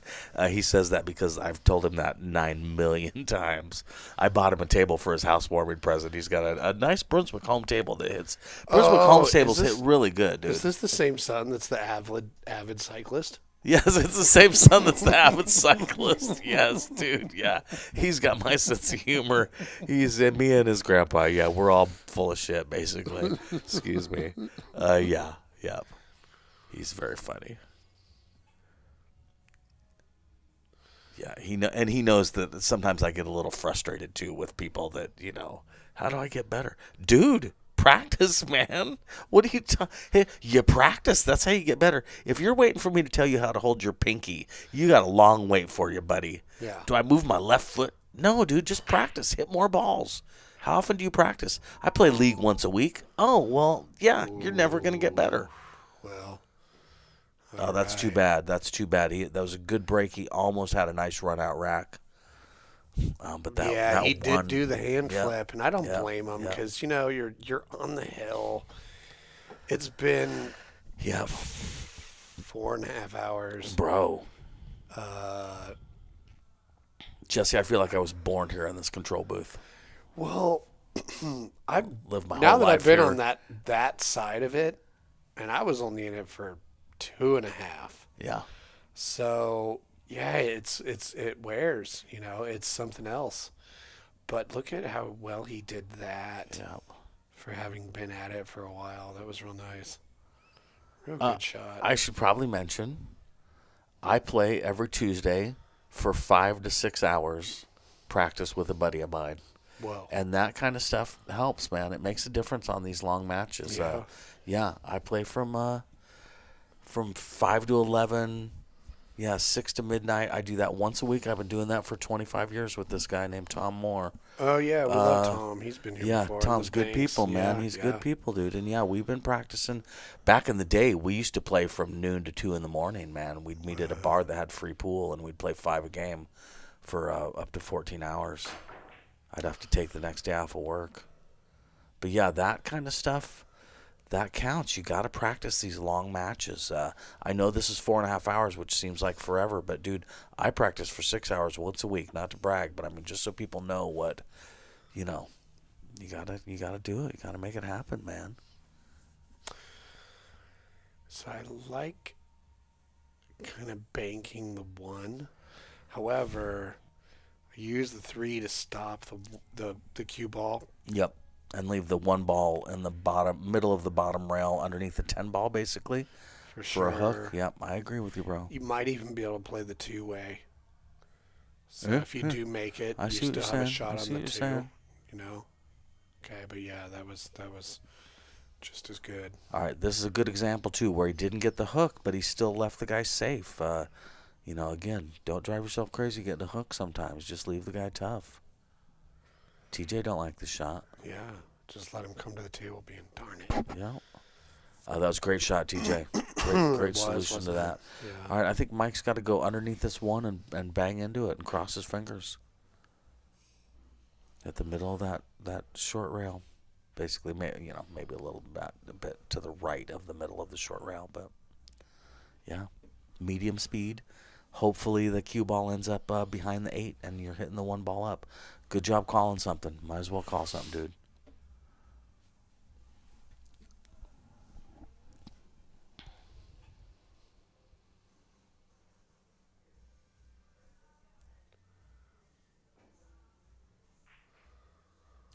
Ooh, rail. Bad. Negatory. Brutal. Yeah. All right.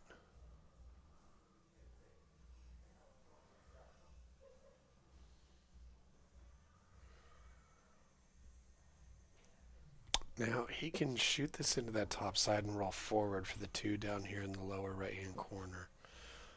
Got to be real specific about what side the 2 you're going to be on so you can get good shape on the 3. Because on the 3, you got to come back towards the left-hand side of the table for the 6. So real touchy shy here if that's what he decides to do. Alternatively, you can just draw back a little bit. But like we said earlier, drawing on ball in hand. I got to show you a picture of my son's set up. He just mounted that TV. That's the pool table I bought him. He's watching our stream right now and hitting balls. What substance is in those bags? Those are pellets for his pellet stove. Oh, wow, man. He's really cooking then. Yeah, man. Yeah, they buy 2 or 3 tons every winter, and it gets them through the winter. That's how they heat their house with a pellet stove. Yeah, man. The house they buy had a pellet stove. So, yeah, they make the most of it.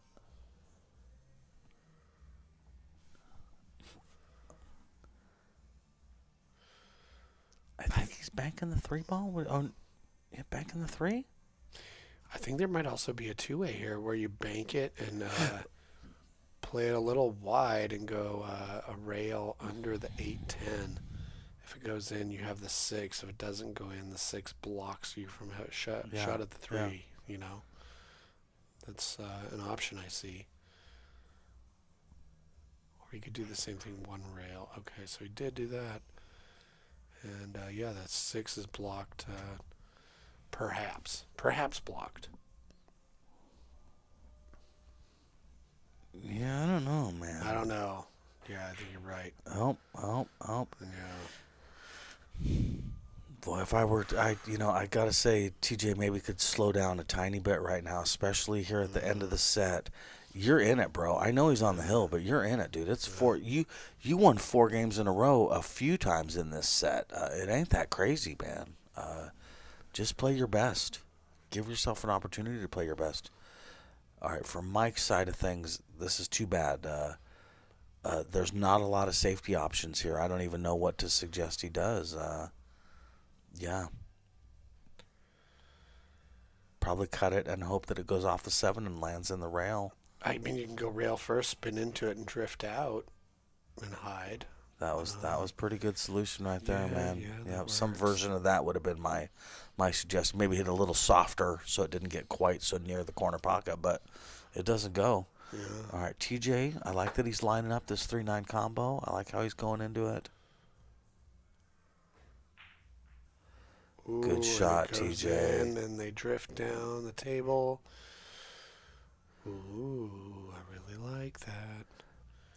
Jamster, I agree. Jeremy, I agree. Yep. Shooting a little quick, but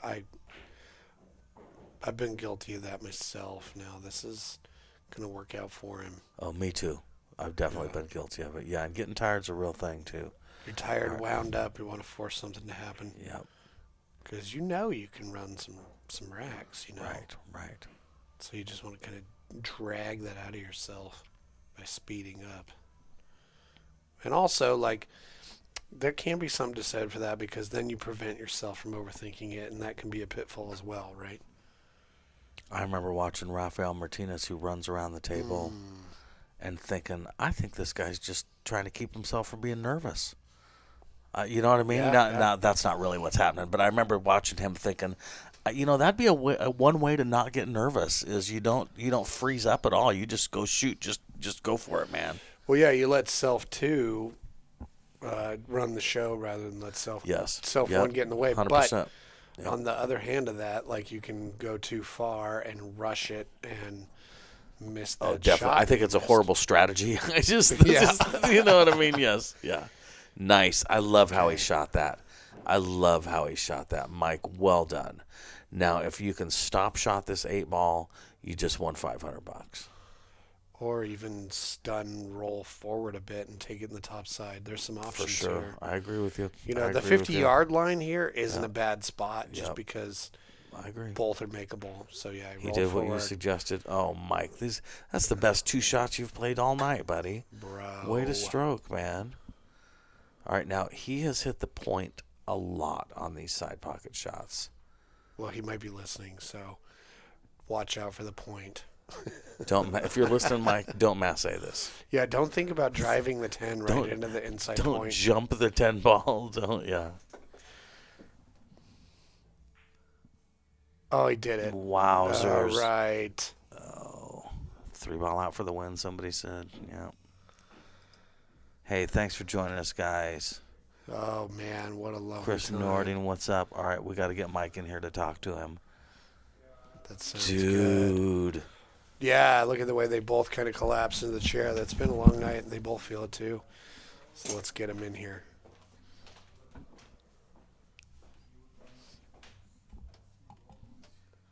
Good match, you guys. Mike Choe, come here, bud.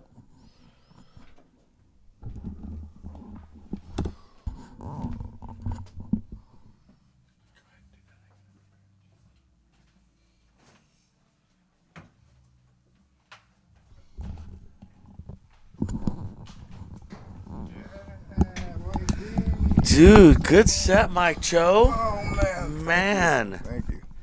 Dude, how brutal was that, man? I feel like this one was more brutal than the first one. Like the first one, I had built up a kind of a lead, and on this one, it was kind of neck and neck like the whole time. It was pretty stressful. I feel like in the beginning, he was kind of.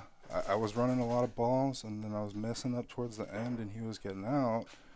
And then I kind of feel like it flip-flopped where he was doing a lot of the work, and then all of a sudden I was cleaning up the last 4 or 5 balls. So, I'll buy that, man. yeah, I don't know. I mean, I don't know. I'll take it. You but won 14-10. Does it seem like there was that big of a gap, or does it seem like you just won 14 to 13 and a half? It was a close set, right? Right.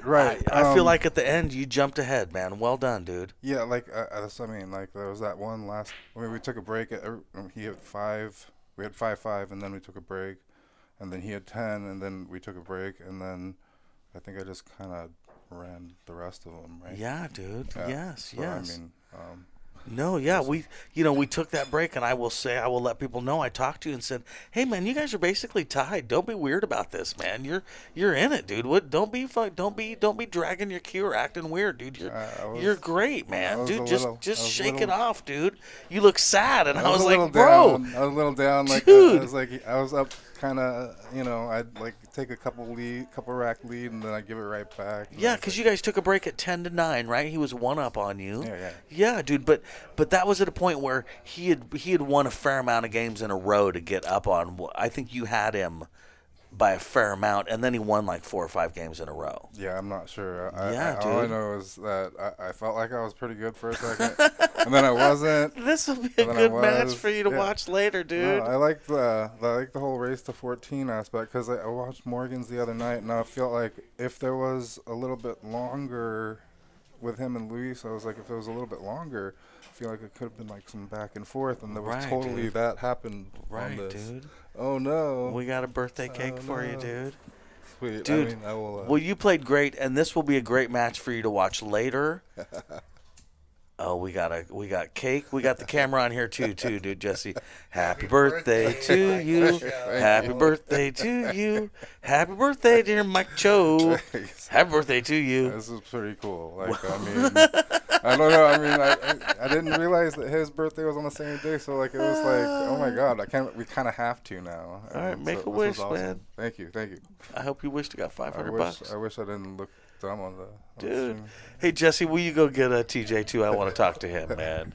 Hey, Mike Choe, you played great, dude. It was nice to commentate on your match, dude. Always. Thank You you. played really good. Happy birthday, dude. Thank you. Dude, last thing, what's Laura and the kids think that you're here on your birthday and not with them, dude? Are they feeling some kind of way about it, or are they all right? They're good. They're good. We'll make it I up don't to believe you, We'll make it up to it tomorrow. I was right, dude. I was right.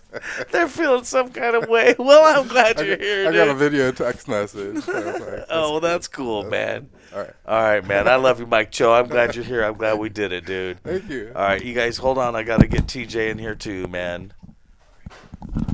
Our other birthday guy.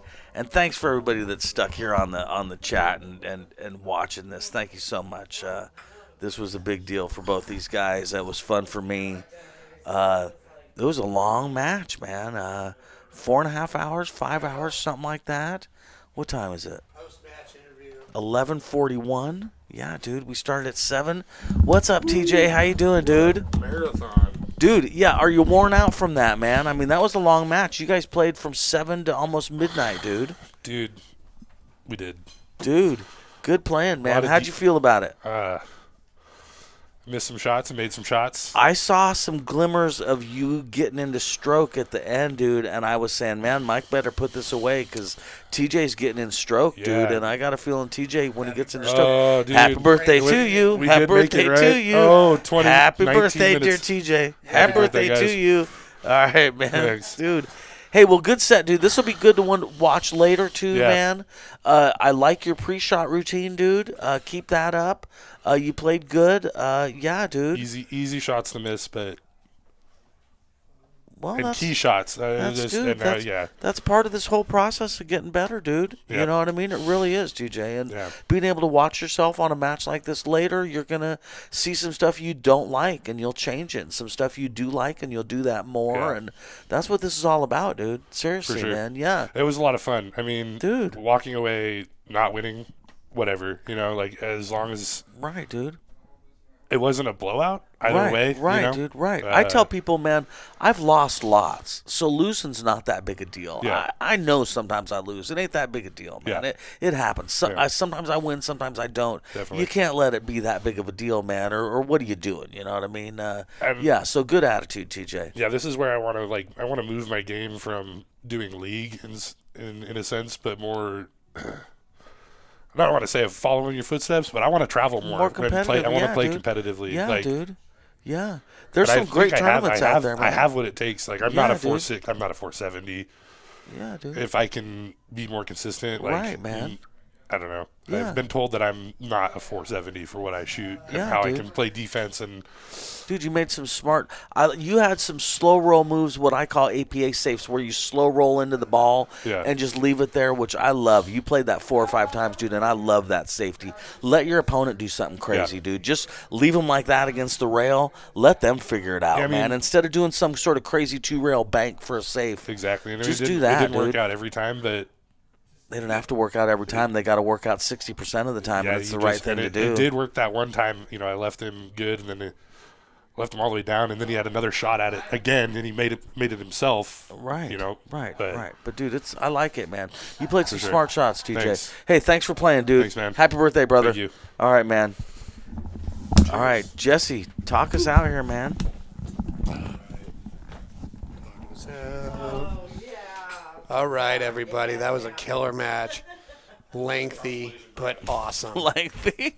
Right. Well, I mean, it was, but It was lengthy. It was. there's a man. lot to That's be right. said Yeah. for shooting a match that long. Like, Right, dude. To be able to play that long under those conditions, because, yeah, we can all just hang out at the pool hall, but to be just, like, in the grease for Bro. that length of time, not everybody can do that. And when you try it and you haven't done it before, you quickly realize what a big skill it is. That's how you get better, man. Yeah, absolutely. Seriously. No, so cool you're doing this, Jesse, because, again, for both these guys, they're going to have 4.5 hours to be able to watch themselves. You know, this is a Right. long match, and they're going to be able to watch. Just like I was telling TJ, there's going to be things they like, and they'll do them more, and there's going to be things that they don't like, and they'll do them less. And that's what this is all about, man. Watch yourself, dude. Yeah. Well, you just got this real-world learning experience to kind of For real, dude. see how you performed under pressure real, man. and see exactly what you can work on. So. PNW pool thing, brother. Well done. Good job, Stephanie. Stephanie, come here. Smile at these people. Look, we even got a pretty girl here. Look at Hi, that. guys. Oh, she's gorgeous. Yeah. Good job, Jesse. Great man. I'm impressed, Jesse. Oh, Well done. Well, always love to see you. Hey, good to see Thank you you too, for the brother. stream. Hey, thanks for the sponsorship, man. No, and Absolutely. I'll keep doing this whenever, bro. All right. right. Thanks, everybody.